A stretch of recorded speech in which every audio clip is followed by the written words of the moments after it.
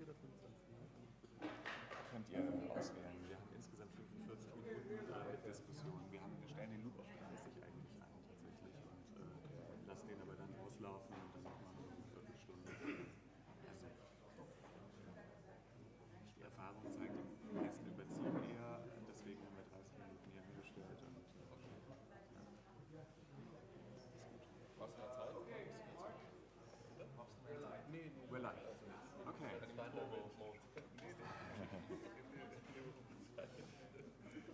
Test. Okay. All right. So, welcome everybody to the second day of the Nerd7th Heaven conference. Welcome again in the name of the Board of International Research in Design and of the whole team here at New Practice in Art and Technology and the master's course Design and Computation. Yesterday we had a great start to the conference, a packed day with 3 sessions, 6 talks, and a keynote lecture in the evening, also a book presentation of 2 new volumes by our BIRD board. Actually the 3rd volume of the edited entries to the nerd conferences, which you can see over there at the book table in one of the breaks. You can please have a look. And also a re-edition of a book from 1995, so it's a 30-year-old book now, but very actual in its topics, by Michael Erlhoff, who was the main initiator and one of the founding members of BIRD, actually, and sadly passed away in 2021, but is in spirit still very much influencing what we do here. And yeah, so it's our 20th anniversary also of the BIRD board. So lots of things to celebrate, and it's nice to have these anniversaries in such nice company. I'm not gonna recap a lot about yesterday, I think, because I see mostly familiar faces, and right now there's still the chance also to watch the live stream from yesterday still, and we will figure out how to edit all the talks that we recorded yesterday and see how to release them in the near future. So yeah, welcome, and we jump right into our first thematic session with 2 talks that, like yesterday, the day started with topics on artificial intelligence, digital processes, and in general, computational methods. Now, this is again the case, so we start again with a kind of similar direction, albeit I'd say, I think, 2 very different topics than the ones we heard yesterday. And first, it's my pleasure to introduce to you Marian Coletti from the University of Innsbruck and also the Bartlett School of Architecture at UCL London, where he is a professor of architecture and post-digital practice and currently director of design research. And also in Innsbruck, he's professor of building design and construction at the University of Innsbruck in Austria, where he's currently director and founder of the Robotic Experimentation Lab, REXI Lab, previously also serving as head of the Department of Experimental Architecture for 8 years. He lectures and publishes internationally on digital and post-digital design research and research-led education. And in his presentation today, titled Post-Digital Neo-Baroque, a plurivocal architectural design research project, he explores the cyclical relationship between modern and non-modern aesthetics, drawing on Heinrich Wölflin's principles distinguishing Baroque from classical and Omar Calabrese's neo-Baroque or postmodern concepts, emphasizing that the post-digital is an evolution, not rejection of digitality, and that the neo-Baroque represents a continuity in the pursuit of spatial and experiential performance. The project argues that a post-digital neo-Baroque mindset offers a balanced approach to innovation, fostering critical engagement with the past while addressing pressing cultural, social, and environmental challenges of the 21st century. So please give a warm hand to Marian Coletti.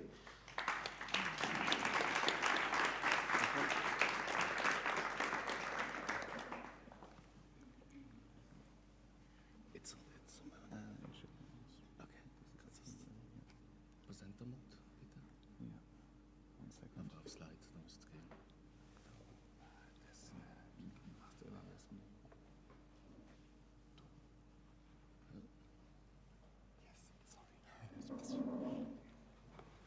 Excellent. So good morning, everybody. Thank you very much. Thanks for the introduction. So I'm an architect, but from today on, I'm officially a nerd. Thanks for the invitation. I'm definitely an nerd by profession, so part of the Institute of Experimental Architecture in Innsbruck and design director at the Barton School of Architecture. The N, I'm not sure, but this project today will address it, so we'll try to somehow, complete your acronym and join the, nerd membership. So it's definitely a good company, so thanks a lot for that. So today I'm presenting this project, Post-Digital Neo-Baroque. I'm here, of course, on behalf of a whole group, which included some of my and still colleagues at the Institute in Innsbruck. And I'm glad to report that 2.5 of them managed also to pursue and finish their PhDs in parallel to this project. So PDNB was commenced in 2019 as a 5-year project sponsored by the Austrian Science Fund FWF. PDNB stands for Post-Digital Neo-Baroque. The project aims to explore the cyclical nature of modern and non-modern worldviews, often referred to as Baroque or Neo-Baroque, across disciplines, yet primarily in architectural design, while blurring boundaries between theory, research, and practice. It adopts a critical approach to aesthetics and technologies, aligning with Umberto Eco's concept of the open work from 1962 to encourage a plurivocal dialogue and writing.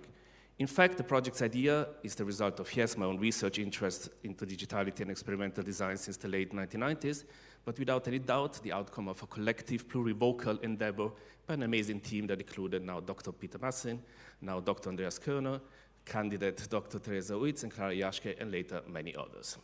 The findings are documented in a 3-volume compendium published by the Editore, which is currently in print. Volume 1, Fragmentary Acts of Transference, is the theoretical reader and seeks to establish a post-digital neo-Baroque discourse across the arts, architecture, design, media, and cultural studies. Through a transdisciplinary literature review, it explores similarities and differences between the digital and the Baroque, the postmodern and the post-digital, ultimately highlighting the distinctions and the similarities, as well as the crossover points between the post-digital and the neo-Baroque. Volume 2, Transmedia Practices, documents design projects from the team and my students at the Department of Experimental Architecture in Innsbruck at the Barton School of Architecture at UCL. Emphasizing transdisciplinarity, innovation, and engagement with the Anthropocene, it includes one-to-one installations, animated projects with researchers and designers focusing on socially, culturally, and environmentally conscious architectural design. The project envisioned technology-enabled transmedia architecture inspired by 17th century Baroque thought, spanning real, mixed, and virtual realities. I'll return to the designs later. And then Volume 3, Traits of Post-Digital and Baroque, documents paper and projects from the Trades Conference held in Obergurgl in Austria in 2022. So Berlin offers a different setting. Indeed, the conference center of the University of Innsbruck is next to a ski slope at over 2,000 meters, so that's what we can offer in Innsbruck. Contributors delivered their own interesting perspectives on post-digital Baroque traits and a theoretical aesthetic framework for architectural theory and design. So to the project, because my work is recognized as explicitly digitally and exuberantly Baroque or neo-Baroque, my interest in pursuing a post-digital PDNB project was initially met with skepticism. In architecture, in fact, post-digitality is often seen as anti-digital, as Mario Carpo criticized architects reverting to traditional techniques despite claims that there is more digital after the digital. We agree, post-digital is an evolution of the digital, not an anti-digital stance. It advances beyond the initial hype to offer nuanced understanding of technology, social and cultural and environmental impact. Florian Kramer was right indeed when he stated that post-digital is a term that sucks, but is useful. And similarly, neo-Baroque is also a term that is quite difficult and potentially sucks as well. So why not put these two sucking terms together? So why does an extensive research on the digital, the Baroque, the post-digital, and the neo-Baroque concepts, discussions on the post-digital neo-Baroque are limited. So a post-digital project doesn't necessarily have neo-Baroque traits, and vice versa. Our aim was to identify and analyze works that explicitly blend both to better understand the shared concepts and material expressions. The project is built on two main columns, the insights of Swiss art historian Heinrich Wölfflin and Italian semantician Omar Calabrese. And you will see later also why I show these pictures and why I was so delighted that the portraits are taken in very similar, from very similar positions. Our methodology involved reinterpreting Wölfflin's formalistic methods from principles of art history from 1915, yet distancing itself from the nationalistic elements of 20th century Germanophone Baroque studies, and applying them to Calabrese's Neo-Baroque A Sign of the Times from 1992. Wölfflin analysis aims to reveal the high digital Baroque aesthetic of the 1990s to mid-2010s, while Calabrese updates the postmodern neo-Baroque of the 1980s to a hypothesis of a post-digital neo-Baroque mentality. Therefore, we retained the Baroque with Wölfflin while adding the digital and preserved the neo-Baroque with Calabrese while incorporating the post-digital. So, digital Baroque. Before exploring post-digital neo-Baroqueness, it's important to clarify what digital Baroqueness entails in architecture, especially given my diverse audience today and the fact that I already provide a neo-Baroque stance. This is not a totally new concept, the digital Baroque. In fact, the digital zeitgeist of the 1990s marked a departure from analog concepts, establishing its own Baroque aesthetic paradigms. The similarities between the imperfect Pearl, Barocco, and early digital blobs are striking, and we all know that, and the other interpretations of digital Baroques that often applied Baroque strategies, such as Lambert's minor and major Baroque strategies to art, architecture, and media, Deleuze's The Fold from 1993, and Bernard Karsch's concept of the pli and the objectile, which are also key references, with Karp again noting that these ideas have formed the conceptual foundation for digital design over the past 2 decades. In a previous essay, I reinterpreted Wölfflin's 5 antithetical concepts as a framework for analyzing how high digital architecture, focused on dynamic and immersive spaces, connects to classical and Baroque principles. But this project, PDNB, goes much further. In Principles of Art History, Wölfflin asks, what are the fundamental differences between classic and Baroque? His answer led to the well-known 5 antithetical dyadic pairs of concepts which underpins the investigation of digital Baroque: linear and painterly, plane and recession, closed and open form, multiplicity and unity, clearness and unclearness. They all characterize and classify the former stylistic differentiations of Baroque art and architecture as opposed to Renaissance criticism. As known, he consciously and explicitly examined Baroque art as departing from Renaissance tenets. His formal analysis compared 2 works, such as paintings, sculptures, and buildings, depicting the same subject, but approached with 2 different spirits. Here in PDNB, we attempted to address some of the questions posed in Murray in Digital Baroque New Media and Arts Cinematic Folds, where he asked what happens when digital and Baroque converge. So I went on and tried to de-date and reinterpret Wölfflin's 5 principles of linear, painterly, planar recession, and so on, into new terminology, which I named as straight and convoluted, 2D, 3D, and 3D, 4D, solids and fields, collage, monolithism, order, and adaptability. So what followed was a formal analysis of similarities and differences that lead to a digital Baroque paradigm. Here are some examples. In Wölfflin, the linear style opts for clear outlines and intelligible silhouettes, whilst the painterly style chooses undistinguishable forms and dissolved figures. There's no doubt that proto-digital kind of work already borrow from Baroque formal analog architectural history. Here, for example, you can see Peter Cook's and Colin Fournier's Graz house, how it borrows from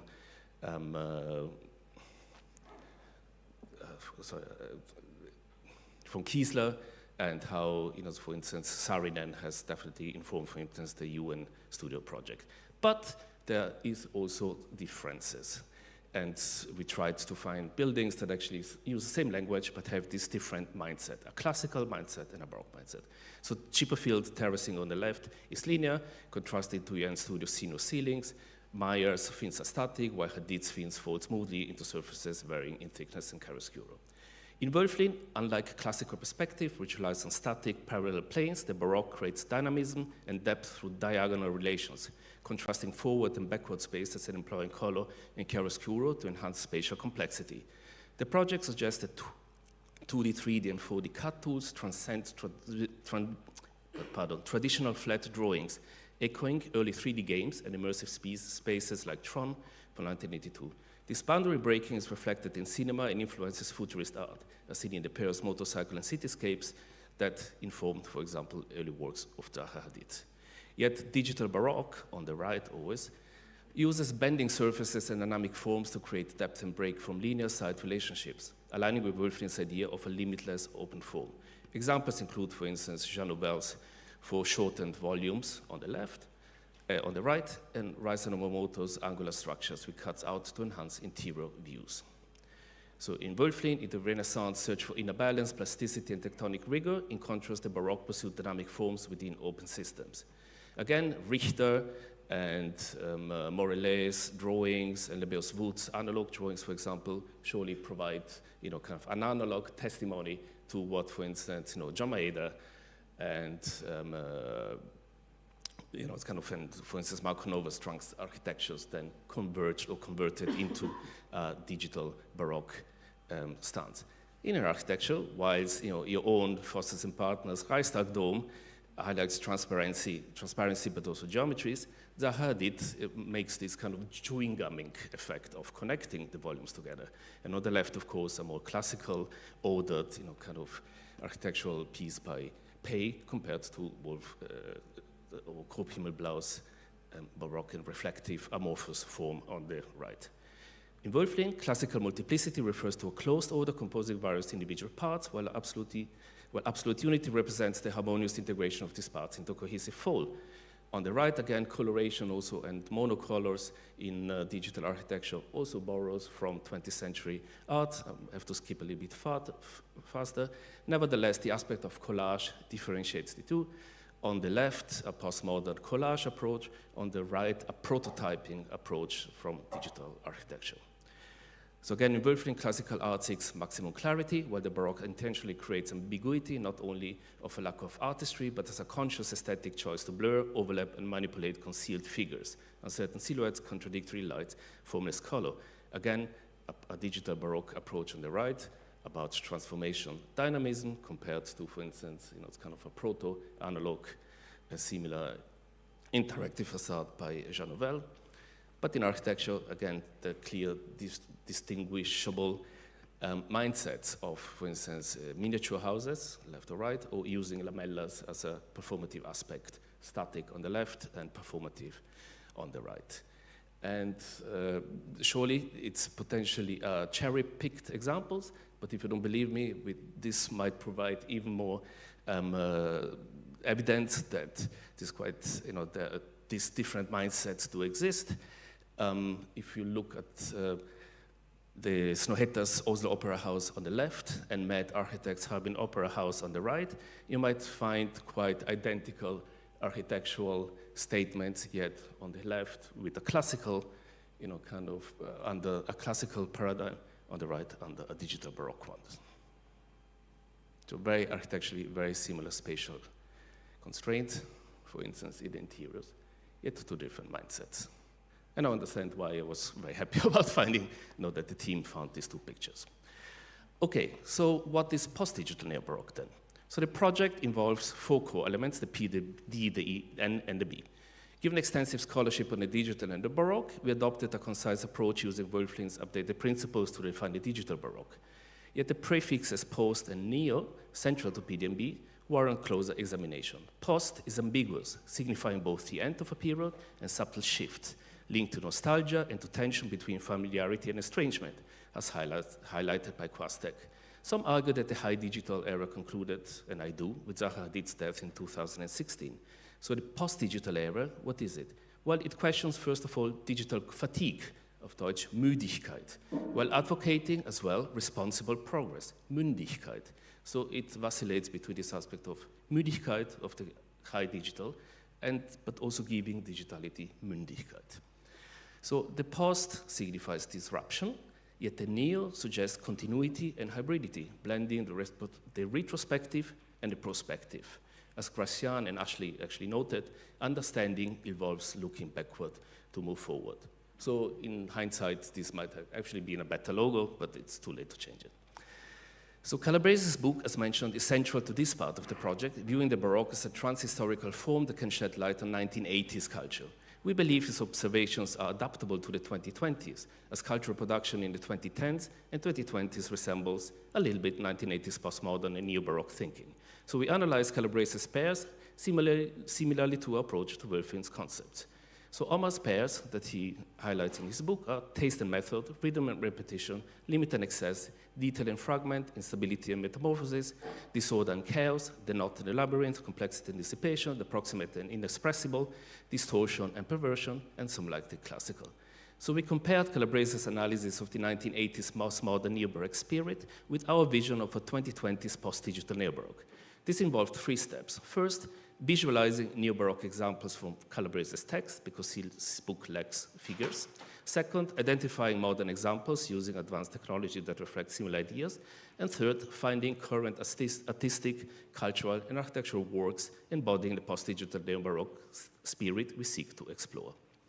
Eventually, we translated his terms into our own, again with more contemporary language and vocabulary, and hence the resulting sections in the book, which are entitled Post plus minus digital and Neo plus minus Baroque, more or less, Evolution and Emergence, Fake Depth and Deep Fakes, Workflow and Process, Monster and Things, Regularity, Irregular Regularity and Regular Irregularity, Rural Pixels and Urban Dark Kitchens, Fiction and Reality, the Simulated and the Computed, Dispersion and Pertorsion, and some like it, Post minus Digital.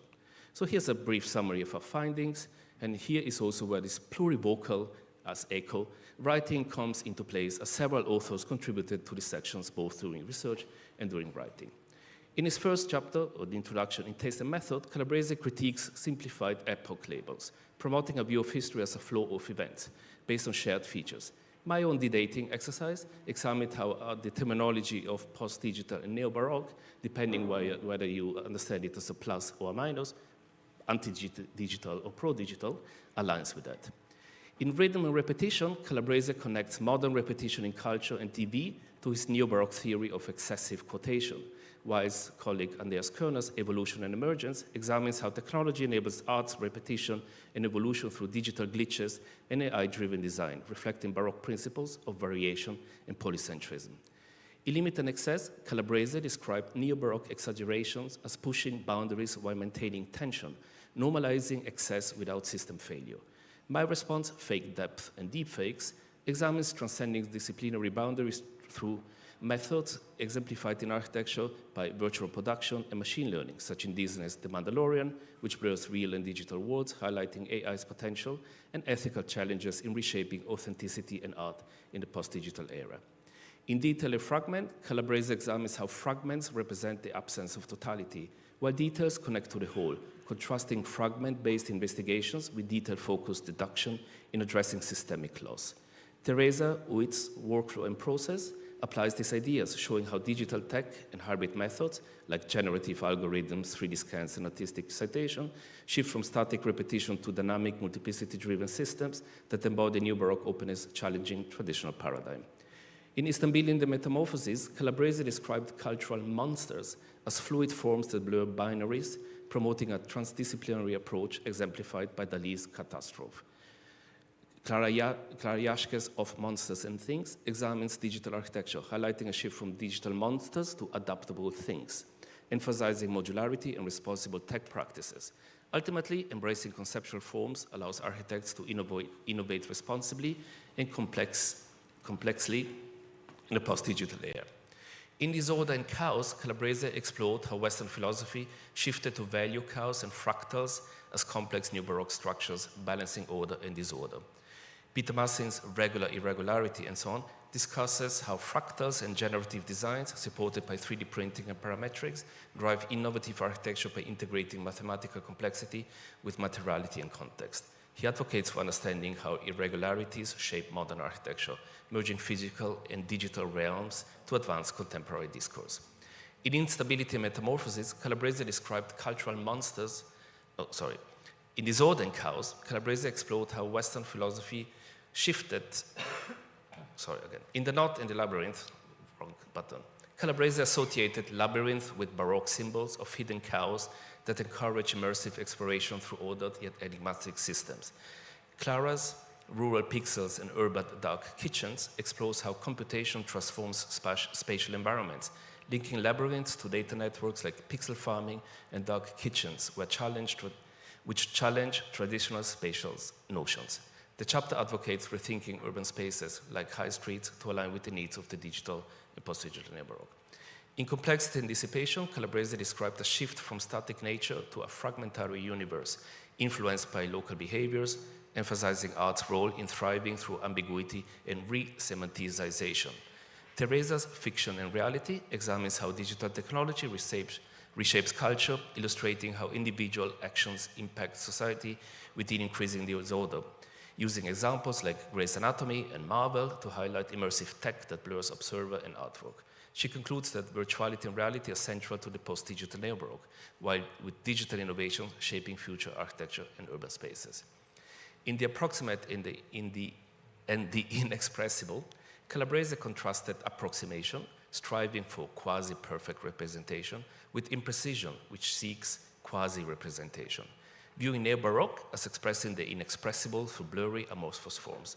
Andreas, the simulated and the computed, examines how simulations link abstract and physical worlds, moving from localized computation to data-driven design, with examples like Carrère's Incidental Space, Kondo, and Transolar's Cloudspace, and the Armadillo Vault highlighting the interplay of simulation, materiality, and imperfection in architecture within a post-digital neighborhood. In Distortion and Perversion, Calabrese shows how citation in postmodern culture creates neo-Baroque objects that blend reality and possibility. My chapter, Disversion and Pertortion, emphasizes how digital distortion reinterprets history, generating chaotic narratives that merge fiction and reality. I highlight how digital tech combines precision with unpredictability, contrasting traditional architecture with contemporary approximation. In Some Like the Classical, the final chapter, Calabrese questioned if classical taste comes from a neo-Baroque universe, noting modern figures at that time like Schwarzenegger as mythic heroes. My Some Like It Still Post-Digital explores how the neo-Baroque merges epochs into continuous present, challenging traditional history. It highlights how digital culture blurs boundaries, fosters complex art, and relies on nostalgia and non-linear narratives. I advocate for an inclusive approach that integrates history and digital art within the PDNB. So whilst the book offers each research an individual look at PDNB later on, I would like to go back to volume 2, which is the project that features design. So in general, the PDNB characterized by several attributes: historical contextualization, openness and inclusivity, transdisciplinarity, and innovation and experimentation, as well as engagement with the Anthropocene. And of course, design, practice, and teaching. Collected in volume 2, the diverse projects demonstrate methodologies and technologies that reflect the approach as openness, pushing the limits of architectural possibility with tangible, innovative works. The design investigations are organized into 6 spatial typologies. The boudoir, it focuses on intimate, post-human, gender, medicine, bionics, and fashion spaces featuring augmented capacities and immersive environments with hybrid materials. The garden addresses nature and sustainability through biotechnologies, biomaterials, and digital fabrication, emphasizing eco-conscious practices and virtual reality.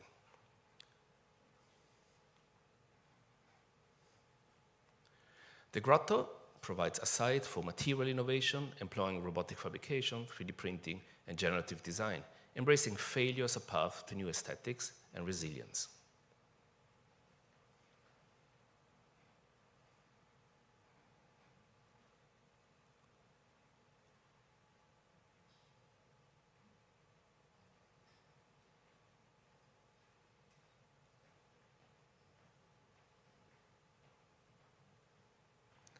The palace challenges traditional power structures with digital tools, fostering open, democratic, and collaborative designs, exploring AI's role in equitable architecture.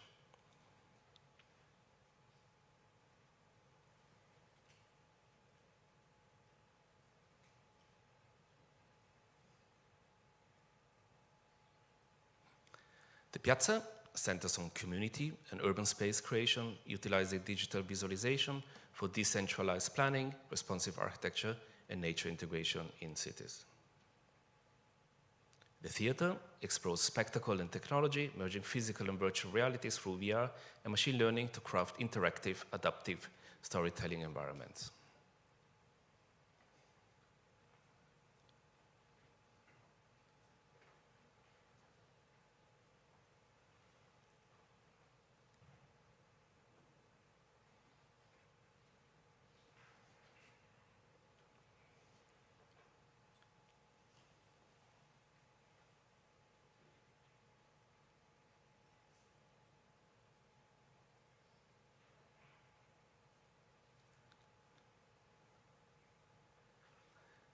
So you may have noticed some of the QR codes in the book, so we're trying to transcend.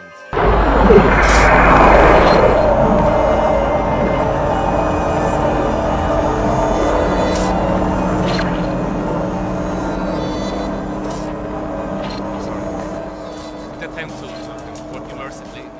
So the QR codes then also show the dynamic and four-dimensional nature of most of the work.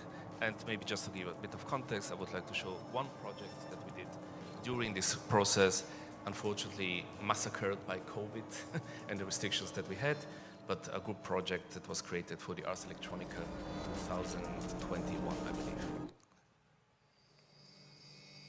No, this actually, sorry, this is a later one, the Ars Electronica last year.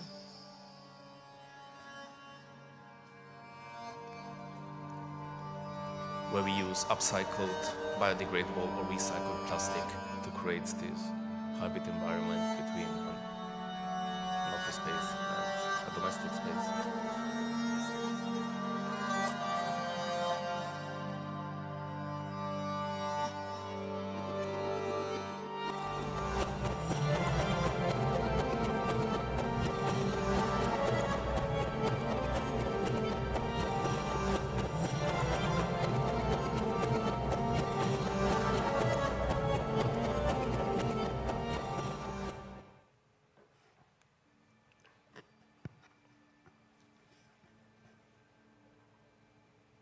About Triopic Spectacle at Ars Electronica Festival 2021. The installation is developed within the FWF-sponsored Peak Research Project entitled Post-Digital Neo-Baroque, which argues for an intelligent, inclusive and diverse evolution of the digital in a time of rising technological and disciplinary ambiguity and hybridity. Part of an ongoing process of decentralization and democratization of the digital, Triopic Spectacle endeavors to flatten the hierarchies between the real and the virtual, a radical concept initiated by 17th century Baroque thought. The transmedial installation challenges the outdated, myopic, binary thinking of local, global, ones, zeros, individual, collective, real, virtual, analog, digital, natural, artificial by creating a series of reciprocal windows, bridges, interfaces, portals and glitches between three tropic domains.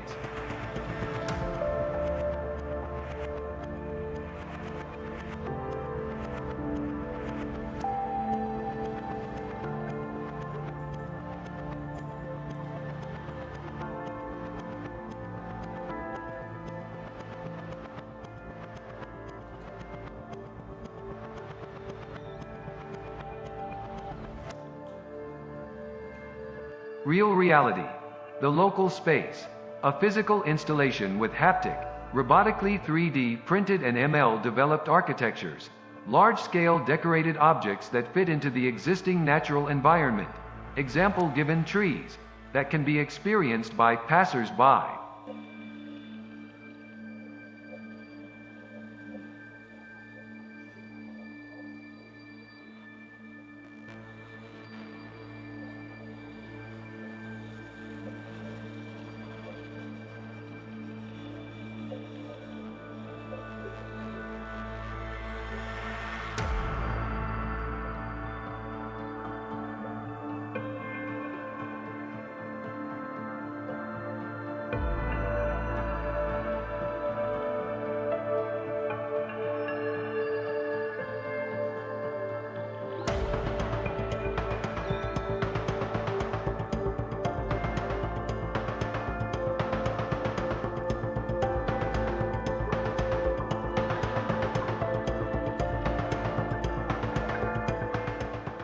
Mixed reality, the local VR space, a virtual, spatial, borderless, multi-user visual space that reinterprets the acanthus leaf ornament, a quintessential imitation of nature in architecture, and extends it into a space of immersive visual, haptic and acoustic experiences for visitors with VR headsets available on site.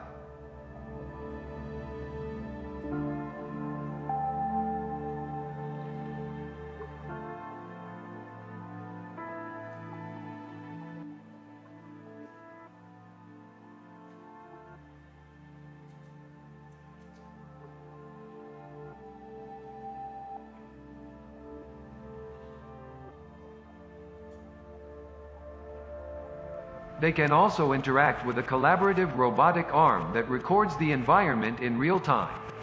The resulting dataset is converted into vector information via the digital-analog interface and digitally processed. The fluctuation between analog and digital creates a glitch that results in a time delay. In this way, visitors experience the movements that have already taken place and receive real-time feedback through a camera on the robot's head. This step towards intuitive human-machine cooperation scenarios is referred to as cobotic. Here, users can also interact with the avatar of the robotic arm, which can also transcend its own technological, machine-like nature and become an integral part of the design environment. In the digital space, the visitor's movements are processed exclusively digitally. This allows interaction with the robot in the most direct way and without time delay. Virtual reality, the global VR space, an interactive and online-based ML-developed social space in hubs by Mozilla. This allows online users to interact with the real and mixed real spaces of the installation in Kepler's Garden at Johannes Kepler University Linz, thanks to an embedded ecosystem of cameras and projectors on site and virtual cameras online. This space acts as an extended gallery and offers more information about the project, the ideas, the team and the location. Users can leave comments and feedback and actively contribute to the digital space, leaving traces in the real world on site. A future-oriented step towards intuitive human-machine cooperation scenarios.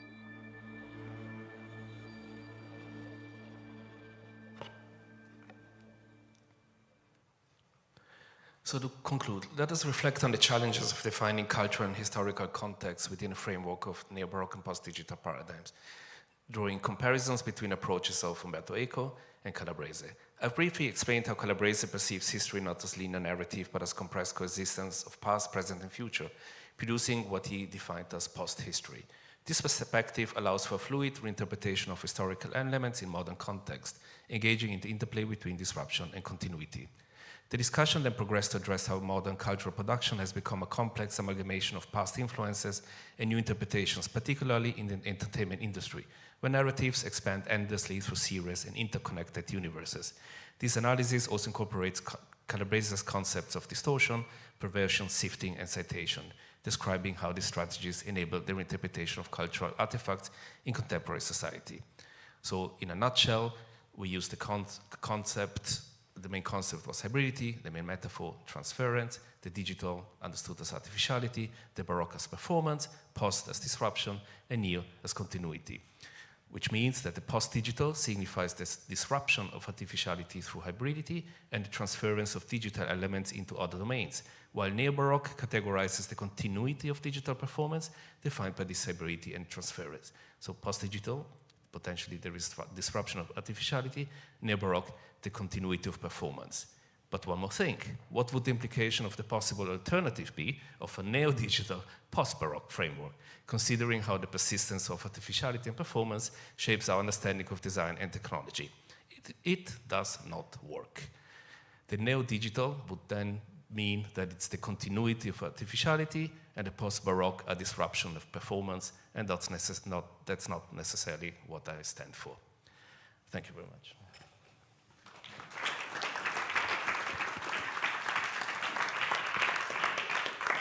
Thank you so much. Maybe before we take questions from the audience, but please think of questions, I'd ask, I have two... I have a movie that I can run in the background. Oh, yeah, you sure, if without sound. Take the sound down, please. I've been asked to entertain you, so... Great. So I'd be interested maybe first of all about the scope in terms of the the references for your project, and what, in your estimation, how particular this discourse is to the field of architecture, or how much you see of a general theory or typology emerging from it for phenomena and also theories in other fields. Sure. I mean, there is very solid scholarly work both on the post-digital as well as the neo-Baroque. But to the best of my knowledge, there has not been a crossover attempt. That's what we try to do. So post-digital is a term that was coined 25 years ago, 2000, by Kim Kaskon, which is a sonic artist. And he described the post-digital as a rejection against the perfection of the digital in music.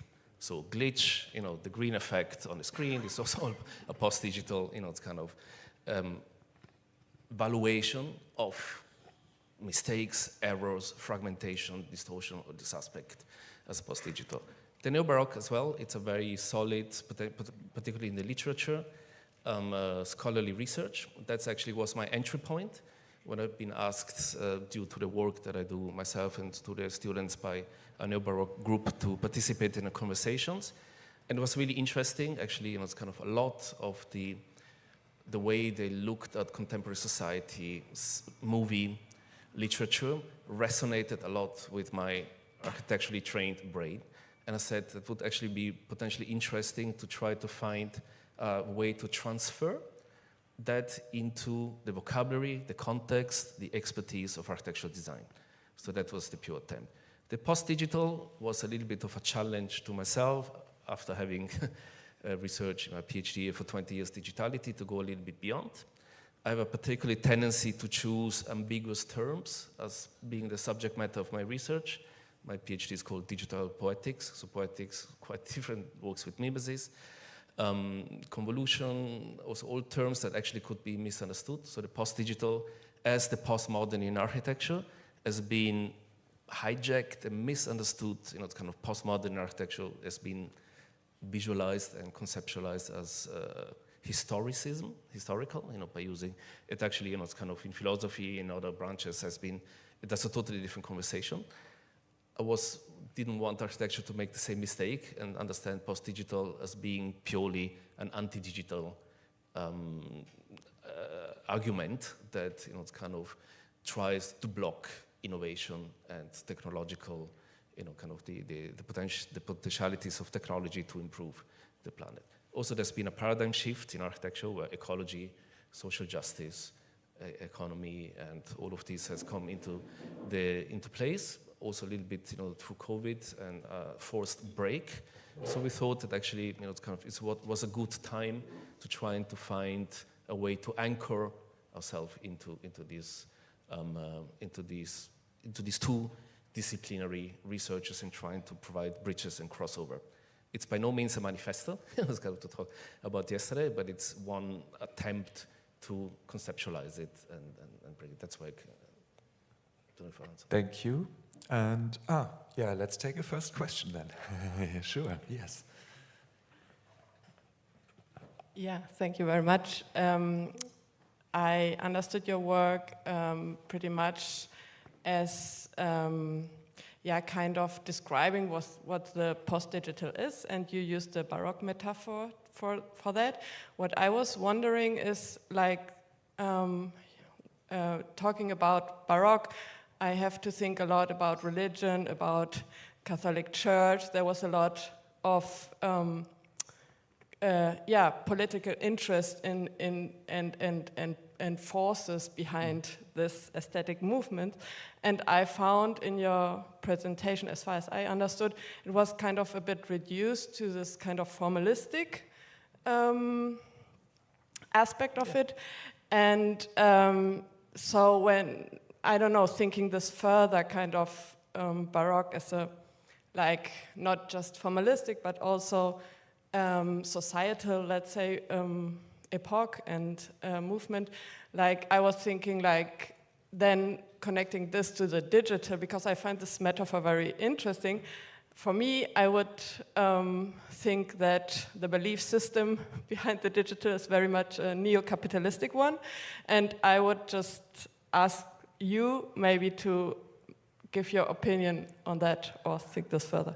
No, thank you. You're absolutely right. It's kind of, I stated somewhere in the introduction, there's not one elephant in the room here, there's two elephants. It's the Baroque. It's a massive thing, it's kind of that, it needs to be addressed. And the digital as well, I've got a whole shelf, full of books about the digital and about the Baroque. So the way, it's kind of trying not to be too superficial about it too, and trying to, kind of boil down the Baroque to, kind of. So we had to reduce, kind of our understanding of the Baroque as this formalistic analysis. That's why we base, kind of the particular chapter. I based the particular chapter explicitly on Wölflin's formalistic approach. There's a lot, Baroque. We know it was propaganda. It's kind of counter-reformation. There's a lot of, it's massive. I'm interested. I look at architecture of the life through a Baroque lens. I'm very interested in kind of this juxtaposition, actually, it's kind of this propagandistic religious aspect. On the other hand, purely scientific, discoveries like the optics, the microscope, the telescope that allowed actually, kind of a scientific observation of the universe beyond the eye, the perception actually to have a scientific. So, it's kind of, yes, you're absolutely right. There's a lot, very many layers to both. It's kind of, I'm sure there's the politics of the digital as well. It's kind of, we had to exclude that from this project, otherwise it would have been not manageable. So we based it on these two books. It's kind of really the pairs of concepts by Wölflin and the pairs of concepts by Umberto Eco.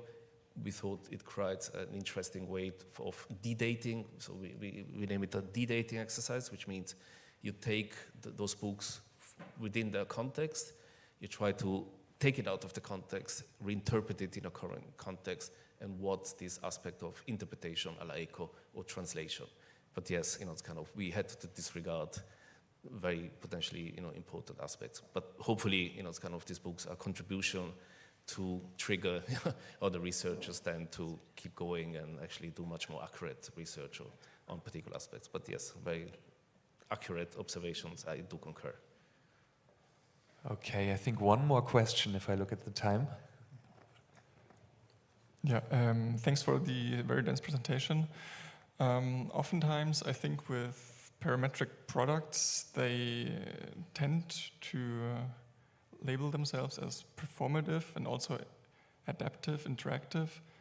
And then I have the feeling as if oftentimes the outcome, they are cast in concrete, they are 3D printed in plastic, and then I was wondering, where's the adaptivity, where's the performance in the formal architectural object apart from the digital technologies that are then used to kind of bring dynamic in, like real dynamic, not just, statization of dynamic form into the object. Absolutely, I think parametricism, I would say, belongs to the high digital conversation, Patrick, Schumacher, and so on. And I think, it's kind of, it's the problem a bit of Greclin's animate form concept, that, you can animate a lot on the computer screen. Once you have to formalize it, you have this diminishing of complexity through formalization, materialization. And so I totally agree, it's kind of, I think there's hardly any performative aspect in a Corian-shaped beautiful object. That's why I call it, that's the high digital, that borrows a formal expressionist vocabulary from the Baroque, but lacks on more contemporary, kind of aspects like performativity, adaptability, materiality. I think that's where the post-digital and the neo-Baroque come in and try to actually challenge that and say it's not enough to provide a formalistic, reinterpretation of Baroque values, which is all fine. I think there's much more important ecological, social, justice factors need to come in, materiality as well, that tries to improve it. And I think it's process in the making, and it's kind of necessarily, there's, that's why I said, it's kind of, there's potentially adaptable, and responsive projects that do the performative aspect, but they might not be computationally driven or digitally, kind of designed, or have a Baroque performativity behind them. So they are, kind of neo-Baroque in a sense that are performative in that sense. They lack that potentially, it's kind of digital theoretical implications that I'm interested in. So yes, very true. I think one of the criticism towards the digital Baroque is that it's kind of, it fails to go beyond the first step of formalizing it into abstract material. It's kind of, there's this strive for pure whiteness, seamless, kind of Korean, it's kind of meta structures. I think that's no longer viable, so we need to think about that. That's what the project also that we try to do in this book through 3D printing is bioplastic or is biodegradable. It kind of tries to look at materiality as a way to improve, kind of some of that paradigms that belong to 20, 30 years ago, or to the past through 3 decades. But you're right, parametricism relates to dynamism that is digital. It's not being necessarily translated to a material world. But lots of people are attempting that, I suppose, kind of this department as well, to see how this can be transferred. Hence, fragmentary act of transference. That's the title of the first book. So there's no complete transference. In instances, it might work, but there's a certain community that strives towards achieving this. So, and we try to be part of it. All right. Thank you once again, Marian, for this great presentation. Am I a nerd? I'm a nerd. Yes, you are. Okay, and we move on. And it's my pleasure to introduce to you Lars Pinkwart. Lars is a PhD candidate at the University of Zurich and a research associate at the Zurich University of the Arts in the context of the Bridge Professorship Digital Cultures and Arts. And Lars actually is an alumnus here of Design and Computation, who I had the pleasure of still meeting when I started here and working with a little bit. And before studying here, he studied media studies and visual culture in Potsdam and London. And his research focuses mostly on the post-representational epistemologies emerging in the face of proliferating complexity and open-endedness, which shape digital cultures across scientific, aesthetic, and political registers. And in his talk today, the central notion, or I think the central object is what is called generative world models, and it's a type of generative AI models, and he will expand or explain to us what they actually are. He uses them as an example, going from an analysis of the anticipatory logic and their emergent consistency into some conclusions or speculations on how generative AI in general might be informing new design principles and modes of agency. We will see, but this is what I gathered from the initial description. I'm really looking forward to the presentation. The floor is yours, Lars, and please give a warm hand to Lars.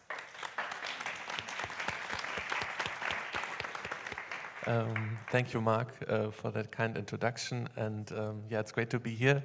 As you mentioned, I was a student here and also worked here and defended my master thesis now, I think, almost 1.5 years ago. It doesn't feel that long ago, but somehow it is.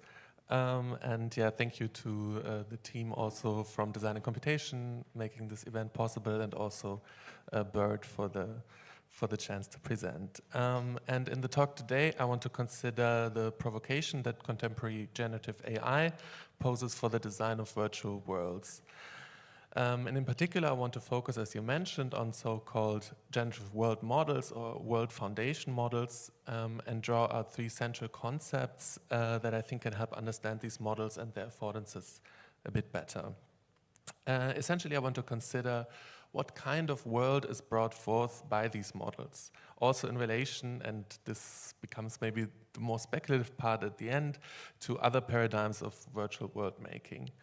And before doing so, I want to now trace this idea of using generative AI to simulate worlds, and I'm intentionally sidestepping a 2018 paper, World Models by David Ha and Jürgen Schmidhuber, which reinvigorated the idea of world models, which is much older, of course, in AI research.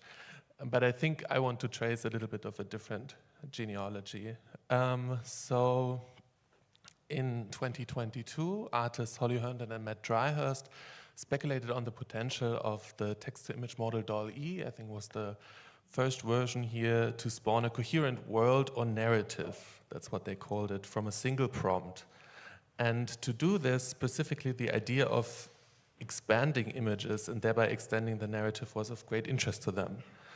And you can see one of their examples here where they, which shows one of their test narratives, as they call it. So by extending a starting image, the new content and thus new context is added by the model. And I think we've also heard about this idea of extending in a different technique yesterday in the talk by David Normington. And so this technique of outpainting an image was one of the most successful features of these early text-to-image models. It resulted, and with successful I mean in this case popular, and resulted in a trend on social media, which you can see here, where users could continuously zoom out of the initial image to reveal what was lurking outside its edges. And perhaps more so than the generation of an image based on a prompt alone, outpainting made tangible a promise underlying generative models of rendering visible or legible a coherent world simply through the prediction of the next pixel, token, or frame. And since these early days, of course, the aspiration of the generation of a coherent world has become a central promise and training goal for generative AI models in general. And the years since have seen the development of models that quite literally extend this promise from static image to dynamic video and even interactive worlds. And text-to-video models further exaggerated the challenge of coherence, specifically because of the difficulty of believable movement, which required a sense of object stability, of course, and also maybe of spatial relations.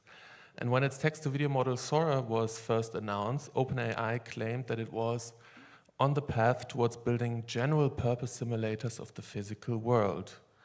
And what this rhetoric of a general-purpose simulator, of course, reveals, and which is further solidified also by the term foundation models, is the attempt of finding an approach, maybe more so than a model, which can generate all possible events and in turn all possible worlds by learning to predict the general dynamics of what makes a world.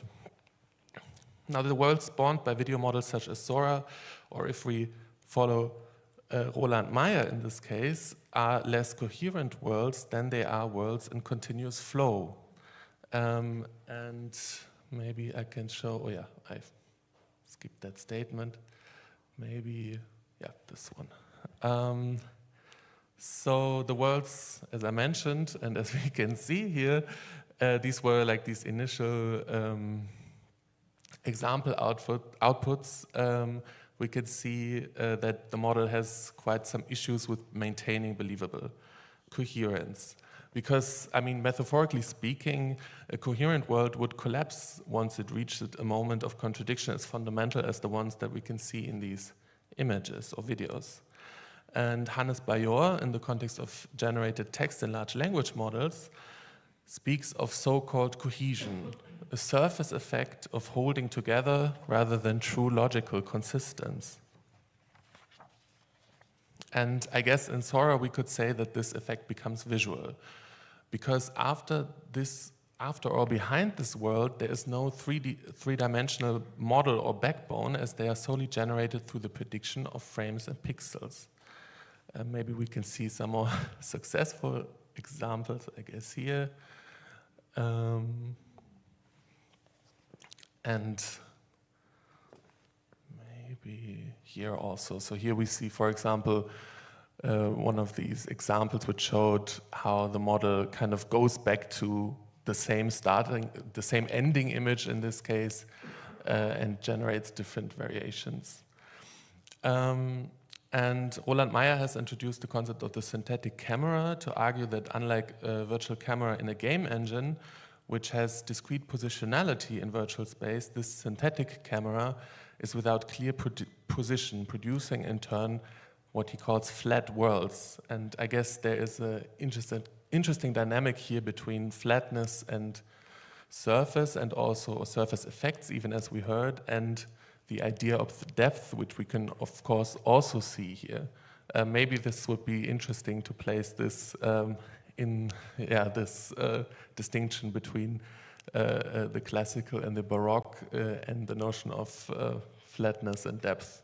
Maybe this is somehow a strange mixture of that, because, of course, they are still structurally flat worlds. They offer only pixels, but nonetheless they present a depth. And as we see in a few minutes, now they also allow for navigation. And so, whereas OpenAI approached the simulation of world dynamics as a byproduct of its video models, for researchers from Google DeepMind, the idea of having infinite generative environments arose from the idea to train AI agents within these virtual environments to prepare them for the deployment in the real world. And DeepMind had done this in the past using game engines in particular, or games even as such, to train agents within them.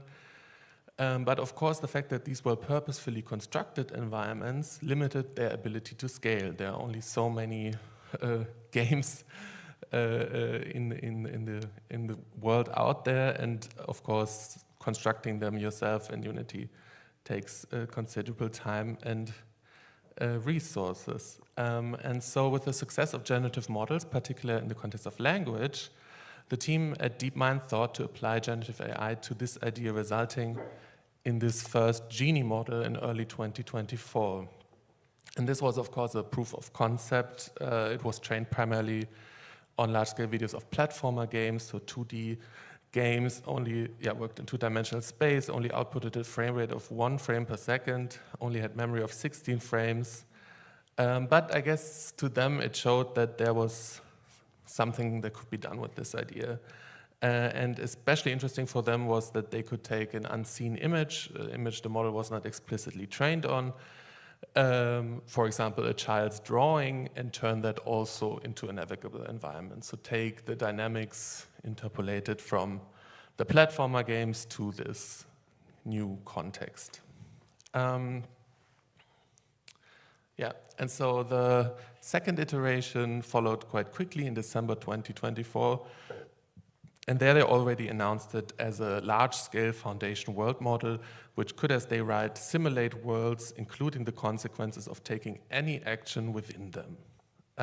And already they had scaled the output up to 360p, and it allowed now a generation horizon of 20 seconds. This was one of the examples of the things that went wrong. So where the physics again didn't, the simulation of physics didn't really work out, or where you could see these glitches of, I guess in this case, the video games that it was trained on. And they write, with great power comes great responsibility. And so this Genie 2 model was really for them the proof that this idea of scaling that we saw in models like GPT also worked here. So we have kind of a similar architecture. So we have autoregressive prediction of the next token, or in this case frame, attention mechanisms in the transformer architecture, large-scale unsupervised training on scraped data, and in the context of Google, of course, we can imagine where the scraped data is from, especially for the next iteration, Genie 3, which I will show next, which is, of course, YouTube and also Street View in this case. And in an interview, the project leads joke that they are big believers of the big of the bitter lesson, which was proposed by Rich Sutton in 2019.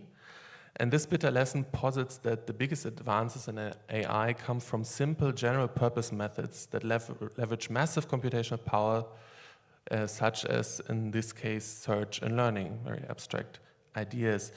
And it is a bitter lesson because these approaches are consistently and ultimately able to outperform more complex methods that relied on handcrafted human knowledge and domain expertise, which had occupied much of the field, including Sutton himself. That was the argument brought forth in the bitter lesson. And this was also the idea behind Genie, right? To not be reliant on worlds constructed in an Unreal Engine, anymore handcrafted each object, but instead to just use brute force and a simple general purpose method to do so. And then we come to Genie 3. Here you can see a comparison of Genie 2 and Genie 3. I think it's half a year apart from each other. Yeah, now they could output it in real time, so you could interact with it in real time, 24 frames per second, 720p resolution. So now they achieved kind of a visual look, which comes much more close to what we would perhaps expect. And the idea is, of course, that scaling this up more can increase this even more. And maybe we can just watch quickly with sound the advertisement announcement. Let me skip it. What you're seeing are not games or videos. They're worlds. Each one of these is an interactive environment generated by Genie 3, a new frontier for world models. With Genie 3, you can use natural language to generate a variety of worlds and explore them interactively, all with a single text prompt.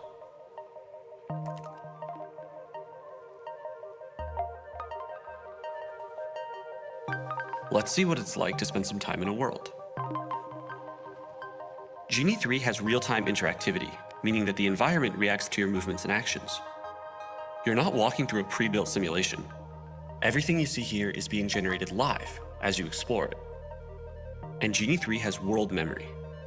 That's why environments like this one stay consistent. World memory even carries over into your actions.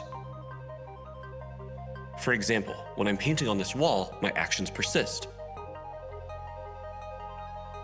I can look away and generate other parts of the world. But when I look back, the actions I took are still there. And Genie 3 enables promptable events, so you can add new events into your world on the fly. Something like another person, or transportation, or even something totally unexpected. You can use Genie to explore real-world physics and movement, and all kinds of unique environments. You can generate worlds with distinct geographies, historical settings, fictional environments, and even other characters. We're excited to see how Genie 3 can be used for next-generation gaming and entertainment. And that's just the beginning. Worlds can help with embodied research, training robotic agents before working in the real world, or simulating dangerous scenarios for disaster preparedness and emergency training. World models can open new pathways for learning, agriculture, manufacturing, and more. We're excited to see how Genie 3's world simulation can benefit research around the world. Okay, so obviously there's a lot of marketing speech going on here, and a lot of framing already happening. And still at the same time, even if we discard all of this talk about even the use of world, of course, as a word itself, there's still something in this which is still quite impressive, right? I mean, if you look at this example here, if you think about how difficult it has been in the development, for example, of games, of engines like Unity or Unreal to achieve kind of realistically looking physics effects, then I think it's quite as impressive at the same time that, of course, just from training on video data and through the specific mechanism of prediction here, that it is able to sustain and I think coherent is the wrong word again, but let's say cohesive environments which possess this surface effect of cohesion at least. And what I find most interesting is that in the announcement of this model, they argue that Genie 3's consistency is an emergent capability. So consistency is not imagined as the result. It's not imagined as the result of some underlying three-dimensional structure or clearly traceable consequence of the model's internal architecture, but as an emergent behavior which must be maintained and sustained. And of course, to sustain the generation for longer periods of time is difficult because inaccuracies tend to accumulate over time. As the sequence grows in length, the number of possible tokens grows exponentially, and so the likelihood of a deviation from a plausible token or frame in this case increases. And what is brought forth through this notion of emergent consistency is that the model's behavior is uncoupled. Consistency is a consequence only of the continuous prediction while attuning to context. And what does emergent mean here? After all, the AI industry has been rightfully charged many times with a rather frivolous use of certain concepts, and certainly philosophers will feel very unsure about this idea that this is somehow emergent behavior. But generally, AI researchers use emergent to describe what has been characterized in philosophy, for example, as weak emergence. So a phenomenon that's grounded in the system's components and interactions at the right scale. And so it's not strong emergence, which would argue that the properties are completely irreducible to the underlying process. In this case, weak emergence would assume that while these properties are in principle reducible to the underlying process, such a reduction cannot be actualized in practice due to the complexity of the process itself and can only be derived through simulation. And even researchers which aim to critique this use of emergence, for example, Anna Rogers et al., do still contend in their criticism that this kind of weak emergence is taking place. Here, and of course, there's also another meaning to emergence, as DeepMind at least uses it, which is to mean not only reducibility or irreducibility, but also intention. So, meaning that an emergent property is ascribed to a behavior the model was not explicitly trained for, right? Like the children's drawing. Or in this case, famous paintings. And so saying that consistency is an emergent property in this case means that it takes place out of distribution, so that it takes place in a context with which the model was not trained for. And of course, this is a very broad spectrum from strong emergence to this kind of understanding of emergence.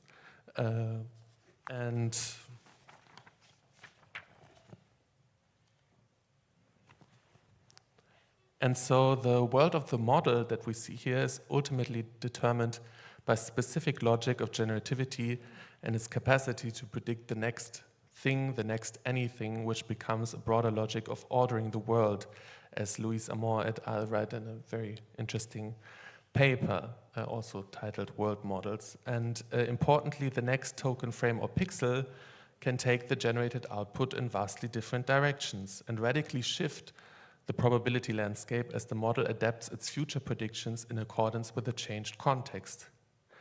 In case of an improbable token or frame, let me see if I have some better videos to show. So in the case of an improbable frame, this frame has to be integrated or assimilated into the future output to secure the ongoing generation. We could speak in a sense of a narrative catastrophe. The world produced by the model is adapted to integrate this new context without considering, of course, any broader ontological consequences. And Shlomi Fruchter from DeepMind has put it the following: sometimes it breaks, we can't fix the past. Once the model generates something, it has to roll with it. And so for an autoregressive model, within its process of generation, there's simply no do-over. It has to fulfill its training goal of producing a cohesive result, regardless of whether the depicted elements actually afford a coherent world. So the frame of a generative model is thus not the world at large, but the situated context within which it is made to predict, and of course also the context which it has been trained on. And so,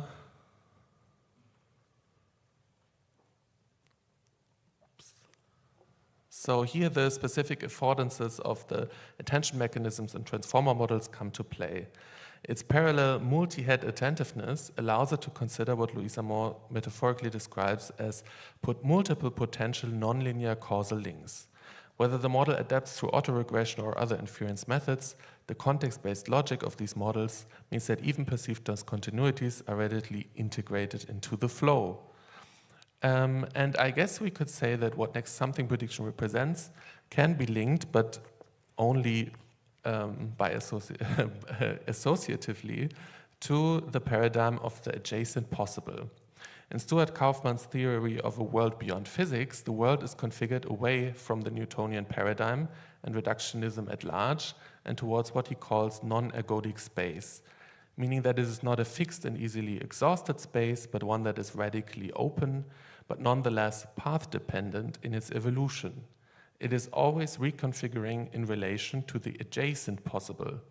It is the set of possibilities available at a point in time. Not the total space of possibilities, but instead what Kauffman himself calls the shadow future, meaning the possibilities that are one step away from the current position. And so once a possibility is actualized, a new adjacent possible is in turn brought forth.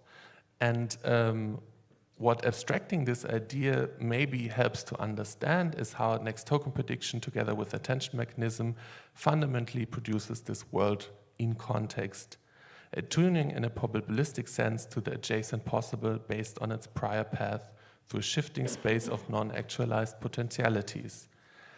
And of course, it's important to note that Stuart Kauffman's theory, which also is actually referenced in AI research in this context, is at the end of the day still a theory of evolution.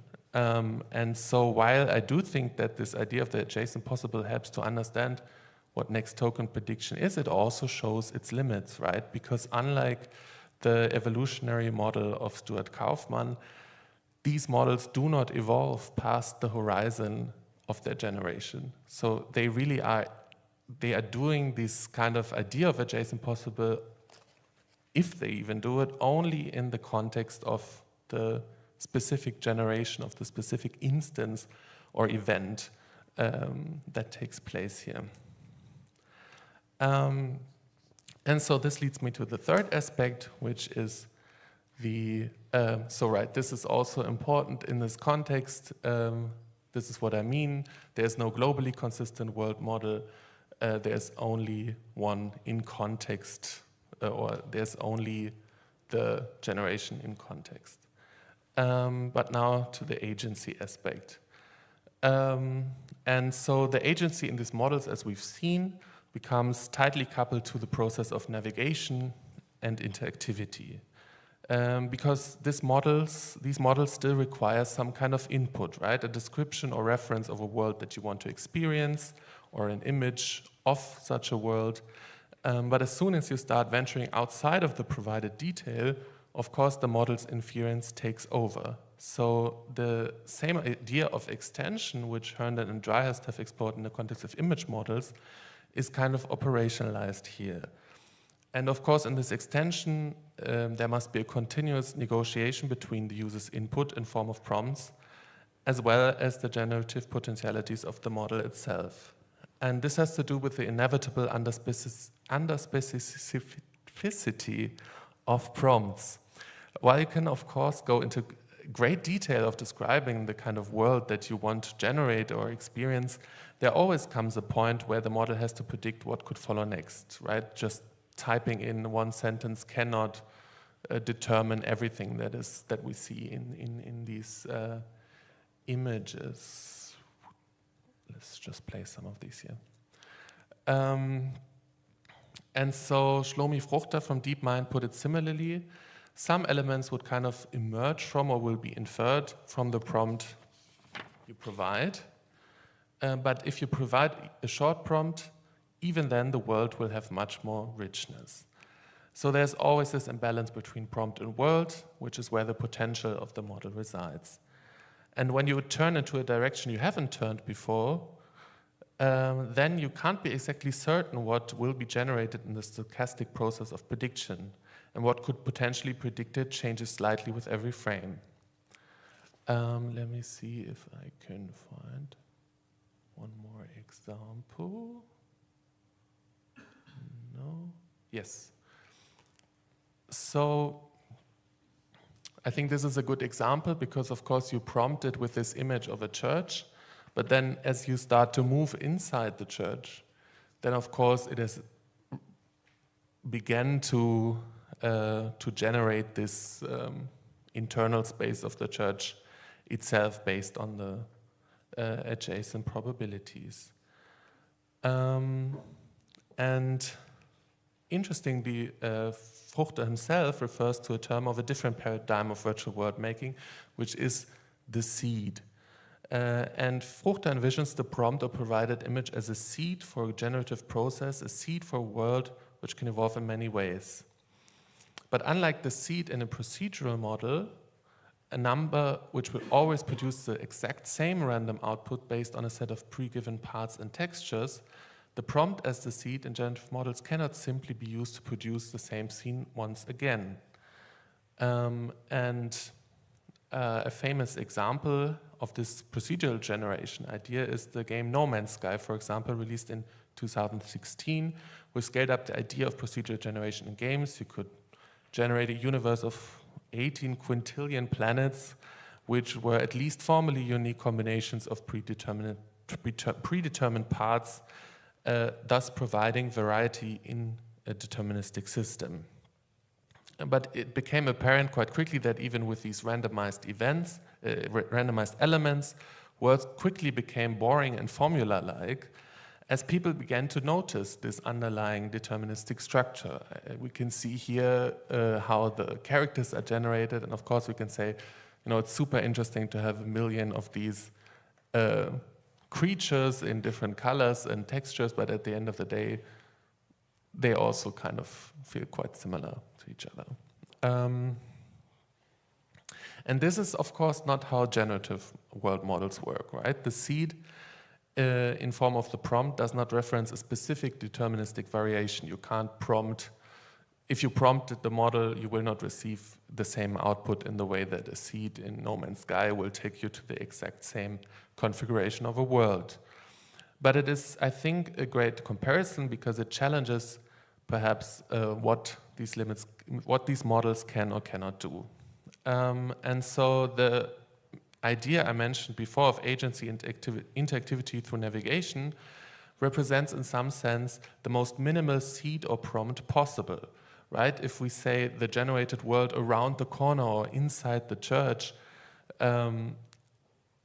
is then kind of generated by the model, it still requires a user, of course, to do these things, so to look around the corner or to look inside the church.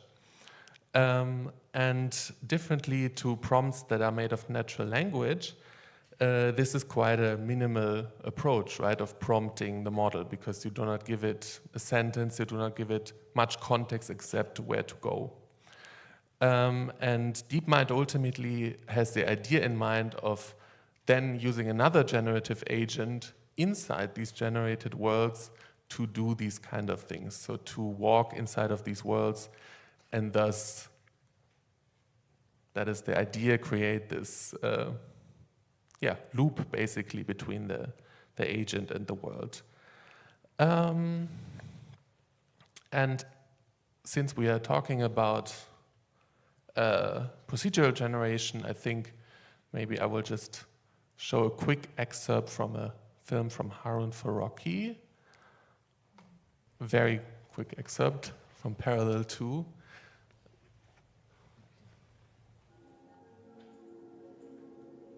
Does the world exist if I'm not watching it?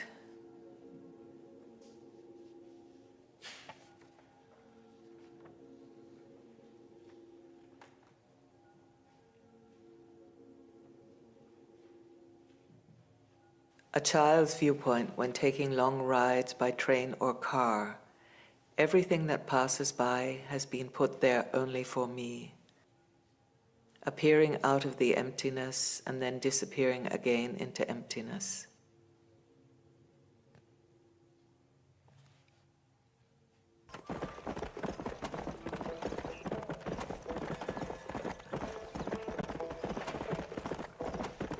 Galloping swiftly out from the gate.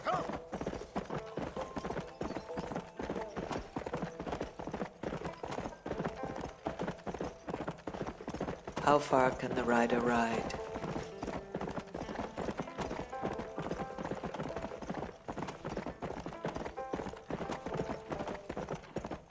Come on! Where does this world end?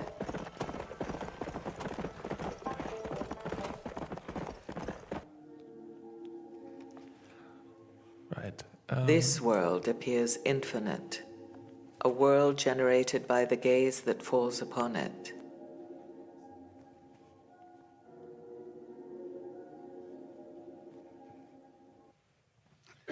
Okay, so yeah, I think what this really proposes here, or what this shows, is quite a similar idea in terms of navigating through this environment, the idea that this environment is created solely for you, and I think this is something that continues to be the case in generative world models as well.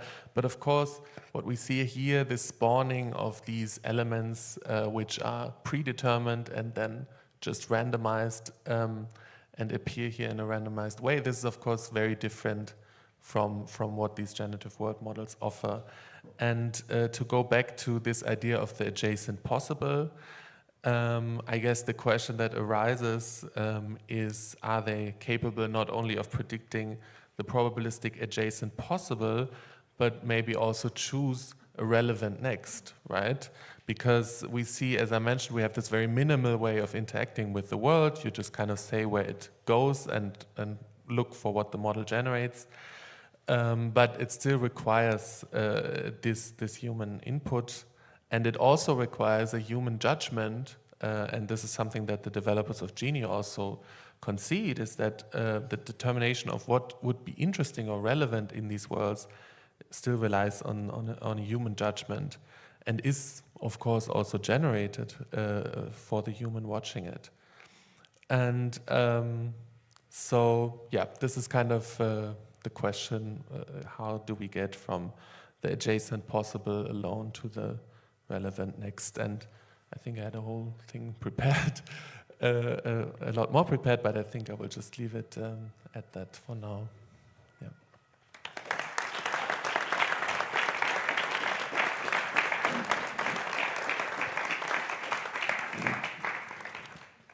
Yeah, thank you so much.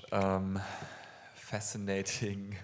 These, I think I'm. The first thing I'm also thinking about and interested in is this kind of looping idea of what happens with this. What is still there in terms of possibly interpretable information in this surface consistency that could be used by another system to learn something from it about aspects that aren't in those models themselves, maybe, for example. I don't know. I mean, of course, it becomes a problem as the information proper isn't there, but like these models, as if I understand correctly, they have no spatial information at all. They just generate the images, but you could extract spatial information, for example, from the images that are consistent on the surface level, and then do something like have an agent, for example, learn something about space and actual characteristics thereof. I don't know where this leads, though.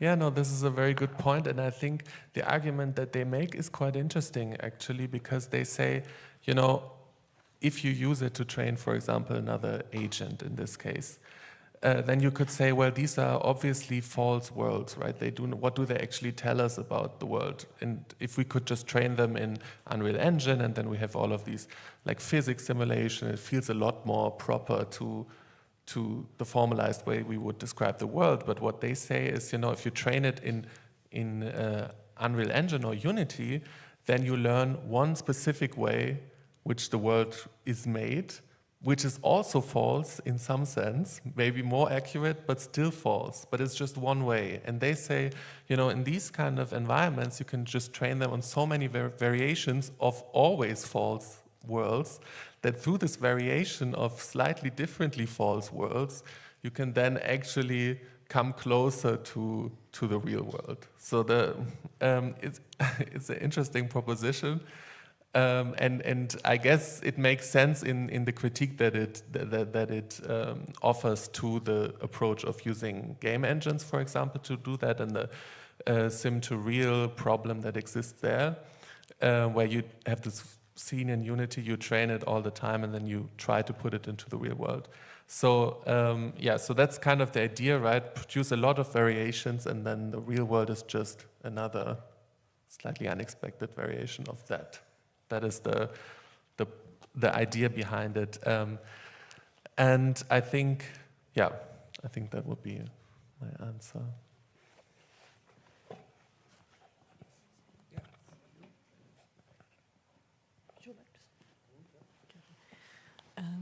Amazing topic, I would say. A similarity was very interesting for me. This is the kind of world that we have in our dreams. Although it's not very coherent, it's you accept it. Things transform, constantly transform, and you create your dream in real time, and your subconscious, your biological self, feeds the dream constantly. So I thought it's okay for this world not to be really consistent. I'm happy with it. If I can find any way of connecting this machine, if I can feed it with my self, I can visualize my dreams, I thought. This is really fascinating. I never thought about it like this before, so thank you very much for this interesting perspective. So I felt that I am the director, perhaps the sole audience of this instant world. What do you think about this similarity? Did you think about it at all? Is there something like this in the literature? I think actually the paper that I mentioned in the beginning, this 2018 paper, World Models, actually worked on the same idea, right? That, they tried what I just talked about with the agent and the world kind of interacting with each other. They thought, what if we could make the agent learn inside their own dreams? So they tried to basically have this two-sided construction inside of one architecture, and then just have the agent kind of train in his own dreams. So dreams was, I think, actually for this idea of training an agent within what actually the kind of reference that they also had on a technical level. I think maybe that's all I can. I think the idea of dreaming, if we look at it more as as what we humans do, I would be a bit scared of doing this comparison between what we do and what this model in this instant does. And that's actually why I like this approach much more, for example, than natural language processing, because you have less of this like, now that we have 2 or 3 sentences of a model, we almost always read something more into it than it is. So we always have this, is it conscious? Is it talking to us? And I actually like thinking about these models more specifically because they do not invite kind of like anthropomorphizing them. But I think still, like, as we can see, the idea of a dream was for them at least a technical inspiration to do this. Thank you for your presentation. I found it very inspiring. I really like the idea about the dreaming. I just was thinking like how important sleeping is for us to not become insane. So maybe for brains in general. So maybe that's one approach. What I was thinking about is like two questions. One is the problem of consistency is obvious if it's a generative image modeling system. But is there any approach doing it by code, by LLMs live, like coding, like using something in Unity or a kind of predictable system, but then generating these worlds on our wish, on our command to live code it? So then you still have some predictability and some consistency, but still you can have multiple variations and you can get rid of the problem that I'm not sure if we want that, but if we want that, but of course the corporations wanted to get rid of the developers and the artists and everything. But I was wondering if this is not an approach to have like the consistency of a code system and generate by code and not by just extending the images. This is like the one train of thought I had. And the other question was going in the same direction, like she said, it feels like a race for realism that we always have. And I also wonder, of course, if you want to train LLMs, you want some predictability, but for us, for using it, it's like, I always had the feeling that when we had realism with photography, it freed us to try to become as realistic in our paintings and do something else with our art, like become unrealistic or non-Euclidean. I think that's what you also said. And we are trying that in our research lab too, to build non-Euclidean spaces to have some experiences that we cannot have in reality, which makes it, then it starts to become interesting. Why would I want to have a complete replication of what I already have that is an interesting race, but as soon as we have it, it becomes quite boring. So I think there's a lot of chance in the aspect that it's doing something which, like you said, it's cohesive but not coherent, because this is something I can only have when I take drugs or something. But otherwise, I'm trapped in this too real world. So. Yeah, and maybe to your first question, the live coding. I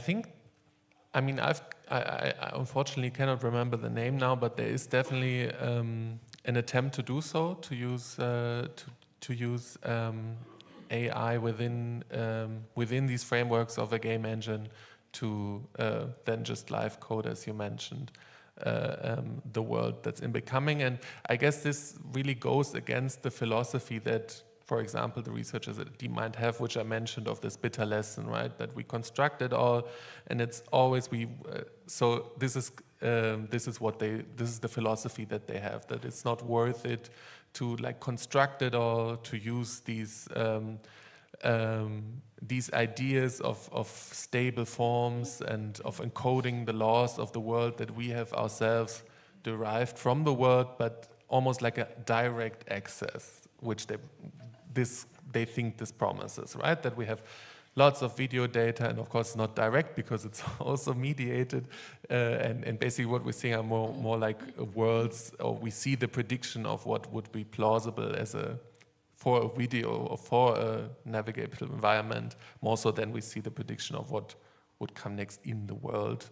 So it already has a mediality, of course, but they think that this is a better approach because it does not require this still inaccurate construction, right? Because they say comes closer, but it's also inaccurate, so why should we do that and not just use scale, use this direct access? That's the philosophy. But I think there are definitely experiments to try to use AI more to kind of to stay in the frame of Unreal Engine and code it. And the second question, the race for realism, yeah, I think this is a really good point, right? Why I think a lot of artists and designers also still kind of feel nostalgic about the Garn era and this surrealism that maybe it looked more like, and they're like, oh, now, you know, with generative AI, there's no aesthetic anymore here. There's no, it's just trying to imitate the real world, and I think that's a really good point. I guess what they specifically try to do is not just it's not just realism in the sense of the real world, which you can prompt it, of course, to look like. If you say like real world environment, it will make it try to look like a, I don't know, maybe a smartphone video. But it's also this idea of deciphering this underlying dynamic of how the world works, and then this could, of course, be applied to a world that is visually, at least, completely far away from realism, right? If you just enter an image which is completely far away from realism, then it could still navigate through that. So it's trying it's not just visually trying to approach realism, but more so approach realism in the way that the world would react. But yeah, it's definitely a problem, I guess, if you want to use it in a creative way that it does not try to get away from realism, but actually tries to get closer to it while doing the opposite. So it's a good point with the realism question. I think there's a good article by Jacob Birken called Realisms without reality, oder Realismus ohne Realitäten. But yeah, that's a good point. Yeah, also just thank you so much, Lars, for a really fascinating topic. Just some thoughts. The first thing I thought about was how much energy does this use? You don't have to answer that, but if we see what happened with ChatGPT, you know, and how quickly it happened, and you know how it turned into everybody's pre-prompted therapist, and from the ways it was meant to be used to the entirely unintentional creative ways that people used it in everyday life, and you think that, you know, people can generate their own little movie or dream or, you know, lunch break entertainment or whatever they do. I found that a little bit scary. The other thing is this, maybe coming back to the realism, how this fascination that we have with going incredibly high tech to make what we already have, like the feeling of sitting in a train and something will continue, or riding on a horse. And I thought you saw it very well in this commercial video that, you know, we're so busy developing the technologies that there are really no ideas what we're going to do with it. I think we see that across technologies, but also with this one. So it's kind of amazing to see, like, we can, agriculture, strawberry, well, what? You know, it's that really they don't know what to do with it, which I find an interesting phenomenon. And maybe the last one is, it's just a question to you since you're working on this topic. What is it we're so fascinated by? Is it the unendingness, like that the world is not ending? Or is it that we don't know if there'll be a glitch in it, what it will generate? Because we do kind of know what it's based on. And it just reminded me of this Hannah Arendt, you know, saying when we finally managed to reach the moon, that we were so relieved, you know, because we were no longer earthbound creatures, but became dwellers of the universe, you know, this moment of being released from our earthboundedness, or like what you think that is. Yeah, maybe to the first part. So definitely, I mean, you can tell, as you mentioned, from this video, this advertisement basically at the end, like showing these applications, that they don't have no idea. And this is, I mean, this is the idea behind these, what they call general purpose technologies, right? To say like, oh, we have this mechanism, we have this technology, and really so much can come from it, but maybe not, but we think a lot will come from it. And I think this has to do, I mean, with the way that these models are also developed, right? These are not like strategically planned. They are really like accidents, few people working in the lab seeing, oh, this kind of architecture is happening right now, let's just put some video, scrape a lot of video and put it in. It's a very unstructured, or like, a very accidental approach, kind of, and then they think like, oh, you know, what could happen from it. And they imagine, for example, that, oh, you could use this, of course, to replace like tools like Unity or Unreal, or not replace them, but at least like make them accessible for different formats. Or they say, yeah, we could teach like history with these models, or we could use them to walk around like we do in Street View, but have it more interactive and personalized. So they have a lot of ideas, I think, how this could be capitalized upon, but what they really, I think what drives the development is definitely the idea of having robots trained or like agents trained within these worlds. So I think that's really what they're coming from, and the rest is more like, oh, now we have this, we call it a general purpose technology, and what else can we do with it? And I mean, that's the general approach to generative AI right now, right? Is that we say, what else can come of it? And I mean, a lot can come of it, I guess, but you know, it always promises more. And it's a life experiment, basically. How far can this idea go of next token prediction, right? That's what Louisa Moore says. If she says it's a political logic, it's really the question of if we accept this as a general mode of thinking of the world, what are the consequences beyond? And yeah, and the other question, what do we want from this? Is it just unendedness? And as I showed, unendedness isn't even possible in these models, but it's definitely the idea, right? That you can just extend and you go beyond, and that's why I like this idea of extensions so much, and also the Harun Farocki reference in the end. But yeah, I'm not sure what we necessarily want from it, but I think it does interesting things to the question of representation, realism. Like it does provoke a lot of ideas, theoretically at least, about assumptions, I guess, we have of the world. Yeah. Thank you so much once again. Thank you.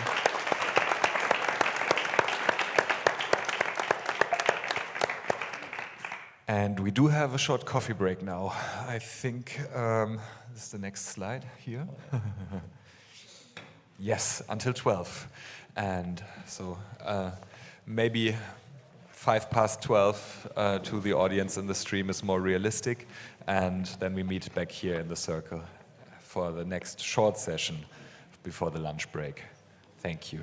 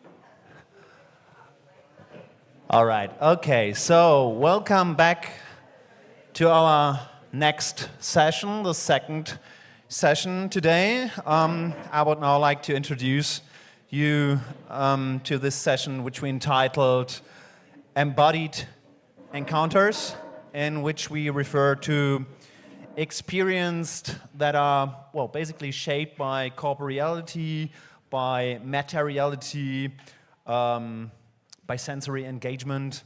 So it is about different modes of knowing, different modes of understanding, and yeah, about designing.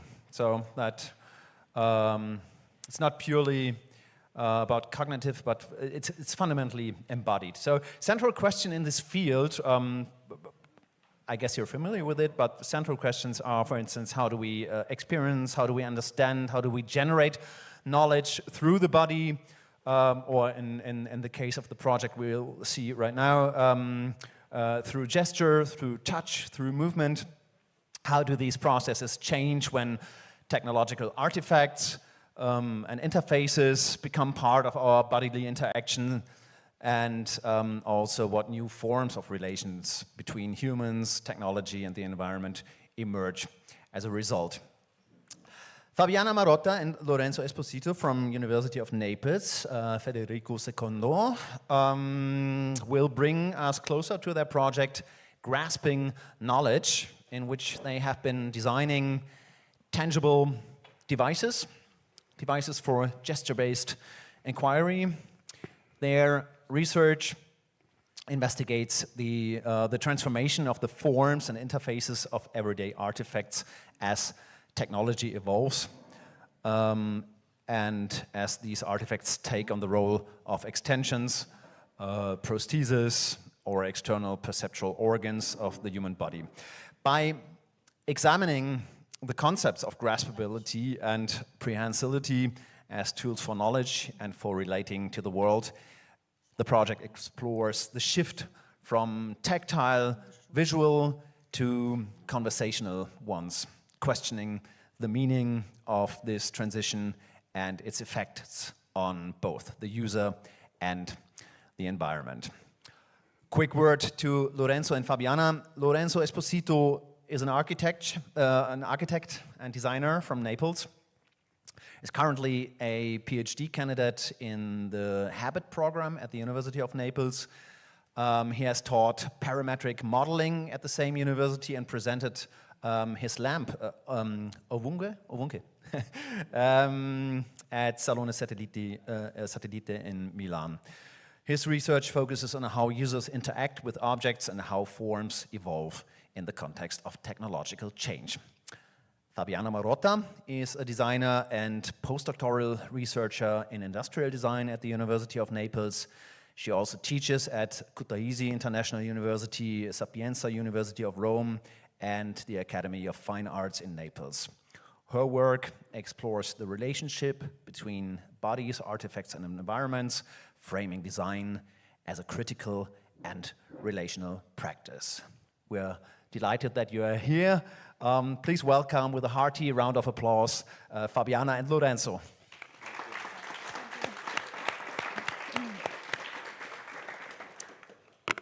Okay, thank you so much. Nice to see you. Nice to be here. So our research, the title is Grasping Knowledge, Designing Tangible Devices for Gesture-Based Inquiry. Our research moves in the interaction design area, more specifically in the dense relationship between body and artifacts, so the body experience within devices that we use daily, including physical, more tangible and cognitive and aesthetic issues. The entire work moves between two areas of design research, design exploration and design studies, two domains most closely engaged with the dimensions of the question, what if? The question, what if, opens up the necessary space for the designer research to remain in contact with a systematic inquiry whose goal is the understanding of or inquiry in the embodiment of configuration, composition, purpose, value, and meaning with made man things and systems. At the same time, the project moves between two main design research methods, research into design and research through design. It follows a research through approach. This means using the act of designing itself as a way to create, to produce knowledge. Design here in our research is not only the object of study, but also the tool we use to explore and understand. So design in this process gradually loses its material focus and becomes more a method of language, a way of thinking, questioning, and communicating ideas. So design turns into a medium for a reflection, no? Allowing us to see and describe its own internal logic, its structures of meaning, and the ways it connects humans, tools, and environment. Our experimental investigation into the body, objects, and gestures and postures conducted through the design and evaluation of tangible devices within a controlled observational setting. So our objective is to examine how the hand produces knowledge through physical interaction with material substrates, in which these gestures are isolated, are observed, and recorded. So central to our inquiry is the notion of graspability. In our point of view, very different from the concept of affordance or ergonomics of art, vision of art sciences, but welcoming the approaches of soft sciences, humanities, understood as an epistemic and experiential phenomenon. By examining the concepts of graspability and prensility as tools for knowledge and for relating to the world, the research explores the shift from tactile visual interfaces to conversational ones, questioning the meaning of these transitions and its effects on both the user and the environment.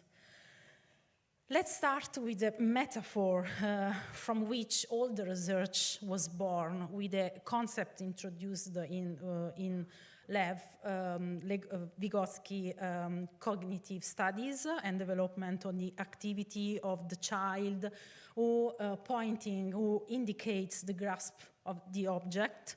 So the child could be considered in our study a sort of pre-user in a pre-tactile dimension. As the child extends a hand toward the object of desire, the adult, usually the mother, reads this gesture as a request and fulfills it by offering the object in returns. In this moment, the motor act is delegated. The child's intentions is realized not through direct manipulation, but through the intervention of another, the mother. This is the first form of cognitive delegation in a certain way, where intention and execution are split between two bodies, an anticipation of how in technological environments humans delegate perception, action to decision to external systems. So the child can be seen as a pre-user, a being whose gestures emerge before the formation of tools, before the objects become interfaces. So in the child-reaching movement, intention and action are still one, yet this unity already anticipates the structure of mediation, as gesture is completely by another, so the mother. On the other hand, in a post-tactile dimension, the contemporary user, by contrast, inhabits a post-user condition because gestures, decisions, and perceptions are now completely by the machine. What the child once delegated to the mother, the modern subject delegates to technological system. a distributed environment that perceives, responds, and acts in our place.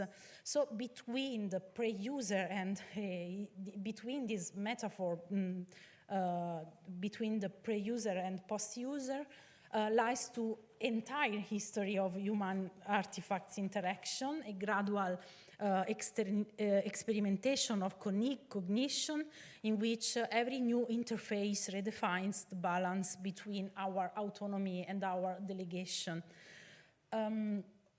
We can observe here the entire workflow of the project and the end of our first year, the literature review and the construction and of a knowledge corpus informed by the various disciplines that interact with design, both in an endogenous and exogenous way.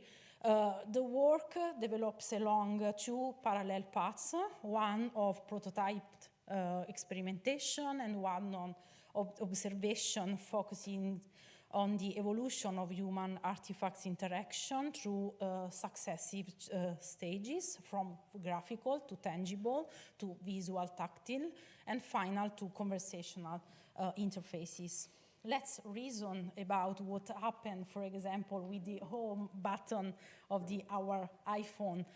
We are going towards a total demolition of the interface of the tangible and physical interface, because, for example, in the first models, it was a physical button that it became a virtual button. Now it has disappeared to the advantage of a line, so we can just swipe, or better, our face imprint that leverages the material trace of what you are doing, but leave the sense of the gestures, which activates the communication between my body and the interface, so the device that I want to use. So that line, in a certain way, atrophied the gestures, but combines to contain it. Probably in the future, we will no longer need to operate the devices to communicate with everyday use objects.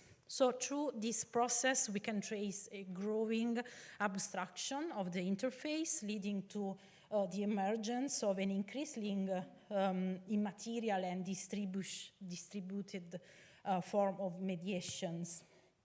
So here we see the main food for thought, in particular the concept of sensibility or graspability in the study of, for example, André Lerogoren, study on gesture, on speech, on the language or technique, or, for example, Lev Vygotsky that studied the cognitive development of our mind in society, the techniques of the body of Marcel Mauss or Henri Faucillon, with a tribute to hand, the first tool that we can use to know the world, to discover the world, but also the theoretical approach of Richard Sennett and the concept of discharge of energy and minimal force or big efforts that we put with we touch something or grasping, so the concept of grasping for knowledge.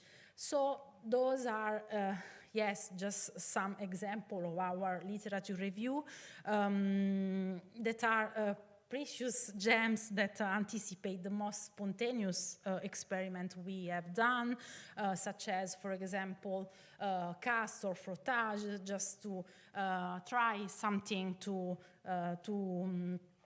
deep in this experimentation, or the imprints or traces that our hand leaves with interaction with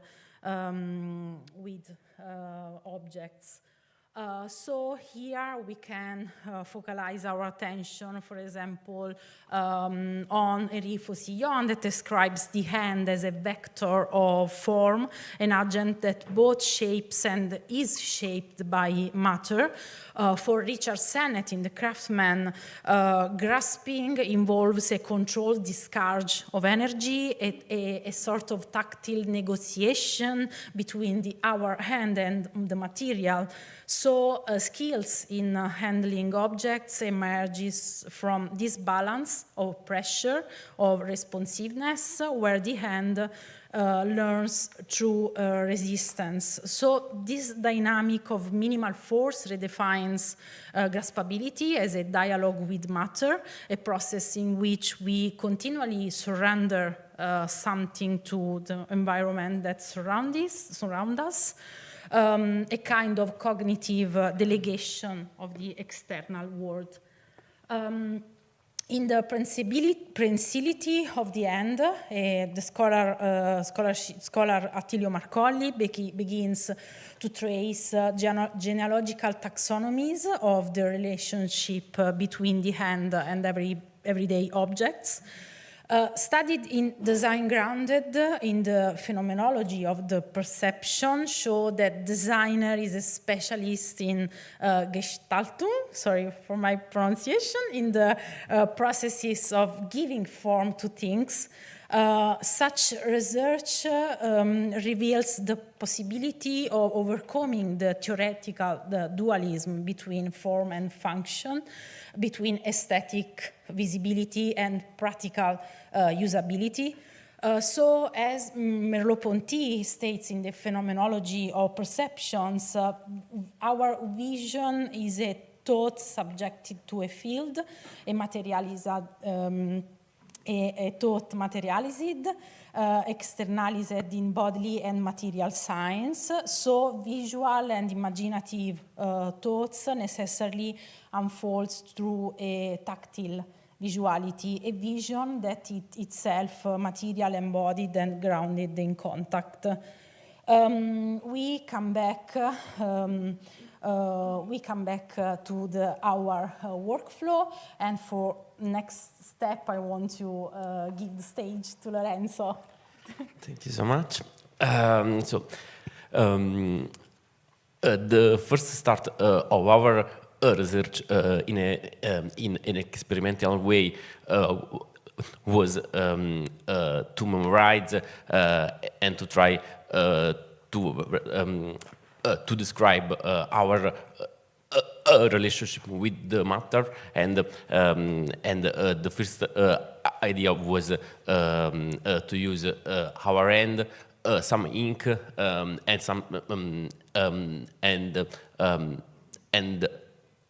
some sponge. So let's start with this photo here. Here we can see a kind of mouse made with sponge and then of Fabiana, and here the idea is not to describe the ergonomics, but how our hand and how the surface of the mouse as a relationship of resistance between two material, and the idea is to tell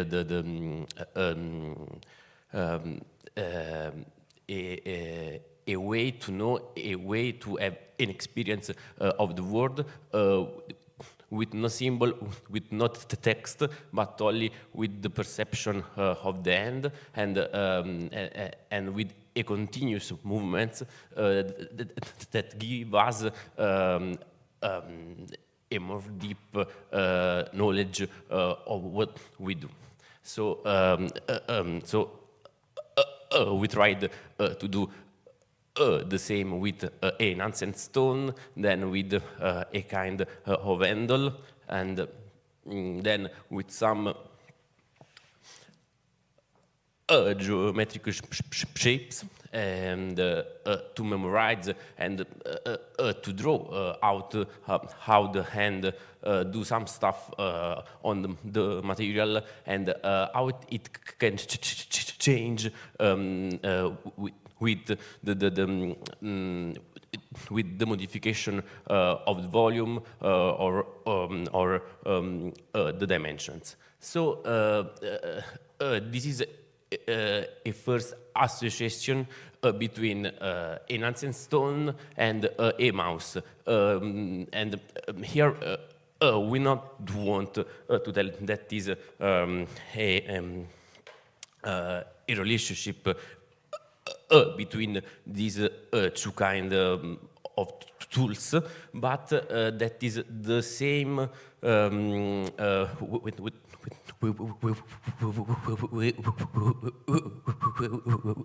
that is the same way to know the world. It's like how we stay in the world and touch the things and have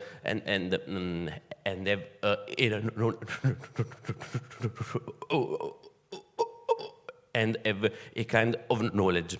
So the second step was to do an abstraction and to use a different tool to produce this kind of artifacts that are not functional. They are only some tool to tell our stories, and these are made with a 3D printer, and here we can see how we do some modification to the shape to go through to a more conceptual kind of forms and shapes. So a push on top, push on the edge, but I want to repeat, it's not only I push to on or off. It's how I have the experience of the material that constrain me. So then some kind of rotation or grasp ability with three hands in this case. Then we do the same stuff, the same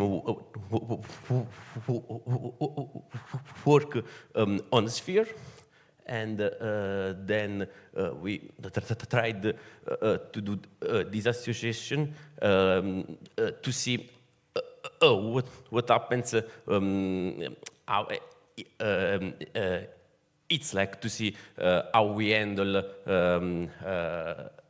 some volumes. So there are some fingers that make some movements, and they are different, and this can describe a different configuration of resistance and force that we make. Then this is the cylinder, and it's the first start from an abstraction to something that is more related to an interface. So the cylinder it's like a controller, and the next step was to try to tell how we can do the form, and how much force we make when we use a door handle in this way, or in another way, if we push to us, or we push it down, and then so the final step was a conceptual work on some artifacts that we use every day. So some button, and then for sure the more significant it's the shape of the iPhone, that it's one of the devices that we use every day. And all this stuff, it's to tell how is important the tactile dimension in our interaction with artifacts. It's not to tell, it's not to do these photographies. It's only to tell that with all this kind of device, we have an interaction that has a textual value, a meaningful value that we can tell with text, with photo, but there is a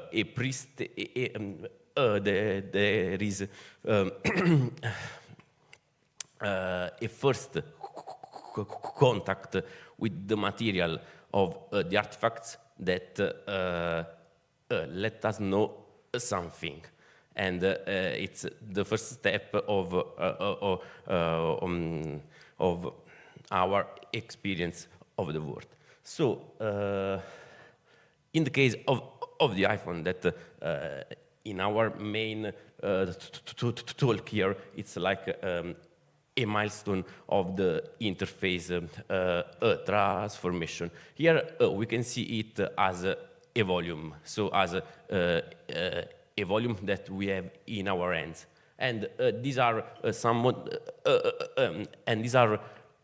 configuration of our hands and how we handle the volume, and how first we do on the surface. But we know that the iPhone, it's not only a volume, it has a display, and this display has a more deep meaningful, has more to say than its material its material construction. So we try to analyze what we do on the display and what movements we do. We register that movements on the display and have some data about the coordinates and about the force that we make on it and on the velocity. So here it's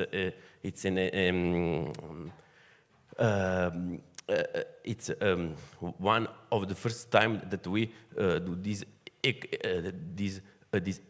experiment, and it's to tell that also with a surface that a lot of things to say in another way, that it's not related to our hand, to our force, to the material know of the world. There is our hand that do some stuff on this on that surface. So is to reveal that there is this sensation that between that is preliminary than the text, then the image, and is the tactile dimension. So all this stuff, all this works here to talk about the tactile dimensions. Here we do some try with the shape of the iPhone, and these registered movements with a subtraction to tell, and also to have the experience of some of something where you can recognize your force and your movements. So,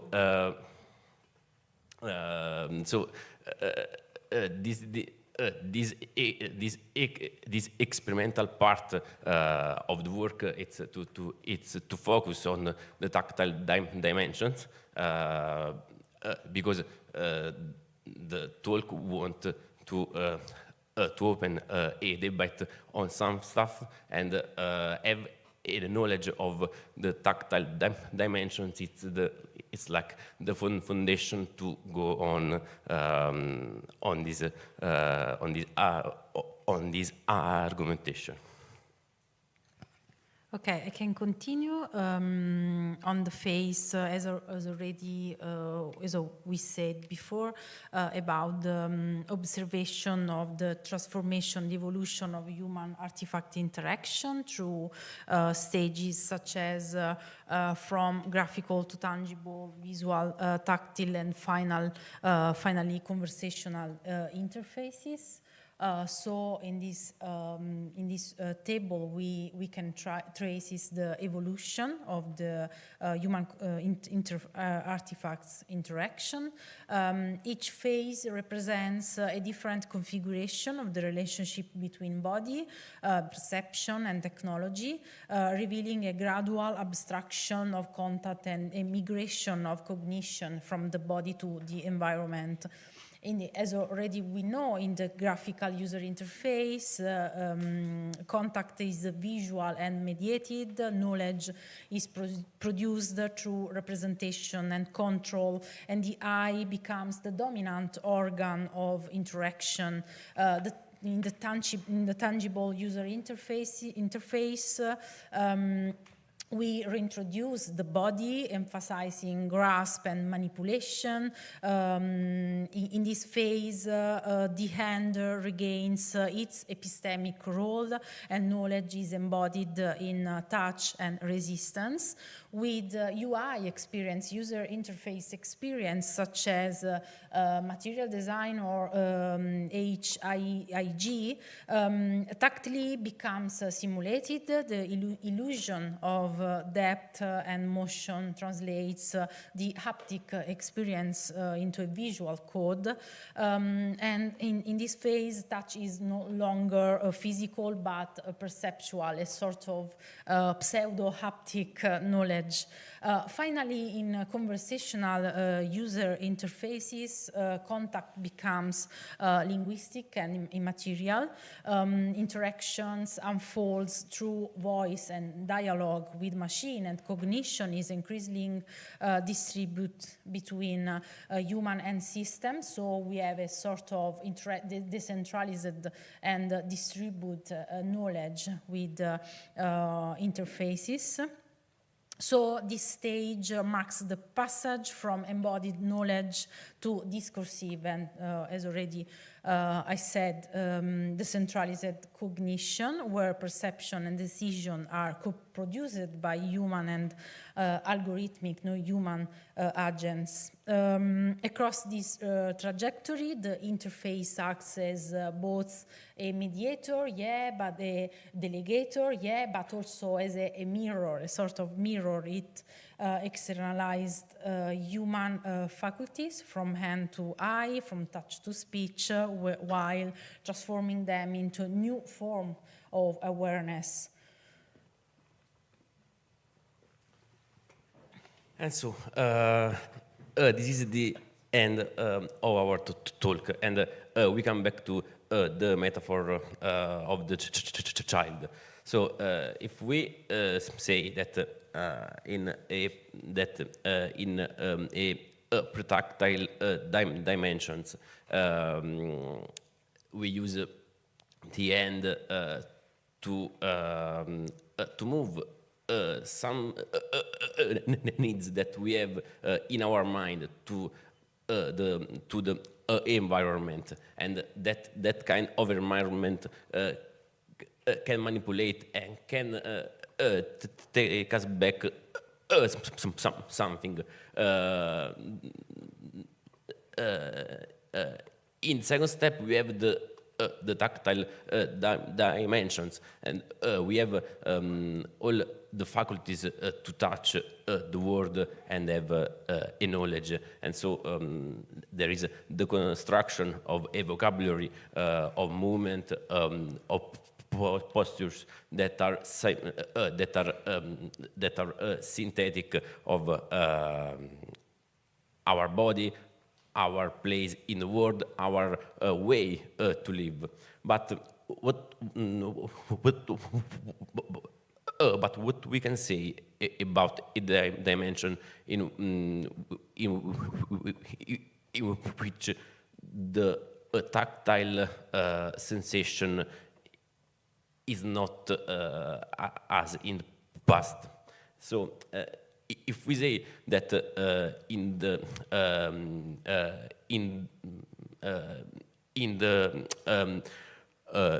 child metaphor there is an externalization of the needs in an environment that is a domestic environment, and then the environment give back to the child a form of knowledge and a message, and this message build a cautious child that can use his hand to move something, okay, and he can know the world, his room, his home, and then the world by his hand. At the same time, if we are in a computational environment and we externalize something in this environment, what this environment gave us back? And it's not about a nostalgic way to see the interaction about the tactile dimensions or the beauty of the hands or this kind of thoughts. It's a way to think that if the states is the extensions of our feet, if the camera is the extensions, it's the externalization in the world of our eyes. With which cognition, which possibility that we have, which capability that we have, we are do we surrender to the environment with a technological transformation that remove the tactile dimensions from the interaction. So, the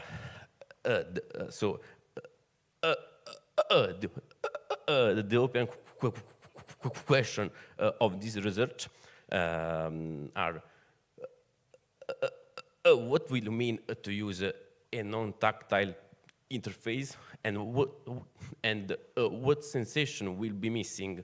But so what physical and cognitivity ability are we surrendering to the computational environment? Because we have to specify that the environment that we live with, all that device that we use, it's a computational one. For sure, it's for sure it's invisible, but it's there, and it's very and it's very powerful. So, what kind of artifacts we will design in our future, and how we will use it? And is that for you? Thank you. Thank you.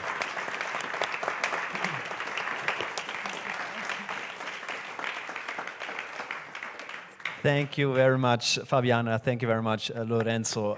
Very interesting project, very important research. I don't know how if you're familiar with the work of Fabian Hemmert.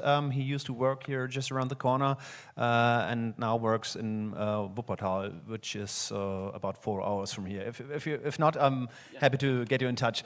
Working in similar fields of interest. I have 2 short questions. One is rather abstract, one is more concrete. I don't know which one to start with, but before I do that, any questions? One, just to get an idea. So maybe I start with my abstract question, then you, and maybe then I have another question. And I'm not sure if it makes sense at all. So don't feel under pressure. Maybe it doesn't make sense, my question. So you frame, in your work, you frame gesture as tactile reasoning, and I think there are different ways to approach knowing and knowledge and experience by haptic. So how do you distinguish between a gesture that expresses thought and gesture that produces thought? Is this something you think about, or yeah? Oh, I'm happy.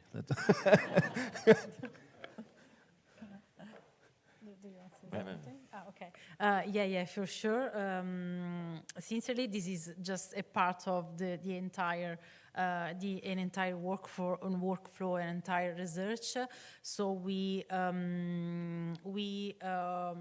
working on a sort of taxonomy idea. So we want to produce this taxonomy, so divide different types of gestures. In this occasion, just because this part is more deeper in this moment, so we present this, but we, sure, vuoi aggiungere? No. Okay, thank you. Then David, was it David? Yeah, David, you need a microphone, right? Thank you. Firstly, thank you for the presentation of the project. It's really, really nice work, really interesting. I wanted to ask a little bit about the sort of preempting interaction with the shapes that you did, particularly on the smartphone shape, but also whether you're also looking at sort of like the post-interaction of like patina and build-up and changing of shapes, like the way that a leather jacket or boots or something that is desirably changed in shape the more you have it, because we don't see patina in electronic devices intentionally because of the kind of the materials they're made of, the form factor that they have. Do you think there's a connection between the form factor that is presented to us and the fact that we can't create a patina within it? You got the point, totally the point, because really our idea is to map the traces that we had, the imprints that we can leave on the object. So started to primary shapes such as in basic design approach, no? But then we really want to map, for example, with tools, Touch Designer. We already try to map our the traces, no? The invisible part between hands and objects. So yeah, you got the point, and you touched the right point. So that's good to hear. Yeah, the first idea of the research, one of the first was an inspiration by the articulation paper for teeth. Okay, that is a way to trace how do you close your mouth. So this was a a very first stage of the research in a general way. Then, for about the device that we use, and yes, it's okay that we can not see the patina on this kind of device. It's true, but it's not true if we see that device with a microscope. There are a lot of signs, and the idea of do some modification of the shape of the iPhone was this kind of idea to say, okay, it's true that we have the sensation that this form, that this shape, it's so clear, so pure, but it's not true if we see in the depth. So it's a technological transformation, and I can say it's a matter of proportion. Thank you. Sorry, so next step could be, for example, trace in the first step, but in computational environment, patina or pressure on the surface, and the traces, the invisible traces between hand and surface of technological devices.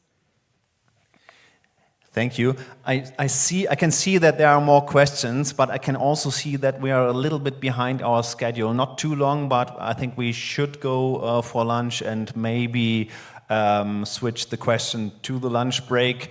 And I will get you in touch with Fabian in a minute. Before we thank you again, Mark wants to say something about the time. We thank them first. Okay. Thank you very much.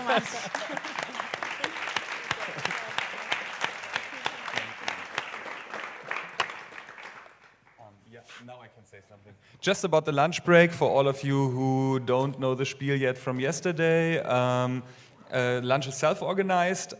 We have a few recommendations, though, that you can check out if you want. This is the QR code to get to our list of some places close by.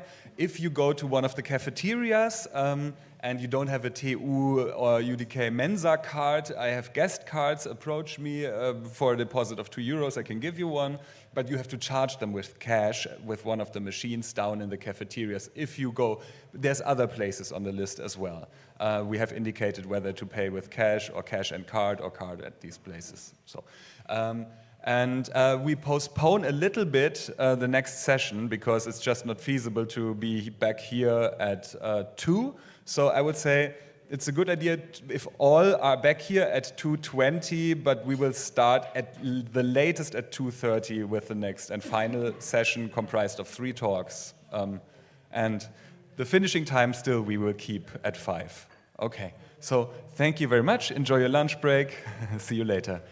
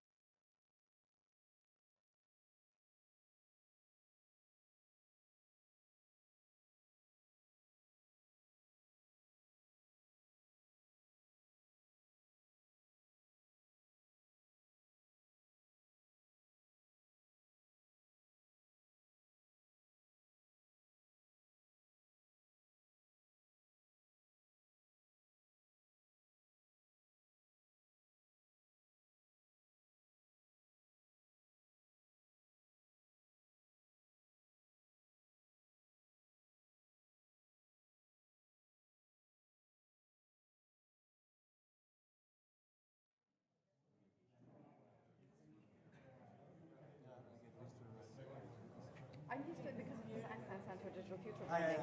So I have so many red presentations that maybe I give you one already, because then you sure. have it, and then I keep the other one.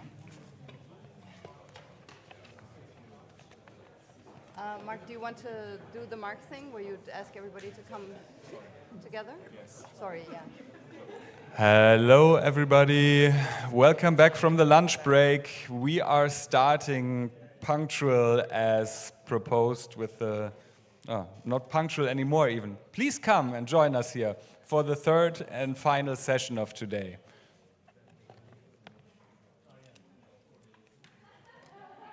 I go there first. I go there. You stay here.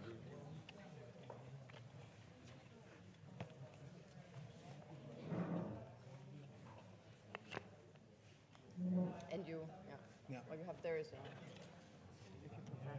Maybe that's easier. Does it work? Good question. I haven't seen anyone use it. Yeah. Yes. Cool. Then you can be even more chill. Yeah.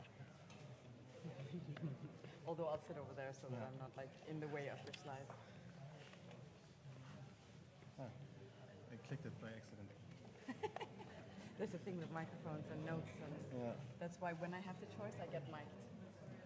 Because the freehand thing I find so much easier, even if you look a little bit like a TV presenter from the 90s or something. Yeah, Britney Spears. That's a nicer one. I always have to think of Britney Spears with this mic. I don't know why. That's why.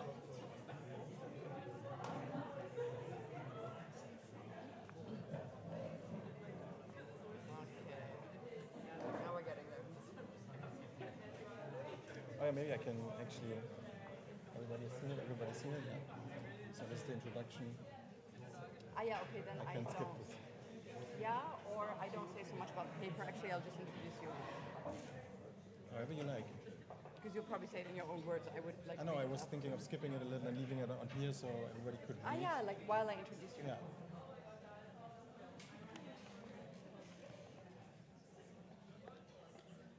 Okay, so I think we'll start again, if everybody could take their seats. Thank you so much for sticking through till the end of the second day with us to our last but not least session. We'll have 3 talks now. And the first talk, Democracy by Design, Exploring the Political Potentials of Design Theory for Democratic Innovation, will be by Felix Kossak, who I have here with me. Welcome, Felix. And Felix is a design researcher, graphic designer, and professor at the German International University here in Berlin. His work explores the intersection of design, politics, and aesthetics. If you're into design and politics or democratic design, you've probably come across him. His current research focuses on democratic design cultures and critical creative agency. His PhD he got from the HFG Offenbach in 2020, and his dissertation, Form, Function und Freiheit, was published in 2021. And since 2024, he directs the design discourse for World Design Capital 2026 under the theme Design for Democracy, which I believe we will also hear a little bit more about today. So you see in the background is the overall summary of the presentation, the paper that he'll be presenting today. So welcome, Felix. Thank you very much, Michelle. We have to save a little bit of time. That's why I thought I skipped some of the introductions. And as I mentioned yesterday, I basically am giving the same presentation that Brian gave yesterday. But yeah, I'm leading this design discourse for World Design Capital in 2026 under the motto of Design for Democracy. It's a lot of work, but this research is kind of like a side quest or like a passion project arising from this, because I'm also in charge of the World Design Policy Conference in November 2026, our policy days. And to organize such a conference, you have to know what you're organizing, and that's how I got into the research on policy design and design policies. I'm also going to skip a little bit here, because I guess everybody knows the current state of democracy isn't the best. But the current state of democracy, as outlined here in very, very broad strokes, democratic backsliding, democratic recession, resentment, only underscores the need for new perspectives to strengthen and evolve democratic processes. In this context, unconventional and genuinely interdisciplinary approaches are gaining traction. In particular, and this is what this talk will be about, the intersection of design theory and political science offers new approaches to enhance the resilience, inclusivity, and future readiness of democratic institutions and processes. But why is this intersection of political science and design theory only discussed and not yet practiced? Where political science has traditionally centered on institutions, power relations, and policy processes, design theory foregrounds creativity, methods of making, participation, and transformative practices. Despite the clear potential of both fields to shape and critically reflect social change, sustained scholarly exchange has been remarkably limited. Put differently, design-curious political scientists and politics-curious designers have tended to develop their conversations in parallel within their own bubbles rather than talking together. Recent research indicates a growing interest in design methods from political science, particularly in the field of policy design, where design thinking is gaining prominence.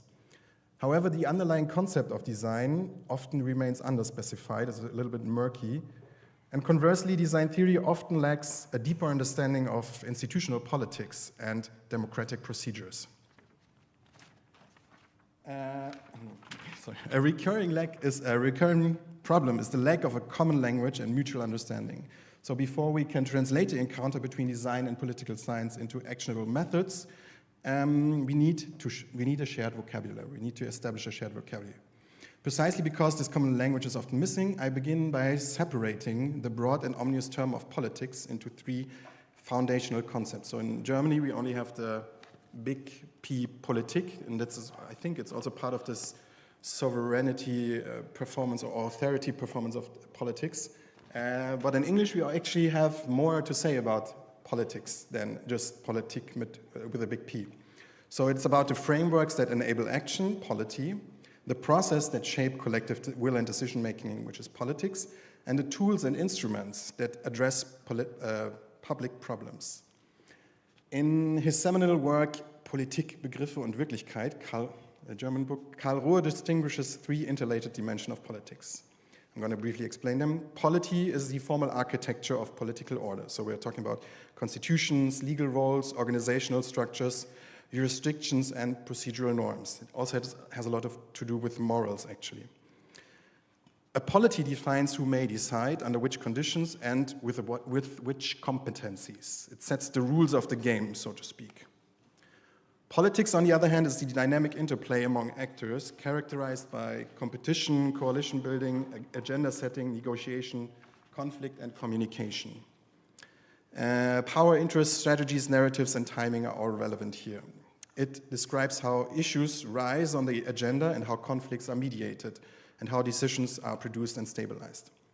And policy, finally, is the substantive output of governing, kind of like what comes out of politics, is usually a policy, goals, programs, measures, and instruments, kind of like the tools to actually do big P politics in Germany.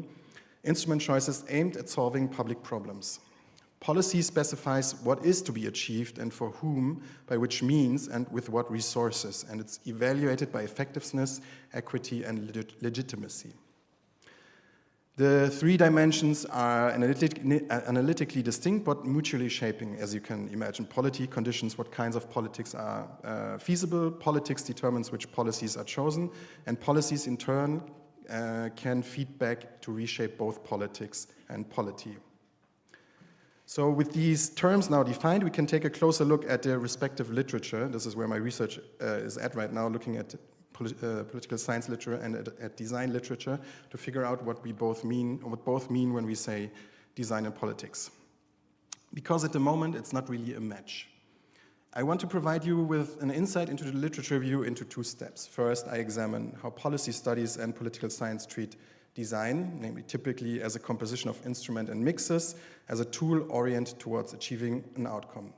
And in the second step, I turn to design research on politics and democracy, where participation, design activism, and world-making emerge as relevant concepts.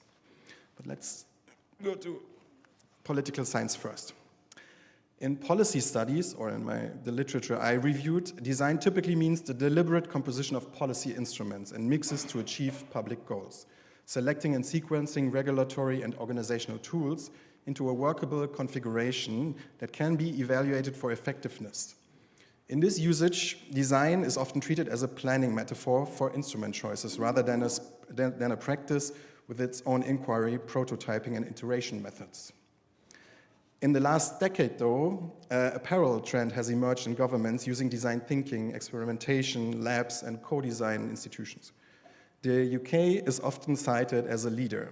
There's the Government Digital Service, which is also starting here in Germany, as you might know, in Berlin, developed digital service design capabilities across the civil service, and the UK Policy Lab piloted design in policymaking, growing a cross-government policy design community.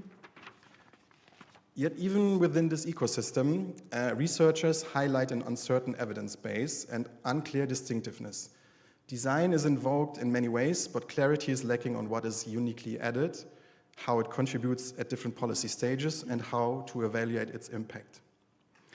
The critique also resonates with an earlier, one I picked out, an earlier observation from international public policy that states, in international public policy, design is the dark space between knowledge and action, but which isn't true, because design, after all, requires a certain humility before the problem, one that's not often found in international politics, public policy, international public policy.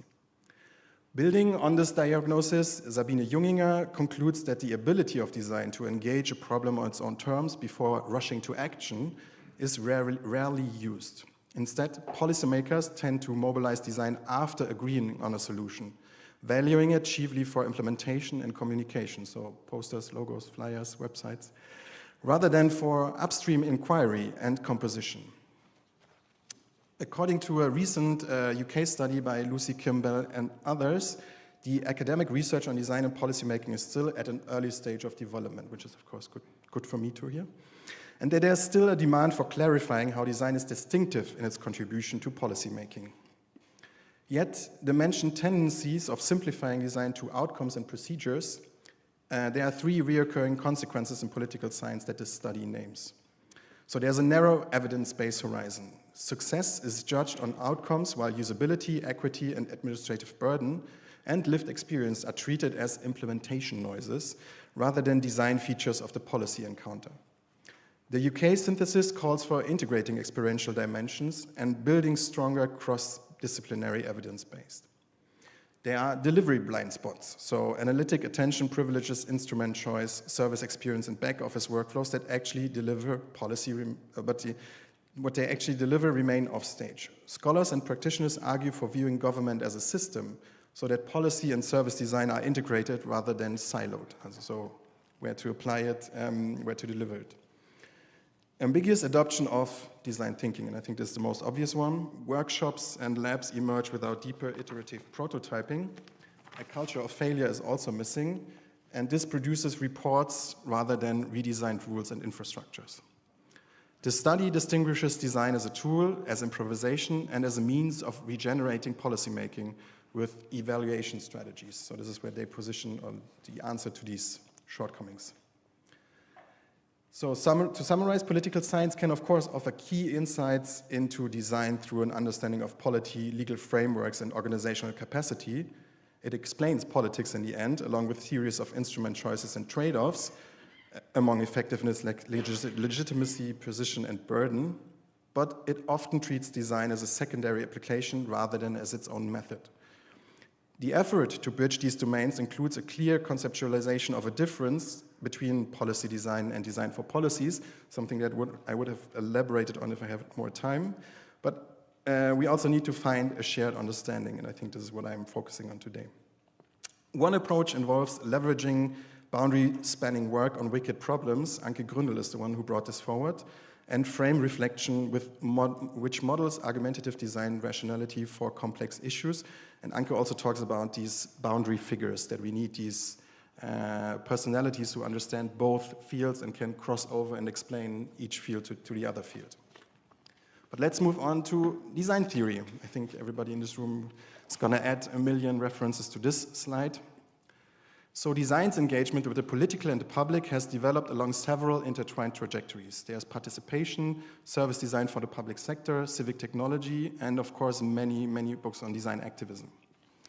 Across these trajectories, designers contribute practices of articulating needs, visualizing options, and prototyping situated interventions, often making otherwise abstract political questions tangible and discussable. This is a big potential of design. The focus of design here aligns with another crucial difference in political and democratic theory, the one between politics and the political, so between the conflictual ground that makes any order possible and periodically unsettles it, and the institutions. Read through the lens of the so-called political difference, design's treatments of democracy bifurcates in telling ways. Here's a small illustration of the difference between the political and politics. So politics is the institutions, and the political, that's all of us reshaping the institutions by intervening in them. But practices such as adversarial design and public-oriented inquiry operate in the register of the political. They stage contestation, articulate antagonism, and make worldviews tangible, thereby opening new space for collective subjectivation. By contrast, service design for the public sector operates in the register of politics, so focuses on the institutions and processes, but is mainly seen as a tool to make the political processes and services more efficient and aesthetically pleasing. But I believe that meaningful intersection of political science and design must consider both the political and politics and go one step further than merely being a tool for efficiency. However, let's examine design theory's treatment of politics first. So the lineage that I described, I'm going to briefly summarize them here. One lineage in the field casts design as an explicit democratic inquiry, a way of assembling publics around shared problems and material propositions. Di Salvo is a name that often comes up, and he advances the adversarial and public-oriented approaches in which artifacts, events, and infrastructures stage contestation and deliberation, rather than consensus by default. Another one is Mahmoud Keshavarz, who describes design as a material articulation of power relations with the possibility always to be re-articulated on the intersection of design and politics. This is his book, Design/Politics. Manzini is another name, the politics of the everyday, of course. These perspectives align with design activism, where design serves as an intervention into the existing order and is a vehicle for grassroots change and value articulation. A second tradition sees design theory, and design theory emphasizes world making. So design is a practice that constructs different social imaginaries and institutions. From Boncipe's call for a normatively engaged design in service of democracy to Friedrich von Borrier's political design theory building on world design and Pablo Escobar's pluriverse, these accounts foreground design's role in shaping ontologies, so ways of being and an order of who and what counts, rather than merely optimizing services. Here, design configures conditions for participation by redefining the worlds in which politics actually happen. Nevertheless, persistent challenge arises when we see these two. Engagement without institutional support can result in fragile pilot projects and activist fatigue. Spectacular experiments may overlook legal requirements, administrative capabilities, and the need for coalition building. This is the boring part, coalition building. The emerging synthesis suggests not abandoning experimentation, but instead integrating democratic design practices within institutional literacy. This involves negotiating public-oriented prototyping, activism, and world-making within established rules, or maybe through them, against them, roles and routines, thereby enabling design propositions to translate into sustainable policy and organizational change. And now, to move from critique to practice, it's helpful to examine areas where the gap between design and political science is already being closed. This is again from the UK study. This is the suggestion by Lucy Kimball, Dros, Massey, and Richardson. The potential for intersection can be summarized in these three shifts. First, from design as a tool used episodically within policy projects to design as a capability embedded across institutions, also against this silo thinking of like, here's the design department, but thinking of design in every department. Second, from service-only improvements to joined-up composition of instruments, services, and organizational routines. And third, from one-off pilots to reflective and critical learning systems, with clear evidence strategies and typologies of contribution across the policy process. So now to the practice examples. A small but growing set of initiatives shows how institutional literacy and designerly experimentation can be coupled rather than traded off. I'm going to look at Gestaltungszentrale Politik as an example coming from design, and at the democratic design framework that Brian also mentioned yesterday by Michael Soward as an example from political science. Both are interestingly enough part of World Design Capital Frankfurt Rhein-Main next year in different aspects. So yeah, also good to know this maybe. But let's look at Gestaltungszentrale Politik first. I guess kind of prominent example right now in Germany. Gestaltungszentrale Politik is an initiative that integrates designers directly into political work to create design-enabled process support for the elected officials and administrators. So they accompany elected officials by their work. The initiative is based on the premise that many legislative and policy challenges necessitate exploratory cross-boundary work that routine procedures do not easily accommodate. The center, Gestaltungszentrale, views design not as an ad hoc facilitation, but as a capability, framing problems, composing instrument service mixes, and establishing feedback loops that enable institutions to learn. The first prototype that we see here was conducted with member of the Bundestag Armand Zorn and his parliamentary office in collaboration with external experts and civil society actors. The MP selected the focus area of digital skills in society as a current priority with unclear pathways for action. The process that they did together began by constructing a shared map of the problem, identifying who's involved, which mandates and constraints apply, and where existing programs fall short. From there, the team generated multiple low-cost options that encompassed not only potential policy instruments, but also delivery changes like service flows, roles, and touch points, and new coalition strategies. The team then tested assumptions in joint sessions with civil society actors and external experts that narrowed the field to 4 concrete drafts suitable for political and administrative follow-up, which are still drafts, but and nonetheless they were developed. Along the way, the office developed shared design artifacts, and this is, I think, also the interesting part for designers. Problem maps, option canvases, implementation sketches, and plain language framings that made the work portable across meetings and hierarchies. And then they summarized also their findings in this report, or what came out of this. So the effects reported by participants were instructive, or are instructive. First, the option space expanded for the politicians. The team could see more and more diverse ways to act within real institutional limits. Second, they spent more time on the actual problem and less on defending a single pre-chosen solution, which improved the relevance of other proposals.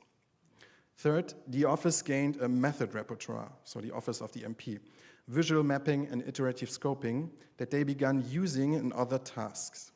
Fourth, and this is maybe also interesting for the coalition building part, because civil society and experts were involved early, the proposal had a stronger coalition readiness and clearer line of sight to implementation. So in short, the usual pattern in politics of brief, draft, and then defend the solution was replaced by a modest but genuine test and learn loop. However, of course, with projects like these, there are limits. The approach is very time intensive, and it cannot promise results in advance. Without sponsorship and procurement pathways, prototypes can stall. And to manage these risks, the team scoped the work tightly, made evaluation criteria explicit from the outset, and identified the necessary legal and organizational anchors early. This is how they are involved in WDC. The next step is a state-level negotiation pilot to test this designery process in legislative setting, which they are planning for summer of 2026. Why does this case matter? Because it shows how design can operate across polity, politics, and policy at once, respecting institutional constraints, improvising decision processes, and composing instruments with services. To the other side of the spectrum, If gestaltungszentrale Politik shows how design moves into politics, then Michael Sorward's democratic design framework shows the reverse. Political science adopting design or understanding itself also as design, moving to design. Where Gestaltungszentrale builds capability for framing and prototyping within political processes, Sorward provides a theory toolkit for designing democratic devices and practices, from ballots to citizens' assemblies. So we heard this yesterday as well, where many theories stay at the level of first-order models. So many political theories operate in the question of, is it representative democracy, deliberative democracy, participatory democracy, consensus democracy? And I think this is also a good answer to the question, what does design contribute to democracy? And we can ask then, which democracy or which part of democracy actually? Because that's what Sorward offers. Sorward offers a second-order approach to democracy. Instead of only asking what kind of democracy we have, he asked how democratic practices and devices are designed, enacted, and iterated over time. In other words, democracy is not just a set of institutions for him, but is actually a design challenge. The framework starts from a democratic minimum, a constitution, the most important part of that. On that base, we enact specific democratic principles in concrete practices and devices. Things like elections, bailout design, public hearings, petitions, citizen assemblies, referendums, participatory budgeting platforms, and oversight bodies. These are the building blocks we can actually design. Each has goals, roles, rules, sequences, artifacts, and spaces. Sorward insists that designs be driven by a democratic sensibility, which he further explains, which is quite interesting, this democratic sensibility, which is an orientation that attends to inclusion, non-domination, fairness, and the lived experience of participants. So I guess that's also like a big ask of people engaging in politics to have a democratic sensibility nowadays, but of course it's a framework still. He defines democratic design as a procedure for collective decision-making composed of governing practices and devices that enact selected principles, aim to meet or exceed the democratic minimum, and are tailored to context and purpose. For example, a national referendum can enact equality and inclusion, one person, one vote. Freedom as a democratic principle, the right to say one's piece, and rights to vote, to campaign, to choose.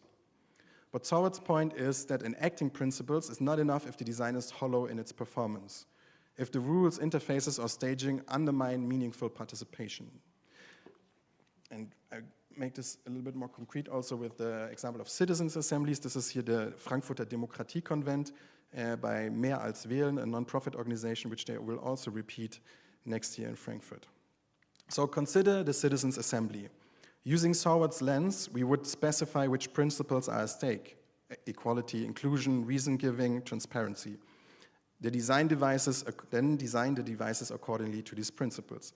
Recruitment rules that ensure genuine inclusion. Briefing materials that balance expertise and accessibility. Facilitation that guards against domination, and clear channels for decision makers. And of course, most importantly, a report, as I mentioned earlier, a publication and a follow-up plan so outputs do not disappear into a drawer. We would then test these devices against the democratic minimum, of course, asking important questions to fine-tune the process. In short, we design the assembly not as an event, but as a governing practice, as a learning system. To my final example, which is the concrete example of World Design Capital, or what we are doing right now, or what I'm mainly doing right now for World Design Capital. This is the Lord Mayor of Frankfurt, Mike Joseph. Facing the current challenges, we have to experiment with new solutions, he says. He captures the core tension that I would have exemplified a little bit more in the beginning of this paper. Institutions built for stability now struggle to adapt to accelerating social and environmental change. The democratic task, as he frames it, is not only administrative renewal, but restoring confidence that politics can still shape the future.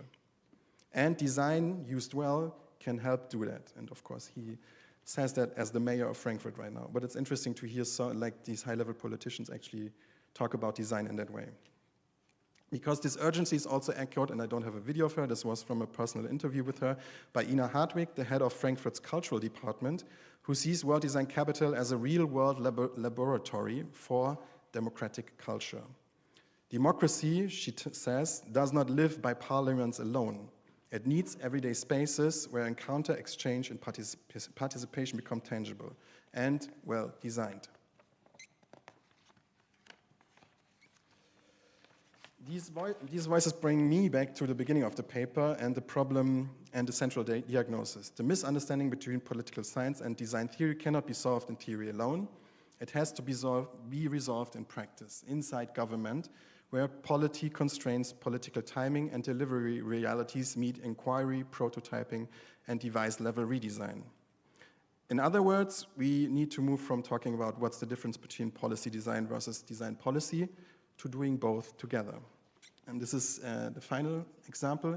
I brought this, we are currently developing the Design Action Plan Frankfurt Rhein-Main, which kicked off with an intensive workshop with Anna Wicker that you mentioned yesterday as well.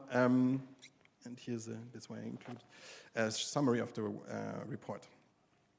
So the Design Action Plan Frankfurt Rhein-Main synthesizes two complementary approaches presented here.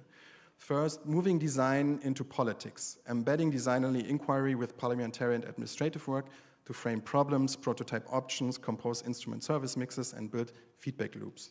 Second, informing this design process through political science, specifying principles, standards, and device-level architecture through which democracy is enacted and must be continually redesigned. So bringing this together, the Design Action Plan sets out a regional design policy for Frankfurt Rhein-Main, by which I mean, and this is the short explanation of what is a design policy, not the redesign of a single service, but rather the enabling environment that allows many services, rules, and democratic devices to be designed better and repeatedly. So it's more, the design policy is the frame that enables that. In practice, a design policy is a coherent set of public measures, rules, roles, investments, and standards that legitimize and anchor design capability across the region and across the government, of course. It mandates skills pathways inside government, shared quality standards for accessibility and inclusion, and common forums where administration, designers, and citizens can co-create. And I'm going to go quickly through the parts of it. So one idea of the Design Action Plan is a design policy unit, which will be a design policy lab within the government, bringing together experts from politics, science, and economy, of course, inside of the Design Hub. And an idea is that every city with more than 100 inhabitants in the region will get a chief design officer, so someone in government actually in charge of design. At the level of politics and decision-making, we standardize design formats like co-design sprints, negotiation lab, and public roundtables, so participation is not box-ticking, but lived legitimacy. So the plan contains both kind of like the top-down approach from the government side, but also the bottom-up approach in enabling the design community and actually the broader public to participate and engage.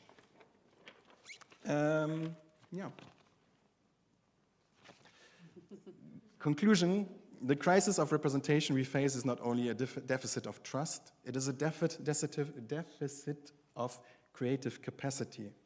So we need creative democracy, actually. Political science brings the grammar of authority, while design brings inquiry, prototyping, and the ability to compose devices that work in context. But too often, these two languages only meet at the end of the process. On one side, policy studies treat design as an instrument composition, and on the other side, design research offers powerful practices for assembling publics, world mapping, and service design, but can lack institutional anchoring. So actually thinking about the complicated politics. Key questions remain for me. The biggest question is, how far does this parallel between politics and design actually go? So how can we actually compare design with politics? This makes only sense if this is possible, but there are definitely limits to this comparison. But there are also many questions around power and asymmetry. So why is it often that political science defines the setting and then design theorists, design researchers can come in? And most of the time, anchoring design in government relies on like the goodwill of individual champions, like Armand Zorn here in the Bundestag. But how do we reduce this dependency on these champions that focus on designer work and make it more institutional?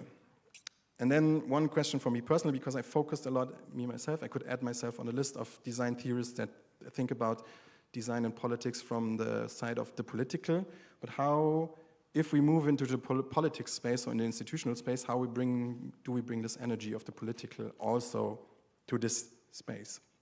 Those are kind of like the big questions I still have, but maybe we find some answers to that because Bird will also be part, this is now the advertisement block. Bird will be part of World Design Capital Frankfurt Rhein-Main in November 2026. That's it.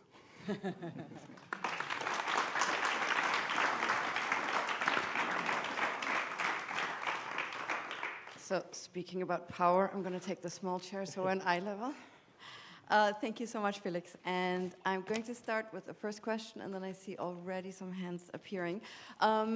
Thank you so much for that input. And as someone who comes from political science, who moved into design, the first thing that no, I'm not going to go theory on you. The first thing that I asked myself was actually who's having this conversation with the political scientists, because my experience was design is always very interdisciplinary and very engaged, and we love to make new friends and to work with them, where political science is perfectly fine with itself. So if it says design, it talks about research design, like you said, or policy design. It doesn't mean design, it means planning. And if you say design to them, they'll think of an Eames chair.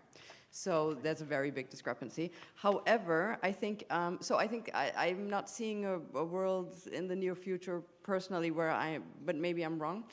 Maybe you have examples of that where political scientists are footnoting design researchers or theorists.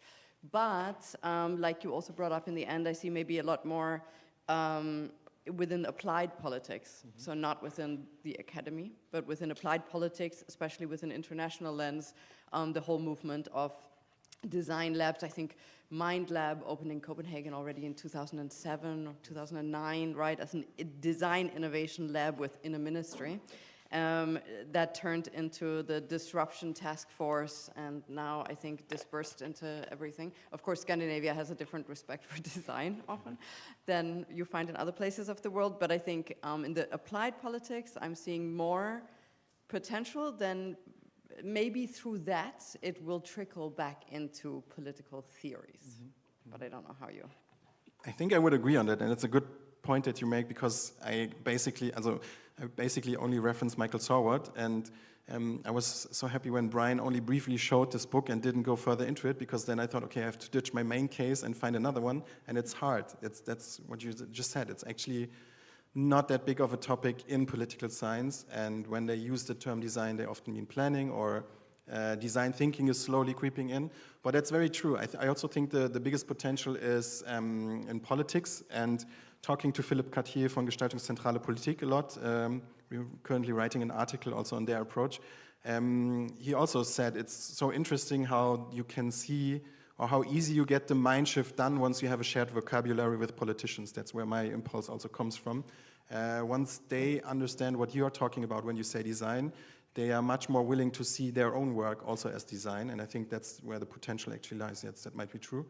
But I would hope that then after this process, or as part of the process, a little bit of design trickles back into political science. That would be amazing. I mean, we're quite a hacking on discipline, right? So, I mean, of course we just have to do the legwork always. Of course, you can work on those case studies and then publish them, try to publish them at a political scientific conference.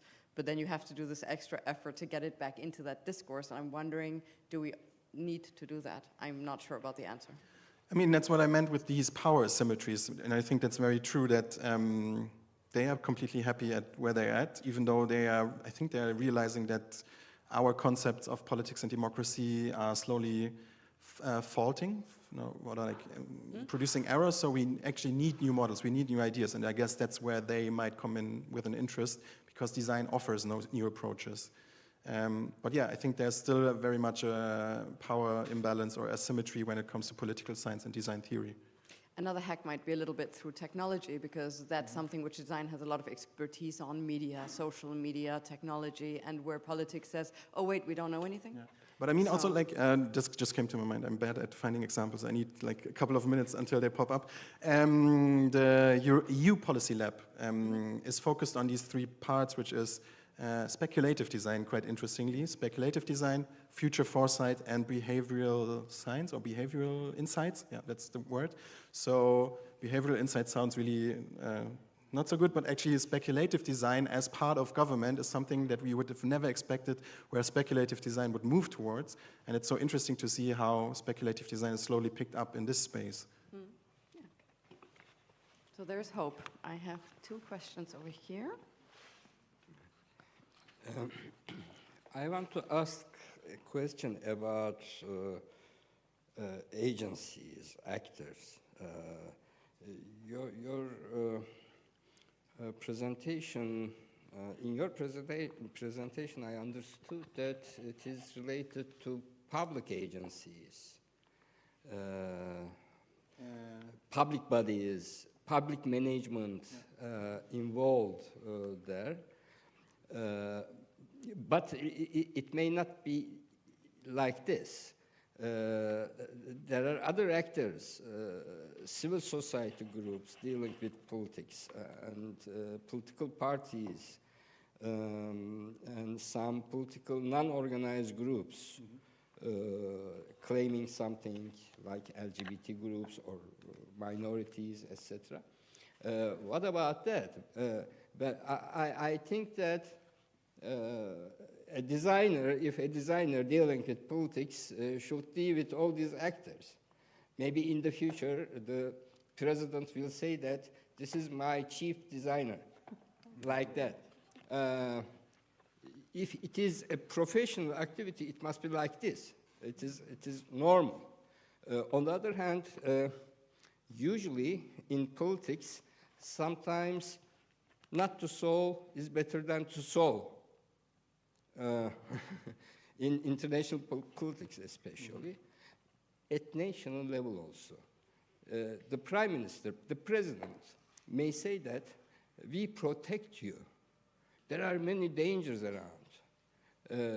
We protect you, but they may avoid to say we solve, because solving necessitates money, financial background, etc.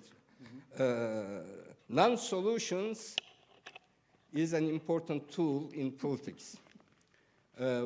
What in such a case designer will do, will approach other actors. Therefore, the client is not state all the time. You may have different types of clients. Just I want to add this. What do you think about it? Yeah, no, definitely. This has also been a process for me, definitely talking to people in the Bundestag, but then also realizing they're all human beings there. So that's going back to the question of like, what democracy are we actually talking about and what part of democracy are we talking about? And also, if you work with the state, then it's also interesting what part of the state or what person responsible or elected are we working with. That's what I mentioned. We always need these kind of like champions that bring us into this space, and this is still very much the case. Those who can tell you where you can apply design capabilities to enter the state. So also like working with the state, I guess, it comes down to with whom from the state are you working with.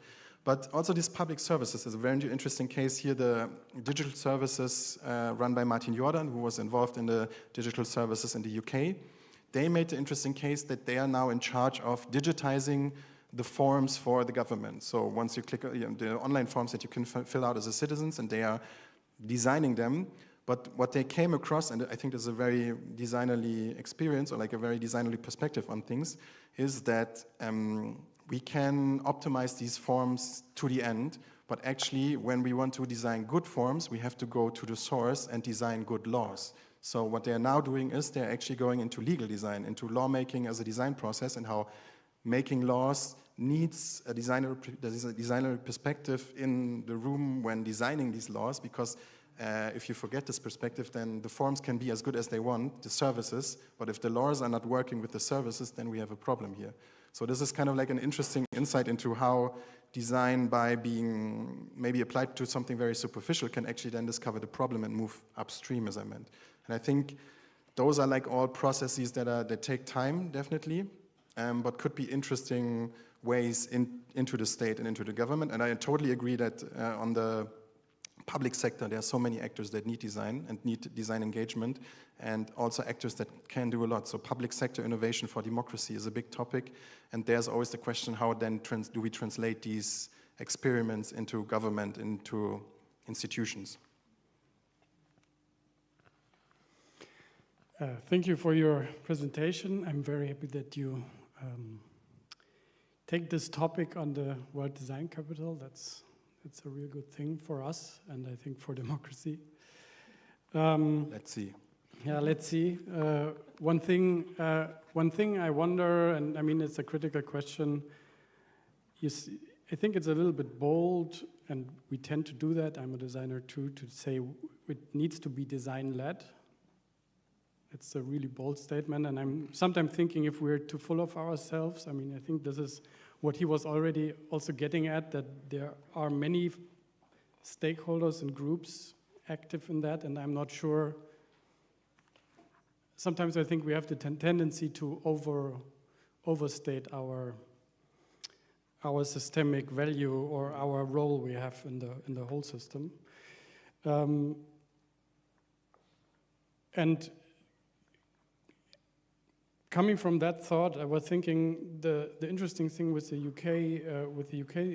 UK approaches is design in that moment a facilitation process for others, or are we actively shaping the politics? You know, so like, what is our role then? Are we like more the service co-creators, or are we using co-creation to just get some information and then we shape how the system works? That's very different things.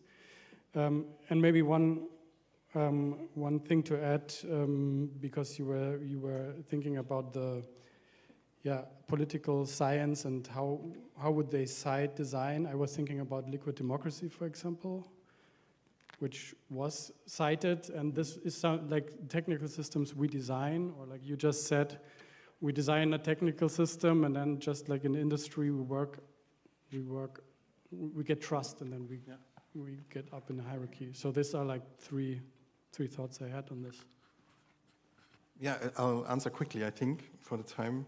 I totally agree. This one point of the study is, or from Lucy Kimball and others, the study, it's still, for everyone involved, pretty unclear what design specifically adds. So what is the actual contribution of designers in politics or in policy making in the political process? I personally think it has a lot to do with perspective, or like this is the interesting thing that design brings in, is a different perspective on thing, or like this divergent thinking against a political process that's really focused on selecting one solution and sticking with it. Which is also the case for speculative design in the EU. So what does speculative design bring to policy making in the EU? It enables others to also see a possible future, or to see a future that they don't want, and then start to get active themselves and be engaged. So I think there's a lot of potential actually from design, where it's all about shifting perspectives, activating different actors that are not yet involved, and making these things visible and tangible, so kind of democratic visioning that is brought into our very unvisionary processes at the moment. Maybe. Or that's my personal take on it. I have to do the research first.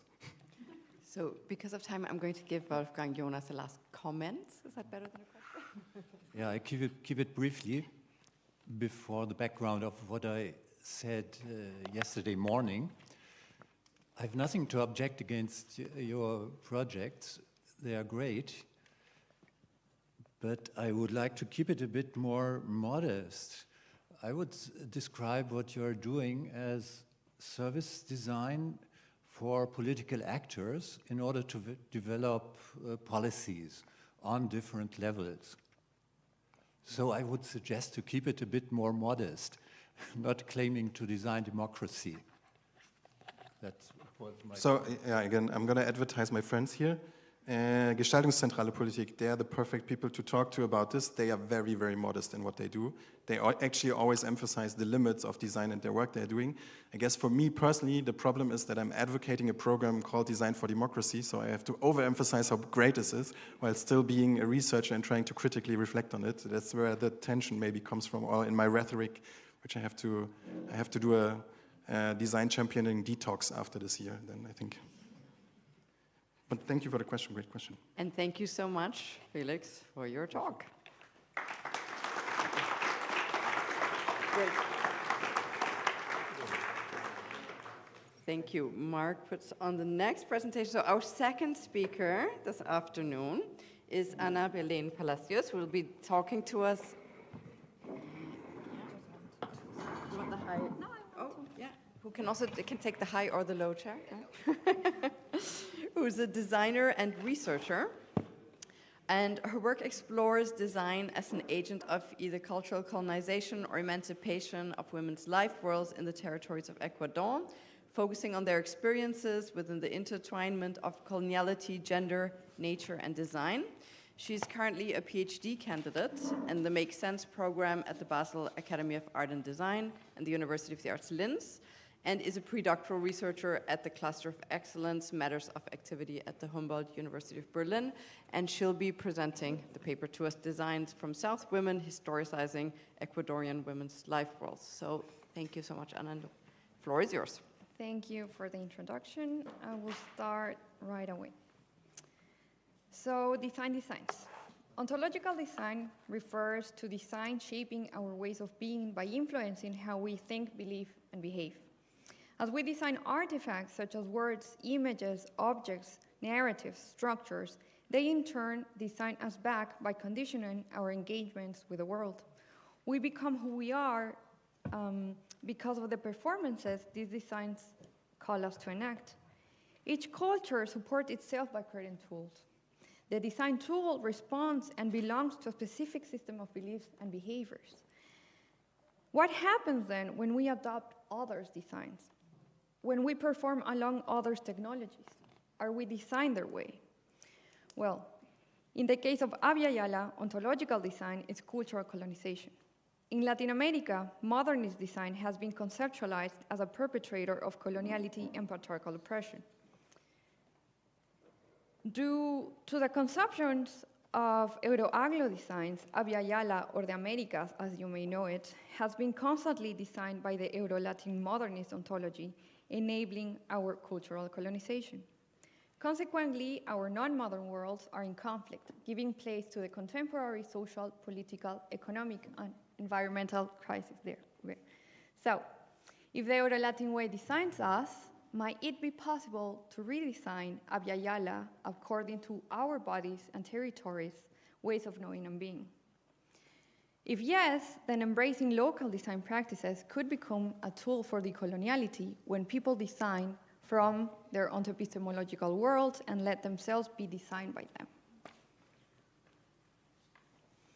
Research on design in Abya Yala has explored collective non-modern experiences that question the hegemony of Eurocentric traditions.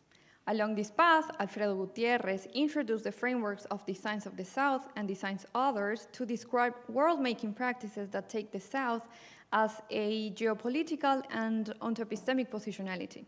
In both, the emphasis falls on recognizing these practices in order to design with them and allow ourselves be designed by them. Here is where I position my project. My work builds on the discussions on design and coloniality and proposes to extend these explorations to examine the categories of gender and nature. But what about these? Decolonial feminist research reveals that the coloniality in Abya Yala operates simultaneously on gender and nature, producing an intertwined system of domination. How? Since the Spanish conquest times, nature has been objectified and naturalized, legitimizing its control, exploitation, and commodification as essential human rights. At the same time, the coloniality of gender established a racialized and hierarchical order in which white men were the only fully human, white women were human only because they reproduced race and capital, while indigenous and Afro-descendant peoples were dehumanized as males and females belonging to nature. Men were reduced to labor and women to reproduce this workforce.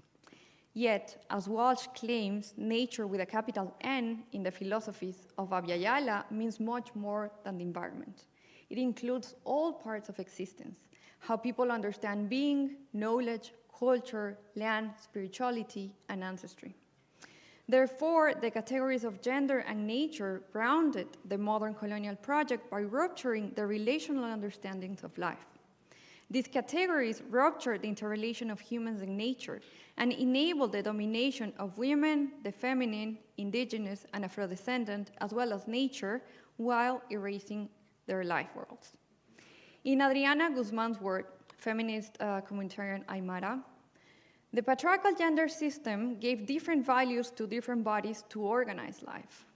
Just as nature or natural resources to be exploited and violated, plants, animals, mountains, water, indigenous and Afro-descendant people were subject to the same exploitation and violation as not human males and females.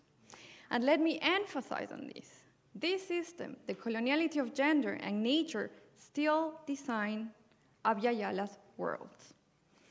So now, understanding the articulations of the colonial categories of gender and nature, to imagine the colonial horizons, it is essential to explore Abya Yala's design practices that challenge nature and gender. In response, Colombian Gloria Barrera's proposal, Diseño desde las Mujeres Sur, Designs from South Women, emerged as a collective effort to acknowledge the invisibilized practices of women and pursue other ways of design from the South. Significantly, inhabiting the borderlands of gender, temporalities, territories, and cultures, women have designed their life worlds in which ancestral knowledges became their material and spiritual resources for resistance and survival. These life worlds disclose socio-natural ways of knowing and being that challenge the categories of gender and nature. I call these ways socio-natural to integrate the idea of the mutual shaping of the social and the natural and their inseparability through the ontopistemic, territorial, and ancestral socio-spiritual dimensions. These socio-natural practices acknowledges gesture interrelations with nature and ancestrality beyond modern colonial social forms and are embodied by healers, agriculturalists, witches, shamans, weavers, abortionists, grandmothers, and midwives, among others. Despite historical criminalization and forbiddance, these women represent the collective memory of anti-colonial resistance, allowing its continuity. Then, building on Diseño desde las Mujeres Sur, my project aims to redefine design from women's local anthropistemologies by historicizing their life worlds. Specifically, I propose that historicizing and designing with Ecuadorian women's life worlds can extend design beyond Eurocentric disciplinary confinements as their practices resist gender hierarchies and sustain relational understandings of life.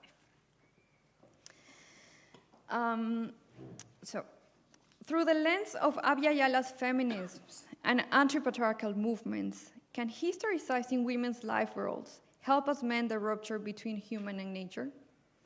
Can reclaiming the interpretations and representations of our worlds generate new imaginaries for anti-colonial, anti-racist, anti-patriarchal, and anti-capitalist futures?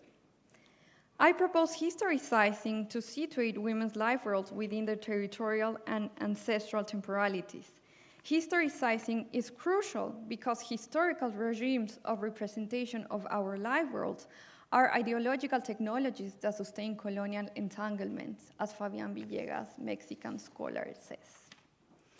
Therefore, historicizing could reveal different historical articulations of patriarchy and coloniality in our territories, while recovering genealogies of resistance in which women were better, claims Aura Cumes, Mayan scholar. These acts of memory and justice open possibilities for better futures by depatriarchalizing and decolonizing. This is because once we own the narratives of our ways of being and knowing, we can start designing with them and let ourselves be designed by them. As an Ecuadorian designer and researcher, my interest lies in engaging with the histories of the territories that are Ecuador today.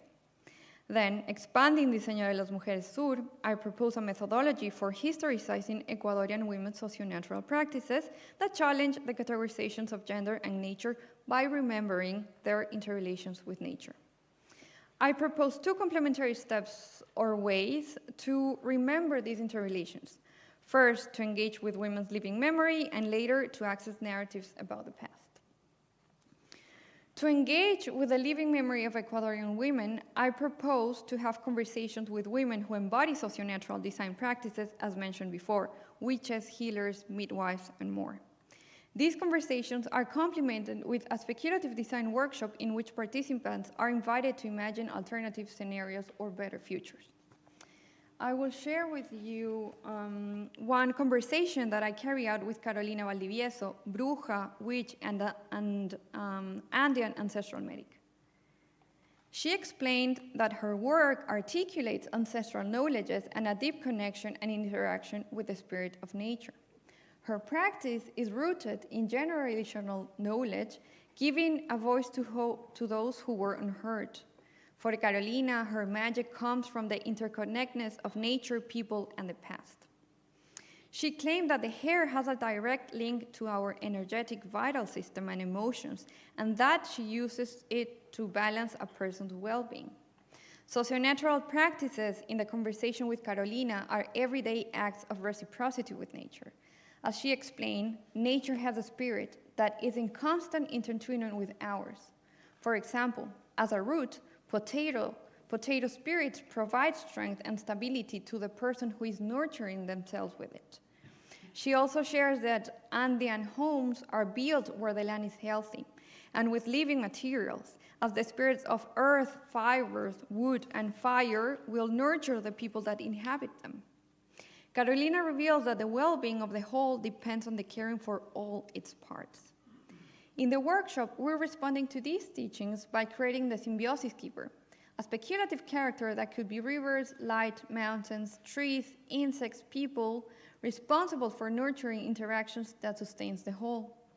Drawing from Carolina's knowledge as a bruja, ancestral medic, woman, and mother, the character embodies the Andean philosophy that land and food are not mere resources but vital relations. For her, designing better futures begins in the present by healing our interconnections with nature to care about generations to come. These socio-natural design practices are therefore material, relational, embodied. They show how land and bodies are interconnected systems of care. They foreground witches as knowledge keepers, healers, and spiritual ancestral mediators, directly challenging colonial and patriarchal erasures of women's contributions, positioning them as epistemic subjects. At the same time, they challenge modern colonial understandings of nature, presenting it as a spirited, active participant engaged in reciprocal relations. The practices reject hierarchies between the human and nature and emphasize codependence. Integrating this perspective into design would mean understanding these practices as design knowledge. For instance, as design elements, potatoes, hair, wood, fire will be valued as active agents giving their spiritual and practical significance. Applied into the design process, principles of reciprocity, care, and interdependence would portray materials as co-participants. The epistemologies of women such as Carolina demonstrate that design can act as a practice of resistance to colonial categories when establishing alternative design epistemologies. The second step involves accessing narratives of the past in order to recall pre-colonial stories that can build anti-colonial imaginaries. I propose exploring historical materials and also engaging with the work of artists who generate alternative narratives to modern colonial regimes of representation. For these, I am going to share with you an image part of the visual imaginaries created along the research process resulting from the first interactions of conversations with 5 Ecuadorian women this past June. This image was created with Nacheli Lascano, an Ecuadorian artist. It portrays the stories of La Señora Rebeca, Amada, Marta, Mari, y Jenny. And it is inspired by Fiebre de Carnaval, a book by Ecuadorian writer Juliana Ortiz. In one of the chapters, Ortiz introduces Mamadoma, una mujer partera y curandera, midwife and healer. The young girl in the story, Ainhoa, chooses to pray to Mamadomas instead of Jesus, despite her grandmother's orders. Ainhoa believes that Mamadoma has truly saved people with her hierbas, healing them with medicinal plants, and helped poor black women during childbirth. Why should we pray to Jesus instead of Mamadoma, who truly belongs to us? She asks, believing that Mamadoma is the only one who can restore a once better world. Ainhoa prays in her back garden for an end to poverty, for her sister's freedom from exploitative work, and for protection from men's violence. She then eats pieces of earth, symbolizes communion with Mamadoma and trusting in her powers to fulfill her prayers. Ortiz, in her book, evokes Afro-descendant women's collective memory, showing how healers and midwives are figures of resistance and resilience. The illustration was created as Ainhoa's character questioning, creating an altar to women like La Señora Mary, an agriculturalist that continues the traditions of past people, as she calls them, to care about the land and her community. Or La Señora Amada and La Señora Jenny, whose knowledges as healers resisted centuries of erasure of indigenous Afro-descendant ontoepistemologies. These women's practices are a pre-colonial collective memory that sustains life and anticipates better futures, yet their bodies are exploited as foundations of patriarchal and capitalistic Ecuadorian infrastructures. Beyond its symbolic meaning, the creation of these images is not only essential as part of my project's visual imaginaries, but also for understanding and learning from the design process itself. When I collaborated with Nacheli to create this illustration, I shared with her the women's stories and the chapter from Fiebre de Carnaval. Once we agreed on the idea, Nacheli developed several images, which I decided to intervene. In the sketches, you can see a couple of interventions. The background in the second image appeared as an idea of forest that did not depict the landscapes most familiar to the women, such as sugarcane, cacao, plantain, or cornfields. In the first image, in yellow lines, to the, my right, yeah. The bottle containing the medicinal plants of La Señora Jenny was shown as a glass with a cork, a bottle rarely found in rural Ecuadorian homes. We are not wine culture. The cacao, until the third image, was illustrated in a commercial style, as it often appears in chocolate advertisements, rather than the transversal cut done by farmers to collect the cacao nibs easier. Also, the figure's body appeared too tall and did not reflect the women's real bodies. We also repositioned her hands holding a machete to convey greater agency and activity, aligning more closely with the reality of the women I collaborated with. In sum, all these changes were necessary because the original images created conflict with the presentation of the lived experience of women portrayed. These interventions revealed another layer of complexity of the design process, our own cultural assimilation.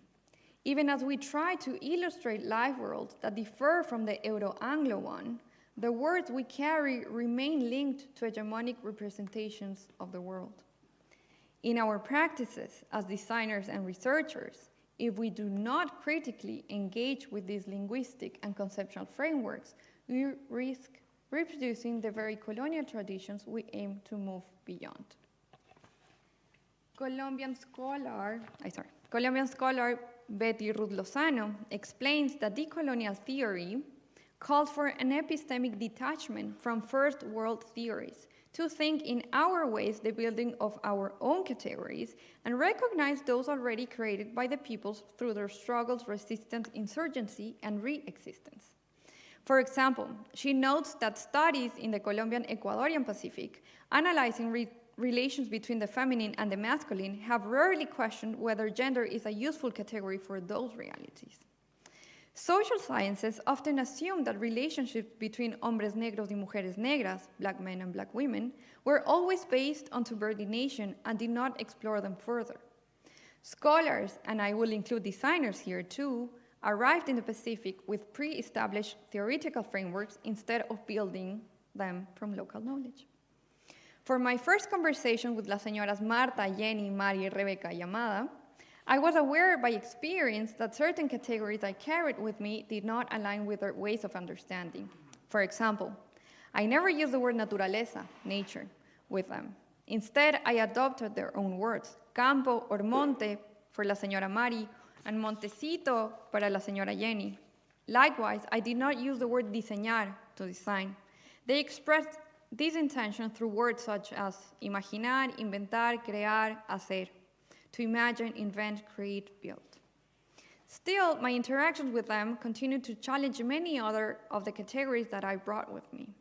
I learned from La Señora Mari, una mujer montuvia, a woman from the Pacific rural areas of Ecuador, that the category of domestic labor extends to the caring of the corn, cacao, plantain, pigs, and chickens, besides of the caring of children and housework. I also understood that maternity does not quite fit her reality, as the upbringing of children is a shared practice between the mother, community, and most relevant with the campo, or the crop fields. She shared that some years ago, before digital life and narco-traffic violence, she trusted that El Campo would take care and protect her kids. Similarly, when I asked La Señora Amada how she wished to be introduced in this project, she simply replied, Mujer de Pimampiro, a woman from Pimapiro, her birth town. La Señora Amada does not identify as Afro-Ecuadorian or black. As a mestiza, a mixed person, a mixed woman, and researcher, I approach her with academic and political categories that she herself does not use. This encounter revealed how my research can reproduce external frameworks that override people's own self-definitions. It exposed that genuine decolonial work requires an ongoing process of unlearning that the academic traditions, and colonial, let me say, that classifies through concepts rather than engaging with lived experiences. So, wrapping up, as a final reflection, the proposed methodology approaches design as a reciprocal practice in which practitioners engage with local knowledges while also transforming their own values, methods, and worldviews. This approach matters because it includes Abya Yala's decolonial feminisms and anti-patriarchal perspectives into design debates, which brings new guiding questions for practitioners, such as, how can we shift our methodologies to allow nature to design? What are the other agencies of anti-colonial traditions that can be included in the design process to restore collective well-being? Or how are our practices perpetuating the rupture of human and nature? Nevertheless, given that my project methodology to historicize socio-natural practices was grounded on interactions with Ecuadorian women, further research could evaluate how to extend it to other territories of Abya Yala to avoid universalisms that ignore local ways of knowing and being. There is also a need to test how such approaches can inform design to challenge other oppressive modern colonial categories. In conclusion, historicizing and designing with women's socio-natural design practices can contribute to dismantle colonial frameworks in design approaches, and in that way advancing epistemic justice in Abya Yala. Ultimately, decolonized design practices would allow us to create autonomously our words, images, objects, and narratives to design our worlds. Thank you.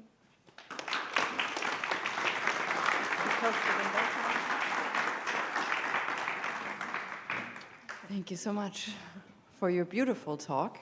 I'm going to start with one question and then I'll open it up. So first of all, I'm so happy to hear that the project found a home for the PhD. Thank you. That's really fantastic. And I have to start by asking about this image making, because I find it such a beautiful practice, a very collective practice also. You know, with someone together and trying to represent, and so it's got a lot of layers of complexity. And you know, in design generally, I think there's been a lot of considerations about, you know, what would be sustainable aesthetics, what would be feminist aesthetics, what would be decolonial aesthetics, and I think it's a very interesting example of that. But it makes me wonder, what are these images? Almost like image as methodology or image as, it's not research object. I'm not sure they're more than images, right? And what do you do with them? So, you know, do you let them stand as images, or are they objects which should only be presented with context and background and all of this research and considerations and process that goes into, you know, to producing or assembling them, maybe you could say, composing them? Do you not show them at all because it's the reflections that arise from assembling them that are important? What is this object and what do you do with them? Okay, that's complex to answer. Just your thoughts. Yeah, no. I mean, there's images are narrative devices in the first place, right? So it depends on the intention of its creation and also like who is creating them and the cultural baggage of the person that is creating them. Then the images are going to refer to that, right? So I mean, they're going to narrate whatever the creator wants to narrate, and that then the image I think someone yesterday said that the images are performative and they perform by themselves. It depends in the context that you put them in, right? So I can just talk about my project, and basically, if I'm telling all these stories and gathering all this knowledge and different ways of perceiving the world or representing the world, then I have to be cohesive to that, right? Like congruent to it. So that's why I decided to intervene them to actually convey the meaning that I am the only one that knows, because I was the one that was talking to these women, and then I also present those images to these women, right?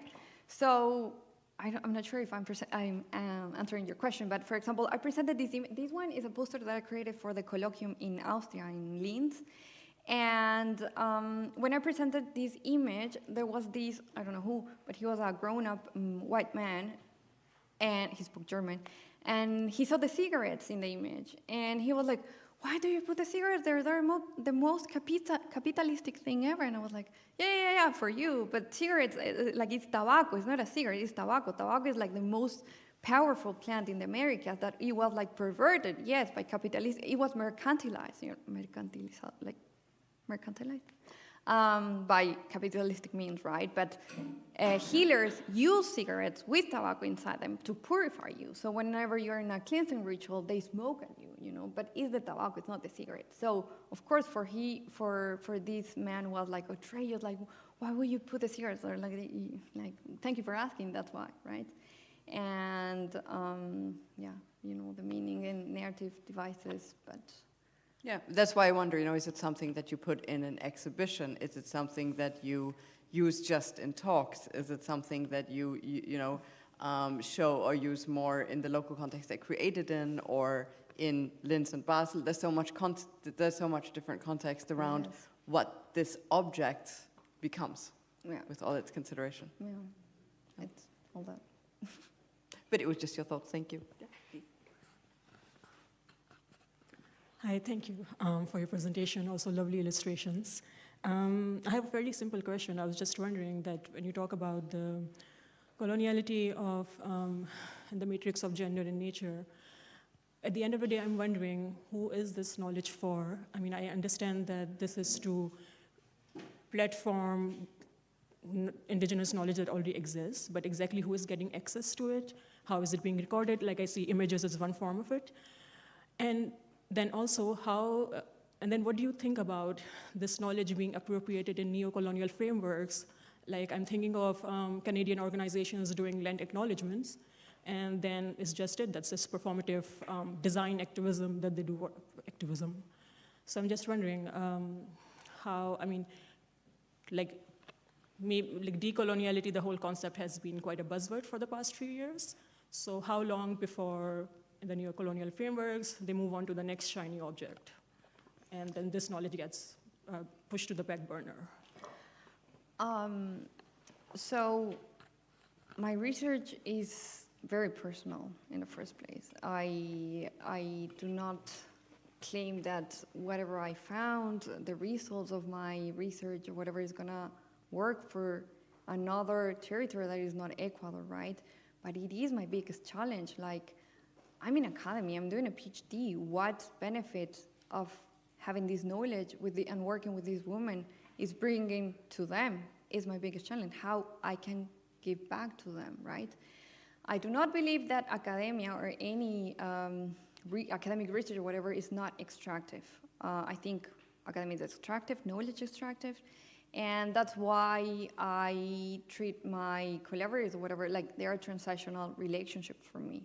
So this is kind of the whole context of trying to answer your question. So I do pay honorariums to the women that I collaborate with, because what purpose or how is it serving that her names appear in a PhD archived in the University of Linz in Austria, right? So the outcome, again, is my biggest challenge, to see how I can give back the knowledge that is created through the PhD, through academia, to them.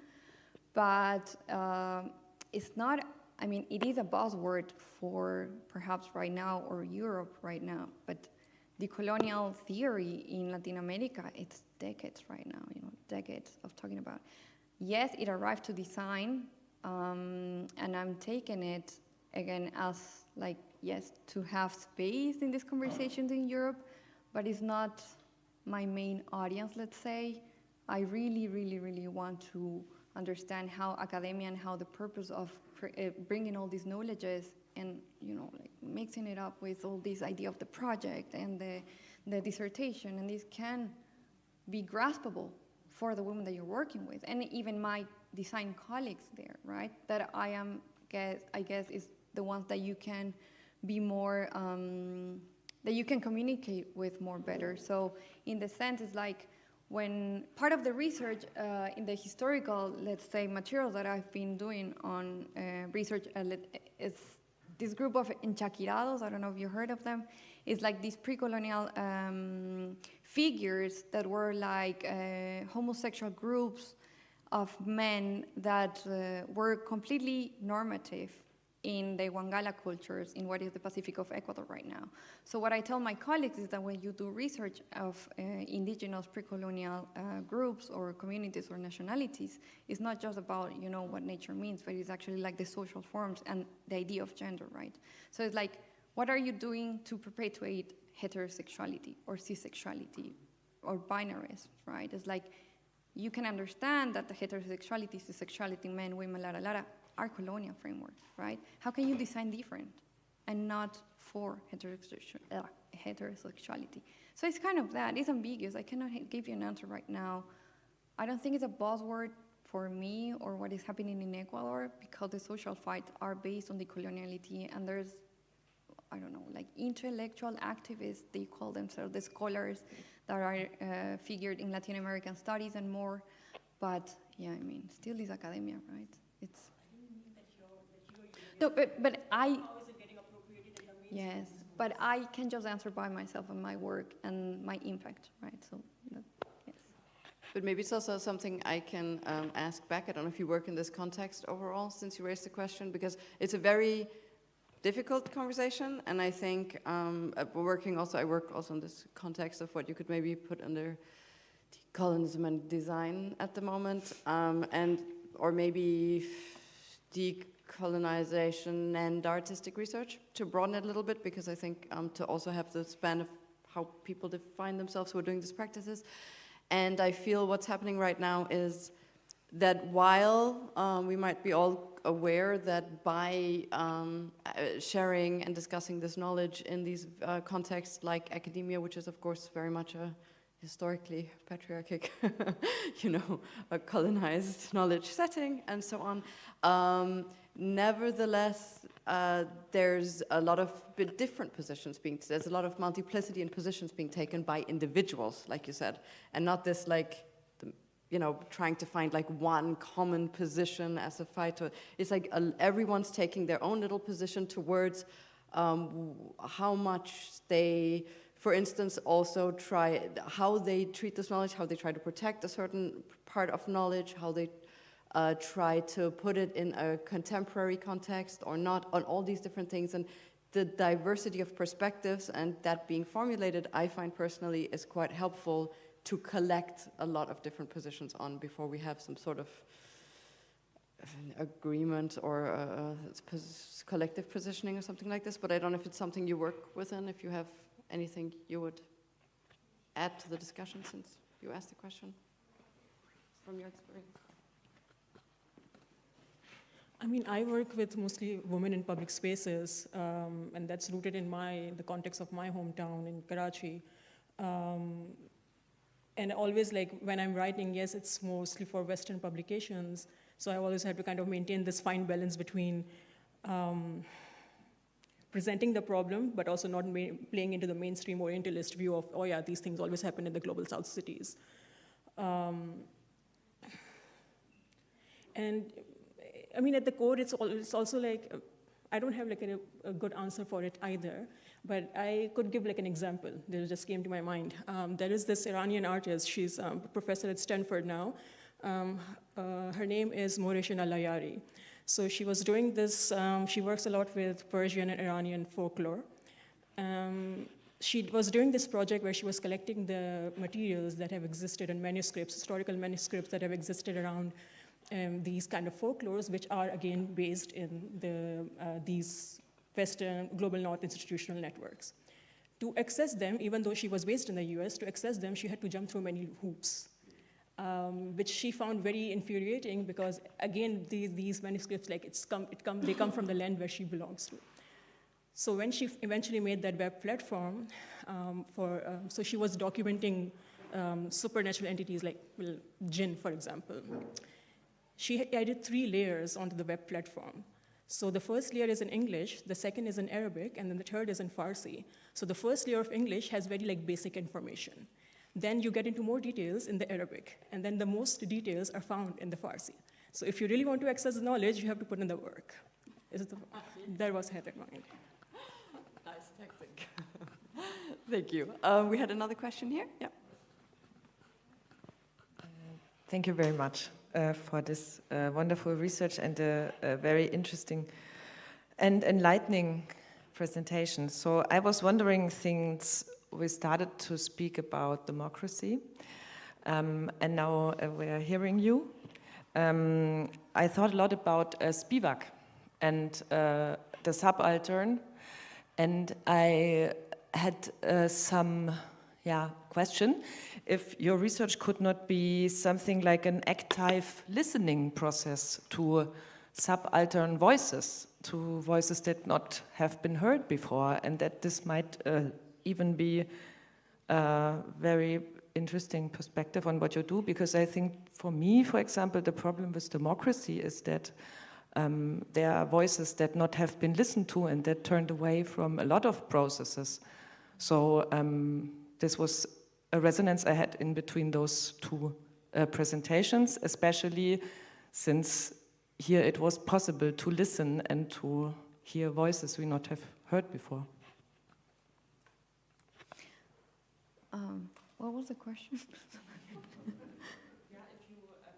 If you could agree on active listening as maybe an idea into, there was a conversation about images and what do those images do. Yeah. So active listening, if it's a...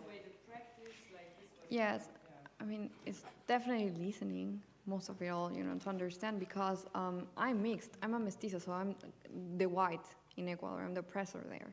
So trying to understand these other realities, even though you grasp them, right? You have to listen. You have to listen, and then you have to decide if you tell those stories or not, and also if it is your place to tell them or not, right? You have to have permission if is this voice or are these stories need to teach someone else something, It's like I decided and I asked permission if I can bring these stories here because because my PhD is in Europe, I have to present to this audience. And I choose the words, I choose the images, and I choose everything and what to say here. And it's really complex because kind of culturally, those stories kind of, again, in Ecuador, you know them because it's part of your family, your heritage, or around you. But in Europe, it's like not. And I'm talking about sad stories, let's say, but do I come here to teach you with these sad stories something? Should I do that? Is this my place? Do I want to do it? I don't know. It depends on each practitioner, right? So for me right now, my biggest interest is to kind of create a framework somehow to influence other designers to be more political and to understand like the political dimensions and the risk of perpetuating violences in Ecuador, right? Perhaps you can resonate as practitioners here in Germany, in Berlin, with the things that I'm saying to you. I hope so. It would be nice. But if not, I'm fine with it as well. And for that, I'm not going to bring sad stories that I don't want to tell, right? I'm not going to, how do you say that, like, pervert also, like, those stories. I don't know. And maybe to the concept of democracy, I'm not sure if that's the right...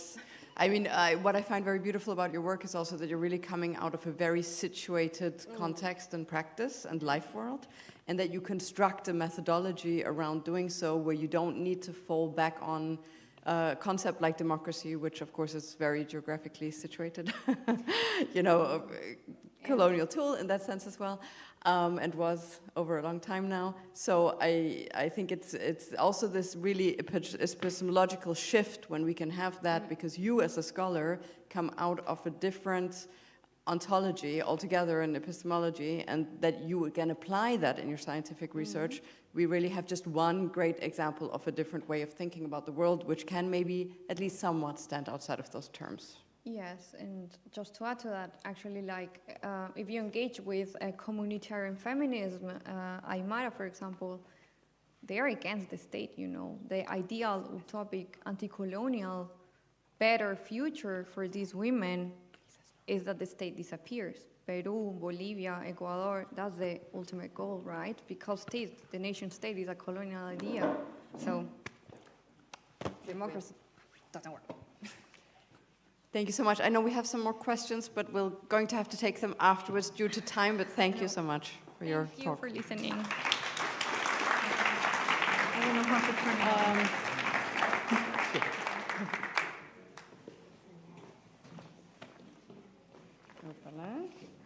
Thank you, Mark. I give you the microphone.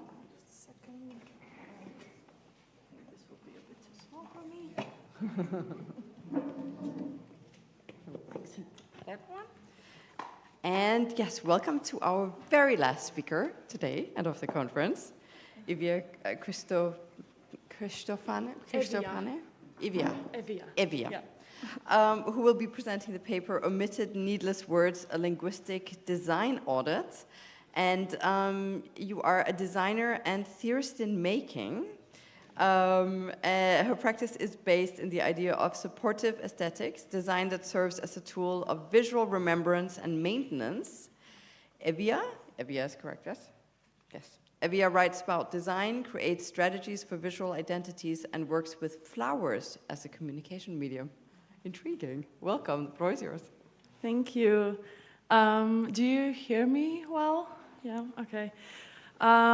Yeah, thank you so much for having me here, first of all, and thank you to all of the previous speakers. I'm so honored to be the headliner of the function.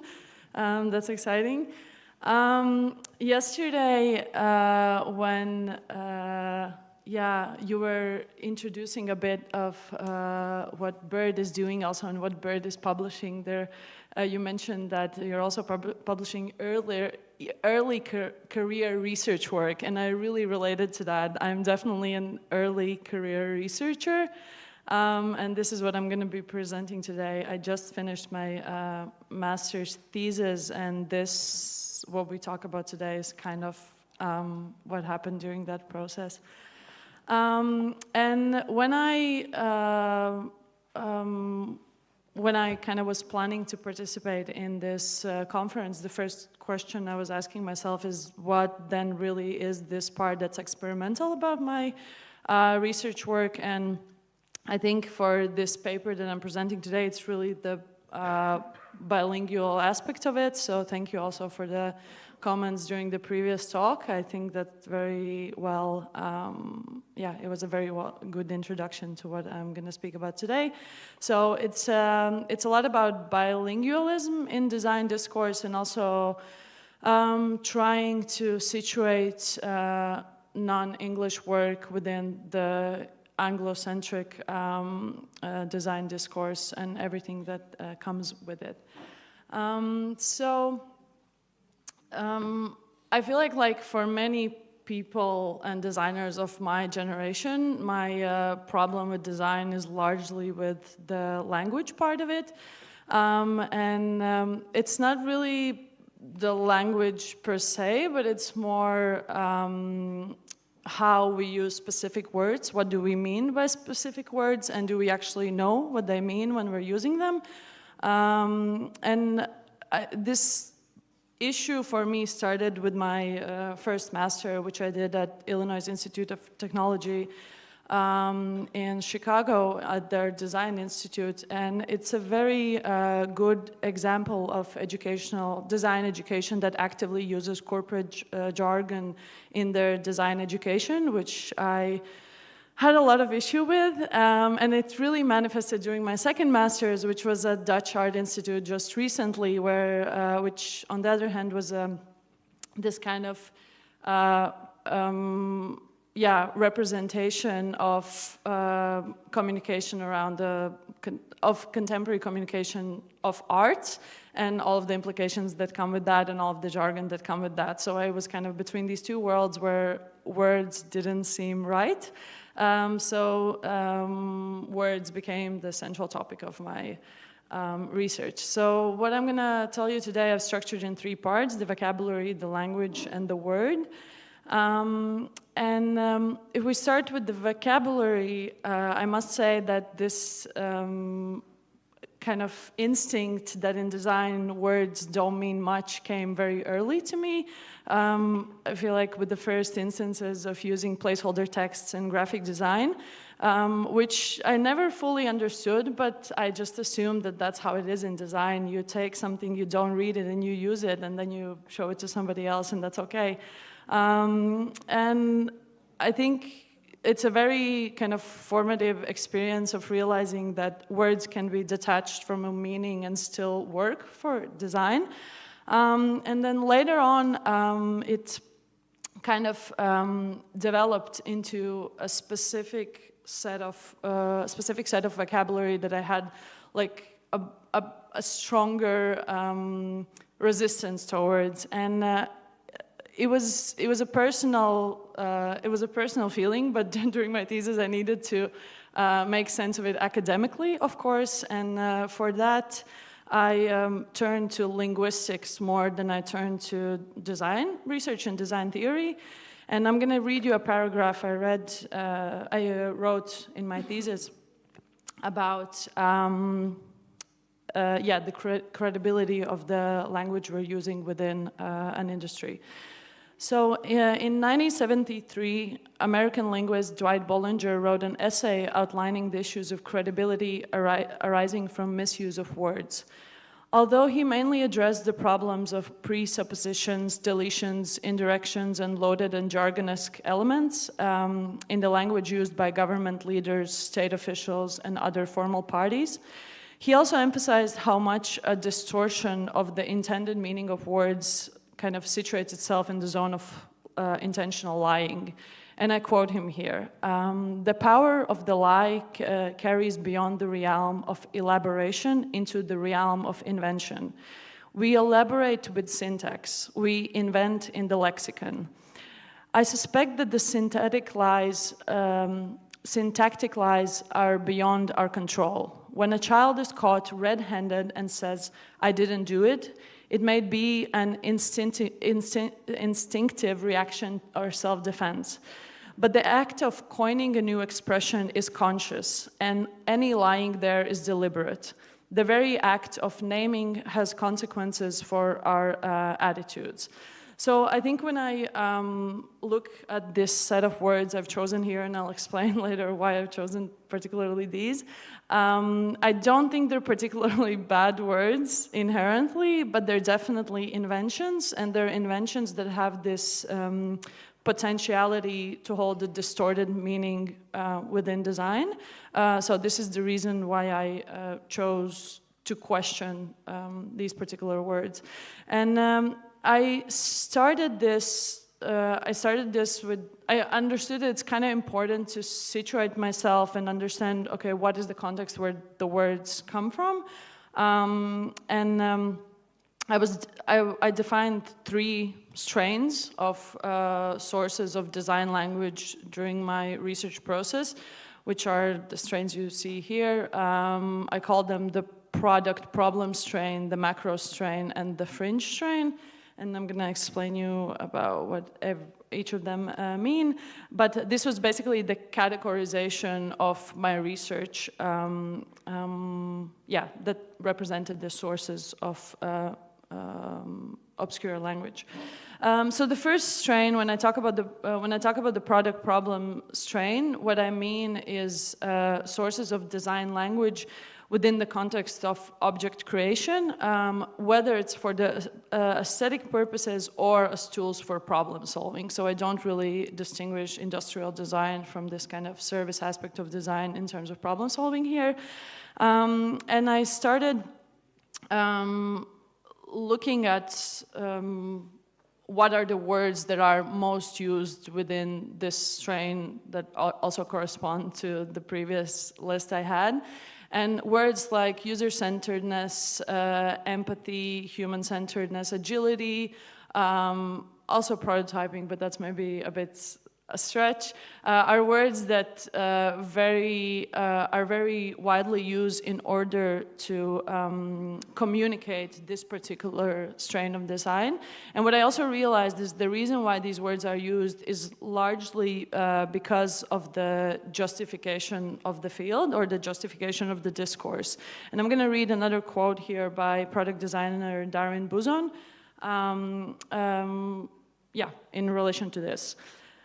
The unchallenged mindset of seeing the world as a landscape to redesign and quote-unquote make better, as if everything in the world is a problem to be solved, is not so much to proselytize design itself, but rather, under capitalism, to make morally just the existence of the corporations these design evangelists represent.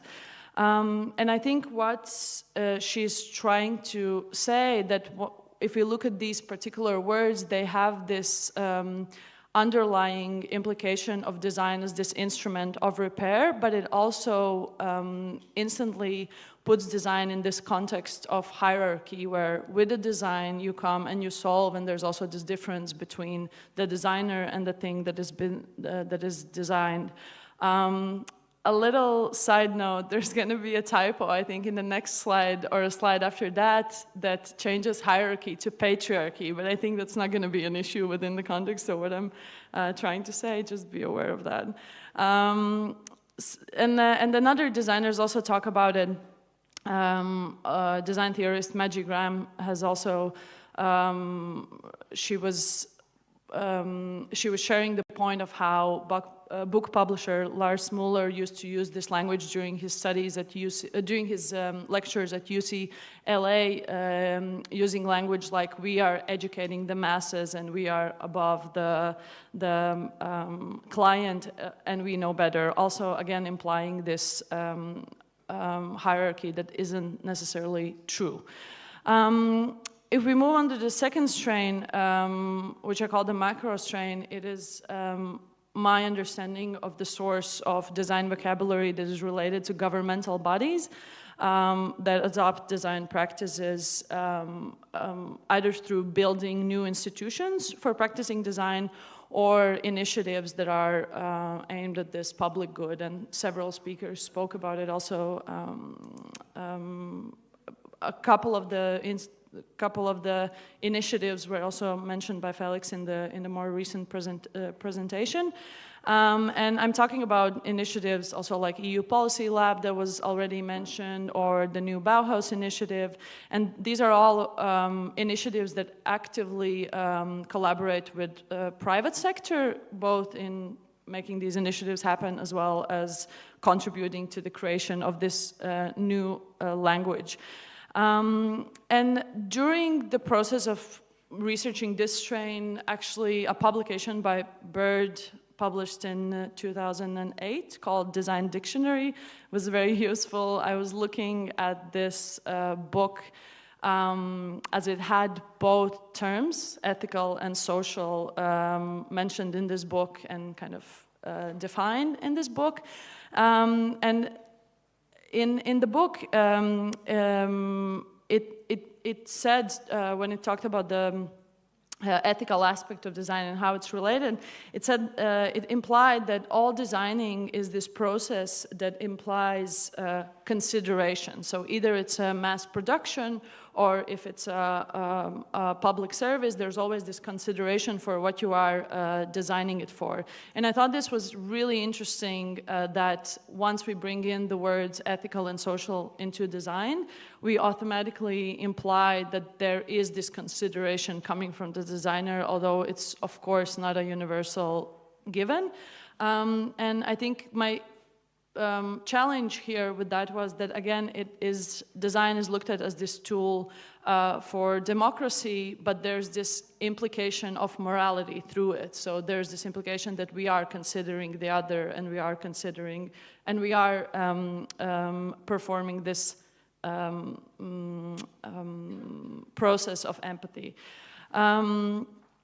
And then the third strain I was looking at is what I call the fringe strain, which is largely represented by academic institutions, and I was focusing mainly on academic institutions within Netherlands, as this is where I was studying in, institutions like KBK, Design Academy, Eindhoven, Sandberg Institute, Rietveld Academy,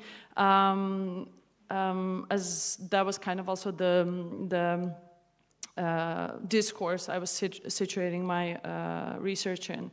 And at the same time, as I was researching kind of this broader scope of design language, fellow designer, a colleague of mine at Dutch Art Institute, Noam Yongrak-san, was doing this very, in my opinion, important research on the use of language in speculative design. Particularly, he was researching Dune and Rabi's work, speculative everything, and searching for implications with that work of financialization within the work already implied. Of course, speculative everything is this work that is regarded as this kind of detour from the capitalistic discourse within design, and he was researching, his research was focusing on highlighting why it's never really worked and fulfilled its purpose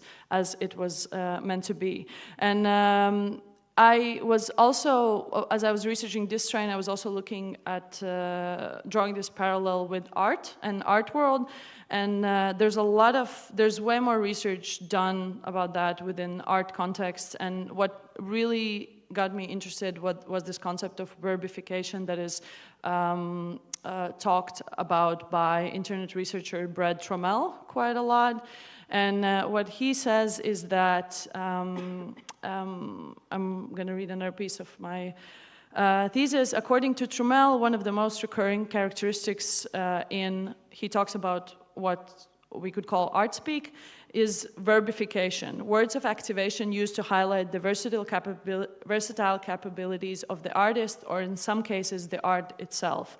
And around the same time I was researching that, I also went to an exhibition at Stedelijk Museum by Anne Imhoff, and I read the press release of that exhibition, and within the press release, beyond creating art, she also writes that she appropriates ensembles, captures, confuses, gazes, and plays as an artist in creating her work. So it's an interesting phenomenon of using language to animate the art or the design project that we're working with. And I think another research work that was very important for me was work or research on international art English by Alex Rule and David Levine, which is kind of this, I don't want to use the word seminal, but a crucial work in what I was trying to do here, where they claim that this kind of detachment of meaning in words we use is an implication of elitism that we want to sustain within the practices that we do. The second part of this research is focused on language itself, and by language I mean English. And I want to talk a bit about what estrangement of English means, and I'm going to elaborate on the estrangement in a little bit. But for now, let's stick with this map, and I'll explain you what it is about. In 2025, 49.3% of websites online are primarily English, followed by Spanish and German, which collectively add to only 12% of content online. Chinese and Hindi cover only 2% of the online language presence, yet China and India are countries with the largest numbers of people using the internet. There are 2 billion internet users in China and India collectively, compared to only 400 million in the United States and the United Kingdom, which are the biggest English-speaking populations in terms of internet use. The disbalance between the number of native language speakers and access to information online is what creates the online language divide and requires most internet users to adapt to English constraints to engage with the broadest range of knowledge shared online. The issue of language divide is something I know intimately. For most of my life, I designed in Riga, I spoke in Latvian, I consumed in English, and my studies of design were of those who designed in Japan or the Netherlands and the United States, while I continued to work according to the symbols and traditions and heritage of a post-Soviet nation state. So when I talk about the estrangement of English language, it is a reference to design theorist Silvio Loruso's understanding of estrangement in design as this estrangement of proximity between the designer and the design object. But I also want to extend that to this estrangement of value and meaning that is caused by English because of particularly its inaccessibility. So I think what I'm very concerned about is that design, my ability to interact with design and design knowledge in particular is largely limited to my ability, limited by my ability to speak English, as is also shown here in this work by Mark Graham, who calls himself internet geographer, if I'm not mistaken, showcasing the implications of the digital language divide. And if we continue and look at the word itself, I think the most important word to look at is the word design. And there are a lot of people, obviously, in the history of design who have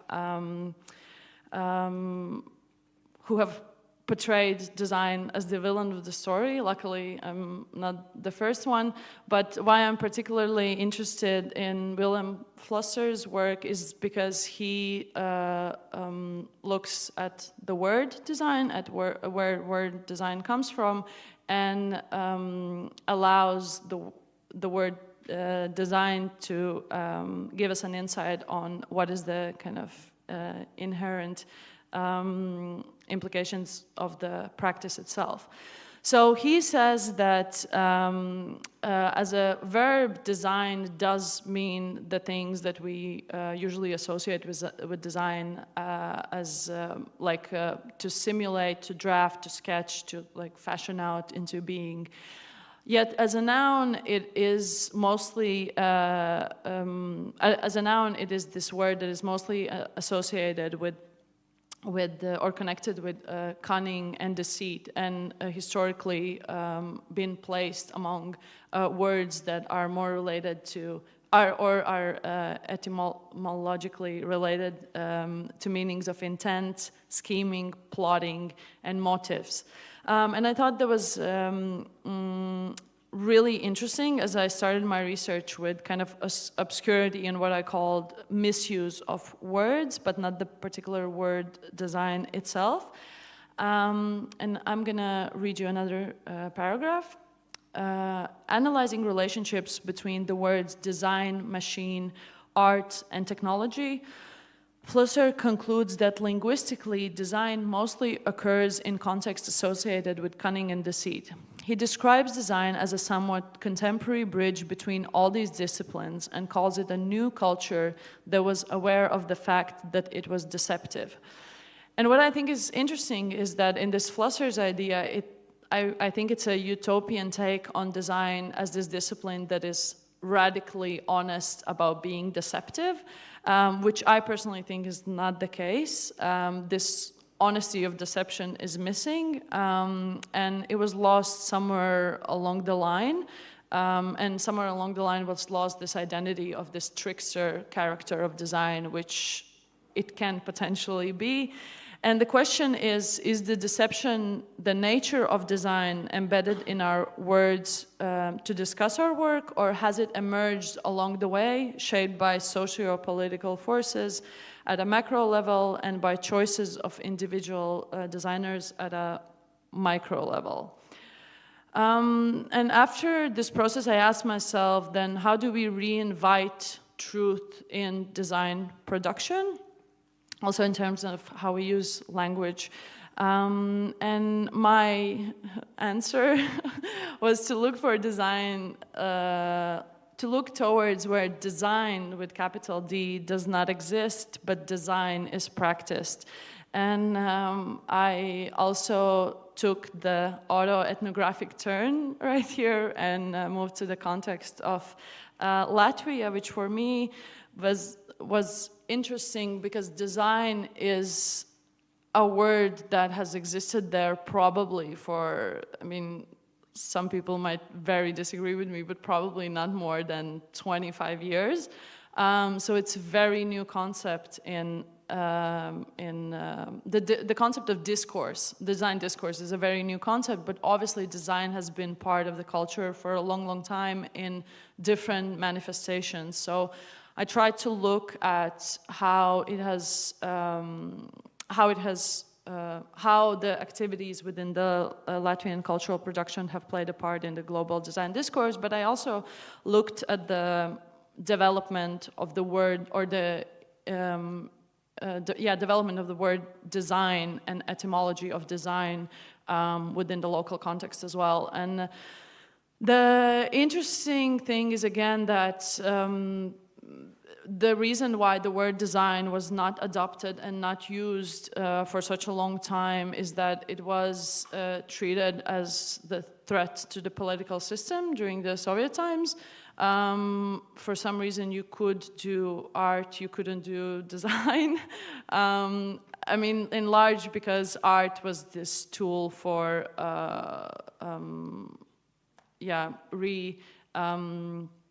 re-establishing the aesthetics of the political system of the moment. So the local creative community and designers of that time, one of them, Jānis Borgs, who is a Latvian avant-garde artist, also a designer and design theorist, they resorted to other types of names for what their practice was. And I'm gonna read you this quote from a recent interview of his. If the young artists wanted to experience the opening of the exhibition, then the exposition had to be interpreted as a design event, because design at that time, as understood by the Soviets, was not associated with ideology or performance art, but only the artistic decoration of an item. Whereas the main thing for the artists at this exhibition was the public manifestation of the chosen modernistic principle. Therefore, such a compromise did not seem to be fundamentally important, and the offer was accepted. So I thought it's interesting that because of the alternative use of the word, design has this completely different implication of what it serves. And in this case, it was design as this field of political immunity, and design as this cover for the art that wouldn't otherwise be acceptable. And then later on, he also mentions that a big influence of how the etymology of design developed in the local context was techniическая эстетика, that is a concept coming from the VNITE, which was All-Union Scientific Research Institute of Industrial Design in Moscow during Soviet times, and it was kind of this utopian speculative design institution. That was that basically was at the forefront of the design discourse of the Soviet countries at that time. And they used this concept of techniическая эстетика, which is technical, you could translate it to technical aesthetics, although I'm not sure it's perfectly accurate. But the idea there was this, that design is not necessarily industrial design, but it is this idea of aesthetics as a form of support in whatever way it manifests. And again, the lack of coining a term is very helpful, or limiting us with the term is very helpful to get new insight in what design can be. And I'm gonna now do a little interlude. Oh, we're out of time. Perfect, I'm almost done. So I really love this article by Maria Inigo Clavo, who was very informative for my research work, and she has done a lot of what we could call decolonial research within the art context, and she's very critical of translation as a form of proper communication.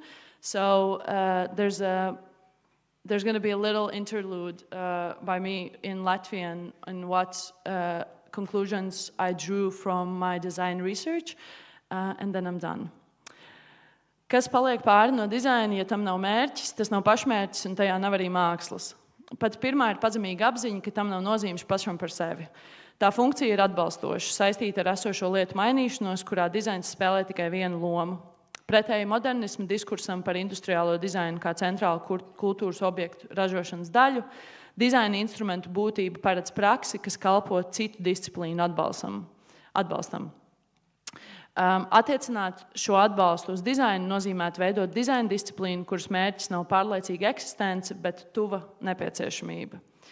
And to conclude, I just want to share this concept of Anglo-decentering, which I think is what my work is about, and emphasize that the meaning of it is the more we Anglo-decenter, the higher is our proximity to meaning, to geography, and to value in design. But I also want to extend it a bit, referring back to yesterday's presentation by David, actually, when we were talking about the possible versus plausible versus probable futures. I think this process of Anglo-decentering is also something that ensures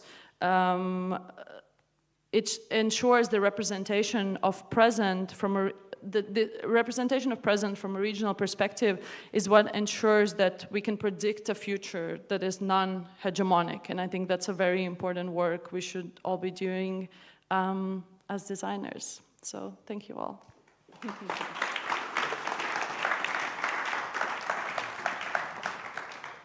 Thank you so much. Do we have any opinions on that? Yes, we do.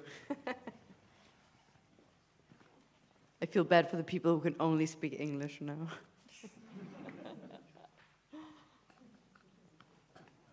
Thank you so much.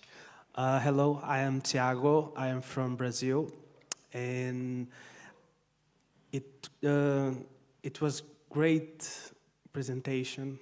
I am from Brazil. I had to learn English to be here, to be outside Brazil. And the translation of my name, Thiago, means James in English. So every time I'll have to speak in English, I'll go, no, not Thiago, you have to call yourself James. I say, oh, why do I have to call myself James? My name is Thiago. I say, yeah, it's a protocol.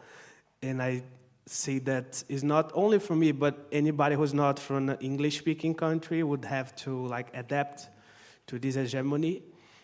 This hegemony has been, I think, since the 20th century, with the soft power of English empire, of the Americans taking over many kinds of cultural and political stuff.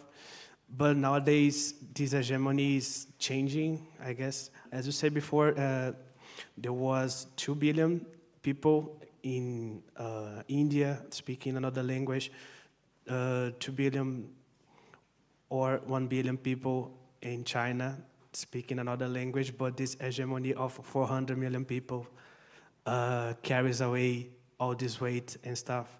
So how does you see your research impacted by this hegemony, by this changing of winds that's happening in politics nowadays, or this landscape that we used to be like indoctrinated of this soft power of this stuff, but we see this soft power is not as used to be? I'm not entirely sure I perfectly understood the question, but yeah, can you reframe again? What do you think? How do you research is related to this nowadays hegemony that is happening?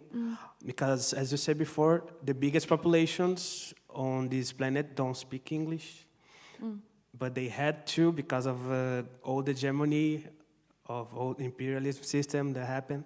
But nowadays, how do you see, like in the future, how this decentralizing of this English-speaking doctrine can be seen by designers, by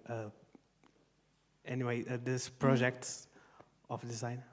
Yeah, thank you. I think probably also my experience is slightly different. I haven't really academically operated in Germany ever, but I understand what you mean. And I think an important question when it comes to my work is the fact that I've situated my research within this Western European academic context, which was Dutch Art Institute. But what I was researching was firstly a post-Soviet discourse, but also a discourse with a very kind of active, politically active friction that very much differentiates from the political friction that's happening in the Western Europe at the moment. So I think it's my resistance to all of that in the moment was submitting a chapter of my thesis in Latvian and not translating it. And when my thesis supervisor asked me, what am I going to do about it? I just said, I mean, it is what it is. I can't translate it, and you just have to accept it. And they luckily did, and I'm very thankful for that. But yeah, it was just this like mini act of resisting in any way I could, I guess. I don't know if it helps. Hi, I had several thoughts. Amazing presentation. Would love to actually read your research more. I was just like, when you mentioned the dichotomy between design and art, it was coming to my mind that it's much more easier to find funding for artistic research than actually design research projects, at least in Berlin. And then I was also reminded of like how currently I am seeing the words radical attached to each and everything. It could be radical art, radical design, radical sitting, radical sending, whatever. And then I was also wondering, like right now I'm doing this research on how the existing technology for digital typography was always designed for Latin typefaces. And it's the same technology is being used to design non-Latin typefaces, which in itself is a problematic term because then it centralizes Latin typefaces and otherizes the other ones. So I'm just wondering, like in this, like applying the same analogy to the way these design words are created, at least in English, do you think in what way technology is playing a role other than the online discourse that happens mostly in English? Yeah, it's an interesting question. I mean, I think I'm not sure what my answer is into what is the role that it's playing, but I definitely see what are the limitations of technology very firsthand trying to interact with it in Latvian, which is a very small language, and obviously none of the technology we've discussed in the past 48 hours works in my native language. So I think it's just, but then I am also not an expert, like technology is definitely not my field, but I'm not an expert on what is kind of the most efficient way on making it more useful if the issue is like, it's not an endangered, but a minority or regional language, and how to integrate that into like kind of more efficient technological use. So I think technology plays a very big role of limitation when it comes to the topic that I'm researching. And I'm very curious if anyone has any ideas how to make it more useful. I'm super curious to hear. Thank you. Yeah, really enjoyed that, thank you. Of course, one of the, well, possibly some of the first places that got anglicised were Scotland and Ireland and places like that, right? So, and it's particularly in Ireland, there's this real pushback now. You know, so lots of place names are getting renamed in Irish. And of course, and so really my question is, I don't know if you've heard of the band Kneecap, who are quite popular in many places at the moment, who sing in Irish, but actually because of that are really political.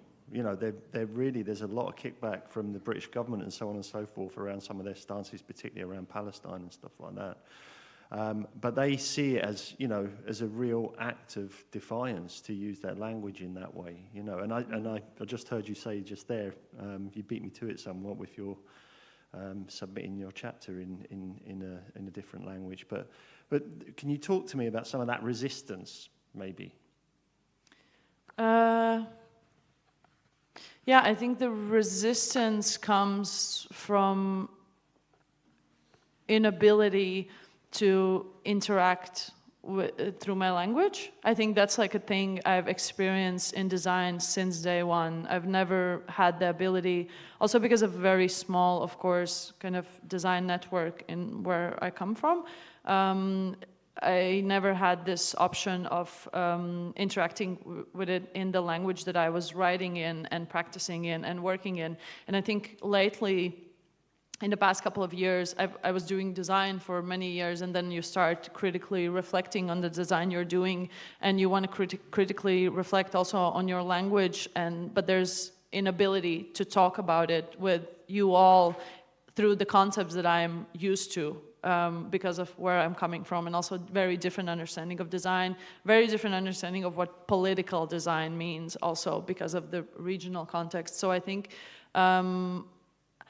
it's not that people will be only able to access my knowledge if they learn Latvian. I definitely don't suggest it, it's not too useful, but I would say that my contribution, or maybe contribution is a better word than resistance, is at least 0.00% minimizing this global language divide, so people can access this discourse also through the tools, also through the technology, because the language is present online. And I think maybe didn't highlight it enough, but that's definitely a big concern of mine, this online accessibility of content, which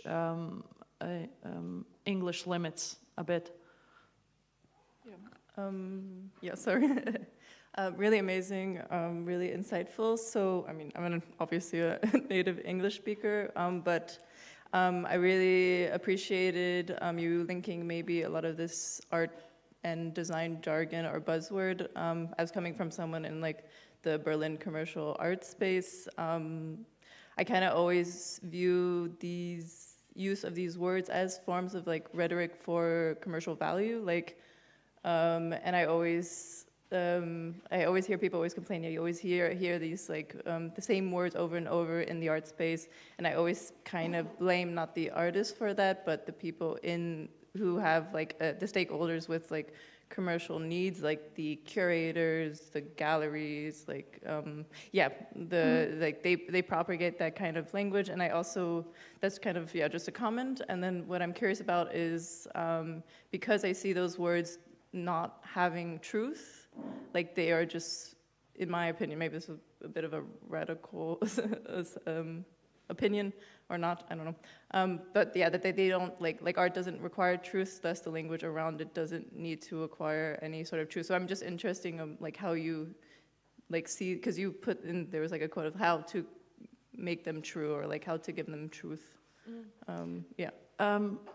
Thank you. A point connected to that was that this distrust is caused by English. That was also a big point of it, is that I couldn't, obviously my research is also limited by the languages I speak, and I can access design content in English, Latvian, and Russian. So that was kind of the limitation of it, but in other languages I speak, I didn't see this kind of implications for commercial value or for elitism or for kind of this morality that I'm talking about. And then that was kind of the point that maybe it's not that design is kind of the issue, or design is constantly recreating these values we don't want to maybe subscribe to anymore, but maybe it's the language we use, or maybe it's the language we've chosen to collectively use as this like communication tool for design. So yeah, write in other languages. I think it's a good end word. I'm sorry, I know there are more questions, but we hit 46 and Mark gave us until 45. So thank you so much. Thank you. A big round of applause.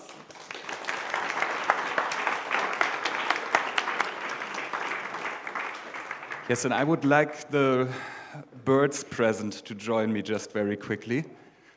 And wait a second.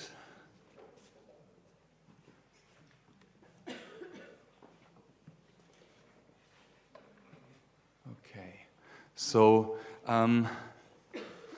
yeah, basically in the name of all of us birds, and that includes not just the four of us present, but as we said before, and I'm saying it again, also Uta Brandes, by the way, if you're still watching, hi and get well soon. It includes Ralf Michel, it includes Sandra Groll as well.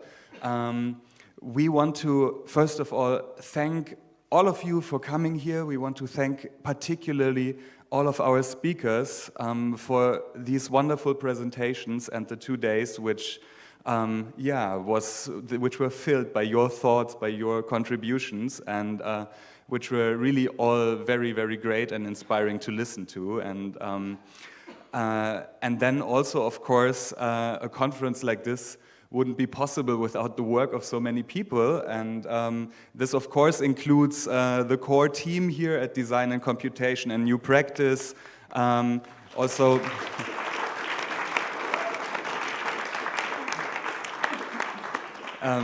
also some final greetings also from Albert Lang, who wants to say hi, who has been involved parallel in the Science Week and could only join us yesterday morning.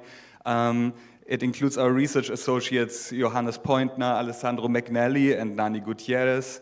But special thanks also to Nicola Köhler, Mariam Fateminia, Dominik Gangel, Linus Ziegler, Sarah Fitterer. A very special thanks to Fang Tsai and to Iman Safari, who did this whole technical setup and made the live stream possible. And I have to say it like this, worked his ass off, and it's just amazing. And thanks to all of the other students who did shifts here and helped out through all the days. And yeah, without all of you, this just wouldn't be possible, and it was a really, really nice event. Thanks to all of you.